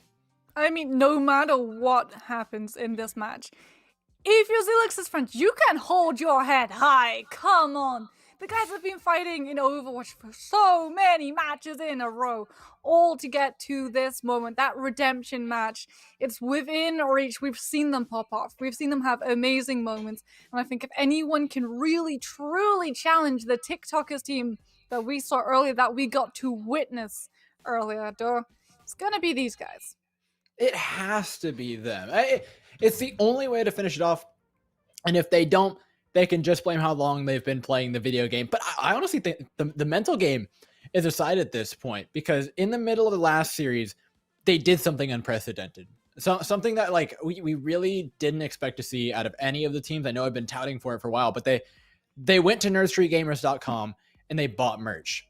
And you know, when you're down maps like that, when you need a way to come back, I think that's a real difference maker. This is the kind of stuff that puts you guys over the edge in the competition. So if you want to get your hands on it, nerdstreetgamers.com/merch. Be sure to check it out. Do you know what? I'm just going to start walking around with, you know, a little printed paper of small print so that I can immediately read after all of your advertisements. Nerd Street Merch does not actually improve your performance, guys. Please do not come, Sudor, and say that you Have you seen my a top SR? 500 Have you seen my position. SR since I bought that Nerd Street hoodie? I've seen your Reinhardt play. Yes. Yeah. Top Okay. 500 in padding and a healing stats. But they're not here to watch us play Overwatch or bicker about how well we play Overwatch, though. Everyone at home is tuning in to see who exactly is going to be walking away from this iteration of the Nerd Street Overwatch tournament, the winner. And it's all going to come down to this next match. Yeah, and it is a best of 5, so to clarify the rules, everything else has been best of 3. Zulexes are not out of the woods yet. They've got to win a best of 5, even more maps of Overwatch, but since they came from the winner's bracket, and I feel like rightfully so, they kind of earned it. TikTokers, they do get a map advantage, and there will be one more map thrown into our pool. If I'm not mistaken, it's Rialto. Correct me if I'm wrong, but we're playing Ivana first anyway, so it doesn't matter. I'll look stupid later. You were just waiting for that silent little voice. I thought you were gonna back me up here. I thought I was gonna lay it up for the alley oop, and you were like, "Yeah, it's Rialto." I'm leaving you for this one. You know, you're either gonna be right and we'll sing the songs of praise, or you'll be wrong and I'll forever laugh at you as I clip the moment and watch your expression. You guys see what I have to deal with, right? Yeah, do you know what? If I search- don't have good internet, you steal my Ana. You give me 3 seconds to lock it in, and then you immediately yank it away. So yes, this is exactly what you're going to have to deal with. And then I proceed to be the worst Ana in the lobby. That aside, It's true. I'd heal him on Zen. It is embarrassing to say the least. Our non-marital issues aside, we're here now. TikTokers, they set a good precedent though. I have to go back in our minds to when they played up against Catboy Esports earlier on into the day. It wasn't pretty. It wasn't like a close match between them. That match that we saw between Zulex's friends and Catboy Esports was close. This one, however, is very much already underway. Okay, TikTokers for the spawn hold. Mammer, or wait, no, it just has. What the hell is going on here? So he's coming back on the wrecking ball because Reinhardt died in the spawn camp, I'm presuming. Zulex is looking for their way out. They're not running sci-fi on the Echo, weirdly enough, and Roy's still on the Ash. So the way they've broken out of all the prior spawn holes is not being used, but they've done it regardless. We're here now? Oh, okay. Well, we jumped straight in. The cart's moving forward. That was abrupt, but I'm here for it, Lux. 2 minutes and 30 seconds on the clock as well, so Zulexes have been able to break pretty brutal stronghold pretty quickly. Lander's actually going to be going on to try and keep Sci-Fi, who is now on that crucial roll, in check with the CC, with Field Rush, with Ringside and ADM, so you really need to worry about both the fight hit with ultimate, and that means pressure to TikTokers and their backline. As the Zoomers all laugh in the chat, are you saying TikTokers? I warned you earlier, Mox. We got to be hip and with it as casters. I watch TikTok. That aside, this fight is ridiculous right now. It's already really fucked up from Train Cloud, taking apart his counterpart in Electra just before his own Revenge Flux came up. There's a pretty big advantage here for Zulex, but they have to wait for those tank health bars to get back up. I mean, Electra will have that second one. It's still holding on to the Transcendent. That is the one thing that is currently separating the segments when it comes to Impact and Ultimate. The concept have to bear in mind when they want to put that one out. Oh, there's a Gravitic Flux, but like we said, that Gravitic Flux got delayed. It gave the Zenyatta PG1 time to build up the Transcendence, which now has been a huge advantage for his friends. They get to turn that Gravitic Flux into a kill of their own, forcing Meat Cleaver back. Like a horror movie. He's running away from this hamster in a wrecking ball, somehow sentient. It's terrifying, to say the least. Zulex, though, in their tirade, is equally as much so through point A. And honestly, I feel like point B is like a guarantee for them at this point. It's how much time do Zulexes lose on point C that's always the question. I don't know. TikTokers are going to be coming into this fight with a lot more ultimates than will be available to Zulexes, and a lot closer as well. They've already got 2 built up in the form of the Hammer Mines and the Rally, but very hot on the heels of that form and the Transcendent, which can all be used for sustainable aggression to keep Zulexes in check and immediately yank away the high ground and Rally from the fight to the right. Well, the high ground comes from Anthony. Oh, PG1, dude! Oh my god, why do you play Diva when you got aim like that? Well, there you go. Are you happy? Play the plan you want to see you get to clean shots like that, and that is actually useful. Sometimes they're like, you know, hold up the high ground. It doesn't matter if I still coming in. I was not pressure coming out from the trace out with the pulse bomb to Village's rampage.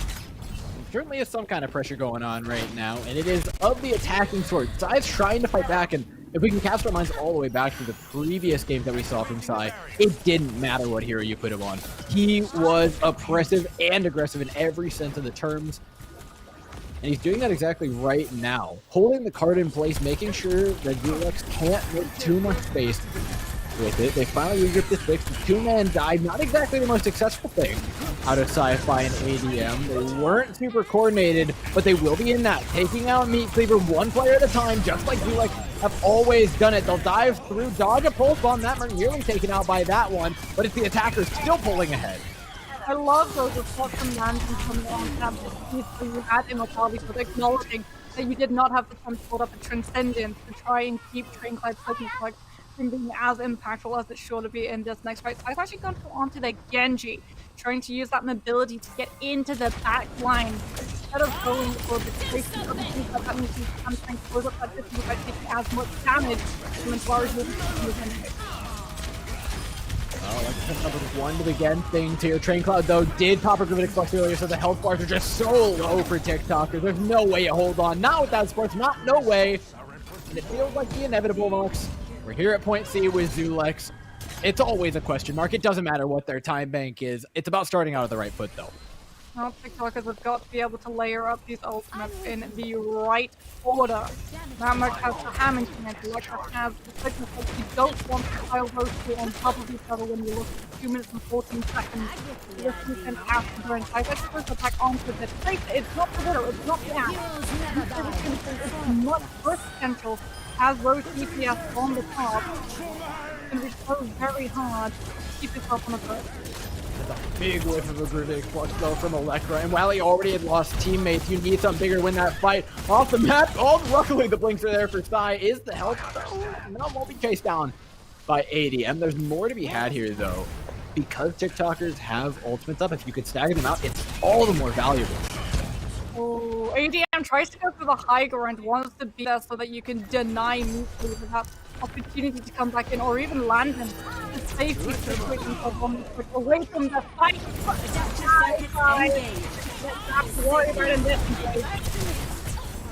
Oh, worry about him all you want, but you actually have to deal with him before anything bad happens. And boy, backing up, Gravitic Flux, that feels a little bit petty. Should find the kill. No, they healed her there just in time from Vega. And actually, TikTokers are the ones bleeding out now. They started out the fight fantastically, and they'll trade one more back on the ADM here. With having such a strong spawn advantage, though, they're okay with this. I mean, that's a little bit of a question mark. London actually somehow walked off the map. As Zilixus will keep pushing this payload. Slowly but surely, TikTokers though do have to fire and they're waiting. They're rallying their forces, waiting for the forces to come on first. Everyone will have to transcend. They have all of the time in the world to play with, but the Christmas like is so close to Train Cloud. That's what Zilixus is going to be relying on.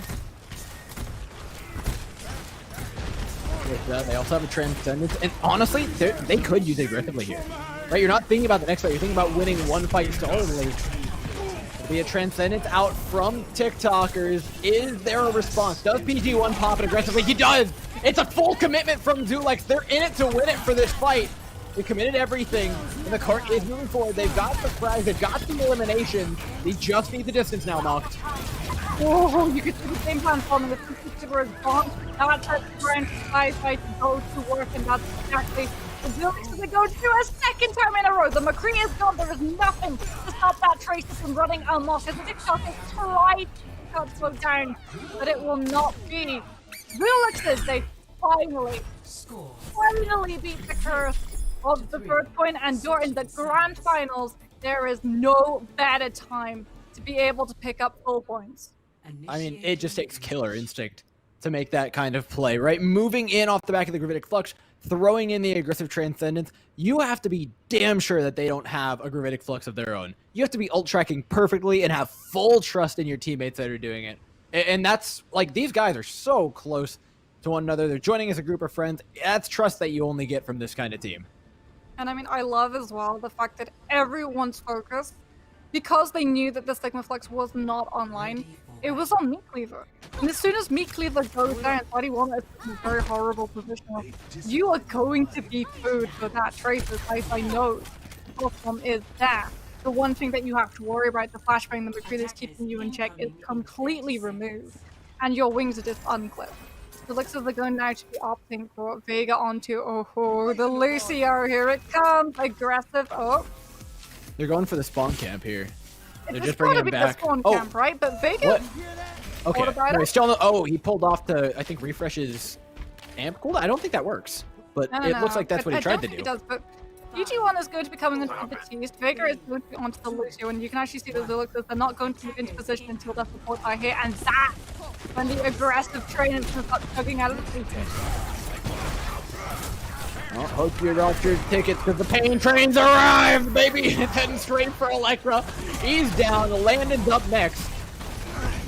Immortality uses as well, throwing it in before the Reinhardt EDM moves into position so you know he's going to be alive. Just need to hold it to the signal with the hammer, and that's reflected in the ult charge. 50% for the first shadow. Well, they didn't come here not to lose, Mox. They came here to fight. And you know what? They've got him backed up in a corner. They missed the door back to spawn. We're nearing almost a minute off the clock just for this fight. We haven't seen the kill back yet. This is not Zulex and this spawn hold on its last leg.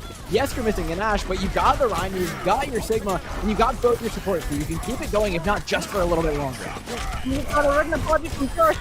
This is another fight. I think even 97% of the bots does get taken out by the guard, but TikTokers, they've done that job. They're out of the spawn stranglehold. Zilixes are going to be swapping their forces around accordingly. ADM is going to be running on to the Hammond. Again, you can see the game plan for this team. Delayed for the team. Burn away the time bank so that TikTokers do not have the time to successfully push that payload all the way to the end of this match. Remember, like, all the way is a long way. With time off the clock, even just a minute or two here is huge for them. One more fight on point A would be so good to their odds of actually taking this one away. Neat is going to open it up onto Vega, though. That is their engagement tool taken entirely away from them. Zulex now working with less healing and less opportunities to go in. It's a lot of pull spawn from Psy. Not much to be found on the other side. Those TikTokers have stabilized. They've got most of the way through A, and then once they take out this Sigma, it should be smooth sailing for the rest of them. Vega is backable, unfortunately, goes down just because of returning. Does have the find her, but it will be from the respawn rumors. Now we've actually going to go in the top again. You can see the killing tactics. It doesn't matter if you lose the fight, you just want to pile ultimate after ultimate. Try to stop the being able to move forward. Even sound barrier just on top of the loss. Yeah, it's not nearly enough to actually do it for Zulex's friends. Now you're just, I mean, I don't want to use the word feeding ult charge, but you are certainly giving ult charge away that you do not want to be. You can try and win this fight all you want. Even if you win it, you're still not in a great position. You've committed so much to something that, in the grand scheme of things, hasn't actually affected TikTokers' push. I mean, it has affected that timeline. TikTokers did have to take the fight and the payload stopped accordingly. The Zuluxes were indeed contesting it, but now you have put yourself into a position where you don't have time to trying to put yourself through this next one. This is instrument. You need to be able to win a fight on point, to take advantage of the high ground, to use the high ground, the space that the defense should be able to hold aggressively against the attacking side. Well, aggressive is certainly a term in their vocabulary. Stai's going for another one. Immediately gets his head taken off his shoulders. Another one, even for Andari. For as much as we could talk about the Tracer, the Ashe is still fairly strong. And pocketed up by a Mercy, it feels inevitable that there are going to be frags going down. TikTokers want to move forward, but there's absolutely no chance when you're down two players like this. Alessa's waiting for this to push. The Lobbies are doing a very good job of playing split apart so the team does not want to use it. People are only going to catch one, perhaps two at best players in squads, but red of it is just making sure that this close was happening. Yeah, you just gotta just straight alone. Easy pickings as you get ripped off 50% of health off. Deduct this and hit the ground, and focus with that to clean up the rest. You know, I appreciate that Electra used the Gravitic Flux to dodge the accretion, but I'm sorry, you don't get as many style points as Training Cloud did earlier. He did it first. That's just the rules. Either way, you got back to point for it. Not for much longer, though. ADM and Sci-Fi both down here. Looking for War's value. There's no way. You get the res off here, but even with Transcendence, you lack in damage to actually try and fire back. Zulex is bleeding out. Once these tanks are down, that'll be it. Point C has been unlocked for TikTokers. Now it's about the time bank when you beat them. That's the mentality, right? That was why you burned a Transcendence, a whole Zen ultimate, to let the Mercy get the res up. It was all about deducting the time bank. 3 minutes and 18 seconds is more than enough. Oh my God. To work with and stop TikTokers, especially because Meat Cleaver is down, Sci-Fi is on the Widowmaker, and that means the Ashes would have to get one but two. Yeah, the double hits again. And we've seen it used here before. And Wari popped off. Sci-Fi popped off. Both of them have had multiple opportunities to do this, specifically on Junkertown. But the field has been leveled by Matt Murr specifically. This is the wrecking ball that in the series up against Catboy Esports rained havoc on Junkertown. Now we're on those same open sight lines, and TikTokers are using it to the same effect. And then start to hit amplification with it as well, because there's so many ultimates available to them. Vega will have that ability to be a little bit more of a slippery target as Matt Merck comes in, trying to deny the high ground, looking for any knockdown from Zilix and DPS. Chucks them right into his team. They can absolutely devour them whole, but Sci-Fi has been able to move safely out of the corner room and takes that move clean of that while the bomb comes through. You can find a pick, but it's only worth so much. And there's ultimates on the other side, Mox. There's 5 up for TikToker. Even the 4 that remain in this 5v6 fight would be bad. But TikToker's actually holding their push right now for the perfect moment. This might be it. They're up a man. They've got all the ultimates they could ever want to make this push happen. They need to press the go button now. He cleavers in. He's going to find the first. And Warriors goes down. Star player here for Zulex. His friend's no longer as much of a threat. Zenyatta's the next one in their sight. The Reds pulled off sneakily just behind Electra. But it's not for long. Sai's got the next one. More ultimates control. They've got the full form still. They've got the Trent. They've got the Ant Matrix. And by God, Mox, they're getting to the end of this map. I just took a full form on Dreamland, hitting toes. They were completely cancelled out the flood of Zilix and desperately trying to swap on to the Saggers. Anything they can do to stop that top to win in the end. Well, try is one thing, do is another. 1 minute bonus it's looking like on this clock. They just have to take care of a wrecking ball. These guys can take care of a wrecking ball. I trust they can take care of a wrecking ball, Mox. It's grand final. They are in their spot here. TikTokers better the time bank that Zulex's friend said. And all of a sudden, this game is feeling a lot less good than it was before for them. Zilix did definitely feel like they leaned really heavily on the mentality that it doesn't matter the time bank that the attacking side comes in with on point C. If you can confirm 1 kill before the fight properly starts, you can still burn that time down to 0. And they paid dearly because we saw ultimate after ultimate after ultimate invested to find value literally seconds once it was put in, but when you compare it to the long run and you look at the difference, the impact that it had, it was barely a ripple in an absolute ocean.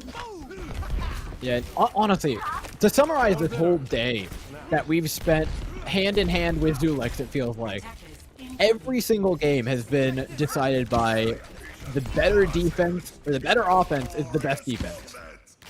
And so far, it's been Zulex. This is the first time I think we've ever seen him be beat like this. This is an unfamiliar territory, even for them. And this spawn hold could take away that entire time bank. It's all going to be how they can play around May. Size walls can be absolutely instrumental. If they aren't able to safely provide some form of attention, the TikTok is to turn to when that May wall comes down, they're looking for going to be staying in that corner for a very long time. Now Sci-Fi again not running on the Echo. It's how we've seen him break this spawn hold every time, except for in this match specifically. And he's done it. He's taken down Electro. One of the tanks now out of the way. TikTokers will bleed out. That is a guarantee from this point on. It's about how much time can they actually get for it. play. Zulexes admit that they won't be able to win the fight through stuff, and what they do is put themselves in pockets. It's that same mentality when you put in a Tracer or a power. Two sides to a fight that the spawn holding defense has to try and turn around and deal with. Because the Luxes actually split themselves, that completely limits I's impact on the mate. Because who do you want to separate? The Luxes have done that voluntarily. That's how they're positioned. About making the most of this push. You only had 1 minute. And honestly, 2 minutes just feels like such a larger time bank on a point like this. This from TikTok is just beautiful. They're running the Ryan. They're going to drop directly on top of him. Train Class in the backline though. He creates his big splash damage from everywhere. Just Stigma catches him from behind. He'll keep Zulex rolling through point A. Oh my goodness. I feel like they needed to do it. They had a minute, less than a minute to work with. TikTok has 2 minutes and 5 seconds. They needed to pick themselves up that first point. And TikTok, as you can see, they want to try and contest this. ADM is going to be on the high ground to make sure that Meat Cleaver does not get a shooting gallery with this McCree to build up to that Deadeye to zone Zelix's off to prevent that payload from hitting that first checkpoint that they desperately need to pick up though. What? Oh no! Oh no, there's no reason for that. Oh no. Score Did they get knocked off by a wrecking ball? 2-3. I want to give them benefit of the doubt. I think I saw Matt Murph back there. Either way. I'm pretty not a fun sure way to they got go. knocked off by the wrecking ball. Match. God, the timer's just so quick. And now with 2 minutes, I mean, that is so much more on this map specifically because you have a guaranteed minute taken off your time bank, busy dealing with whatever spawn camp the enemy team throws at you. Zulex, their only option is to make the spawn camp count. They did such a good job of being able to dance around that spawn camp too. Now they have to use that to their advantage. And we know that TikTokers are going to be trying to dance around it themselves, right? That's why Sai is already on the echo. Hammer onto Hammond so you can get out of spawn a different door. Try and provide something for the Elixir to turn around and deal with. And that's why Andwari is on to the McCree. No matter what comes out in the form of the DPS, whether it's a Pharah, whether it's an Echo, that McCree is going to be there to instantly try and shut her down. I mean, you can try all you want, but actually shutting it down is a whole other thing. Sai is going to take the sci-fi approach at getting out of spawn and try and do this one flying. I mean, there's so much weight on this team, though. Every single time, Zulix have bled out some player somewhere. Last time, I believe it was sci-fi. We've seen ADM go down first. We've seen the May fail for them. Where does the scene break, and how long can they possibly last? Out the side's going to go down first. You have to think about it, right? How many seconds can you take off the clock? One kill, it's going to be another 10 seconds spent in spawn, waiting for that one to come back up. You've got at least that much time. Now with the cart slowly progressing here, they've got to start dealing with these players one by one. Another one on the Meat Cleaver. That's going to be another few seconds. They have to deal with this wrecking ball, sending sci-fi back to do it. Goes extremely low in the midst of all that. Now you're 5 versus 5 up in the spawn. You've dealt with the wrecking ball appropriately. Where does the next kill come from? Your Reinhardt's in a bit of trouble. It's going to be Sai and Swinny Walnut going down, but you trade him for PG1, which you're not too happy about, Mon. Meg is still alive though, so the disengage if Zulixes do find themselves with their back against the wall and come in nice and cleanly. If you want to come back in, so push that amplification, maybe stop having fun and you put all of the things and stuff you need. Zulixes still pushing TikTokers back into the front. PG1 should be back here in about a second or two, but no, his tank's already down. Zulix is fully committed to this to just find frag and try and delay what feels like the inevitable right now. A full respawn is going to take a long time to get back on this cart, though. They've still got to fight. They've still got to fight, and now they just can't afford to lose anyone before it properly starts. And that's exactly what TikTokers are going to be looking for. Meat Cleaver, Matt Merksai, all of these players are out to win this fight. One kill is all they need to take Havana. Oh, one kill might not be what they find on the other side of this one. TikTokers are back in looking for more. Meat Cleaver owns his high ground, throwing a bomb down on the Reinhardt. ADM not long for life. Train Cloud the next one on their side. They've got a Deadeye to try and make it work. He's dropped down to no HP and is completely fruitless in his attempt. Big frags coming out from the TikToker side to take away map 1 and put themselves up the match point. Yeah, Zulixes, unfortunately, they were able to get themselves out of the spawn hold. They were able to keep TikTokers at bay for a couple of fights, but Dora, unfortunately, TikTokers, they just had access to so much time. 2 minutes and above of the Havana attack. They had all of the time in the absolute world to play with, to build up to ultimate, to worm their way onto that payload. Matt Merck, the name, again and again, we've said it today. The guy stands out, whether it's on the Roadhog, whether it's on the Hammond, everything his team could want, it all starts with how that guy kicks off a fight. The Wrecking Ball, I mean, it's been insane in every single regard you could have possibly asked for. Yeah, like you said, he plays the Roadhog. If we end up going to Junkertown, it's very likely that he ends up breaking that one out. It's a big difference maker for them. But honestly, like you mentioned the time bank before, that was the big difference maker here, right? You spend 1 minute at least getting out of your spawn. If they got spawn held like that with 1 minute on their clock, they wouldn't have stood a chance. And I also want to hand some props out to Zulex for managing to do what they did on their attacking side. They broke out a spawn, and that play from Train Cloud up on the high ground, catching everybody with the AoE damage was beautiful. That's something you shouldn't be able to do with that amount of time on the clock. But they managed to pull it off. Unfortunately, the distance just wasn't enough. Yeah, tiny little things like that. And we can see, Zuluk says they can recover, right? Absolutely, they can recover moving forward in this series. It's going to take a very long road. But we've seen, even though they are playing back to back to back to back Overwatch, they still have the mentality, they still have the fortitude, they're still able to come up absolutely huge in the kill feed when it is required. Now they just need to be able to consistently carry that on through. Yeah, and I don't know how well they're going to do if they're lasting just into, one map, then they go into overtime, and they've really struggled in these overtimes, if nothing less. I want to see them win an overtime and really confirm it against these hard teams, because I mean, we saw them do it earlier, I believe. No, they lost the Junkertown overtime, didn't they? So overtime has really been the bane of them so far. Yeah.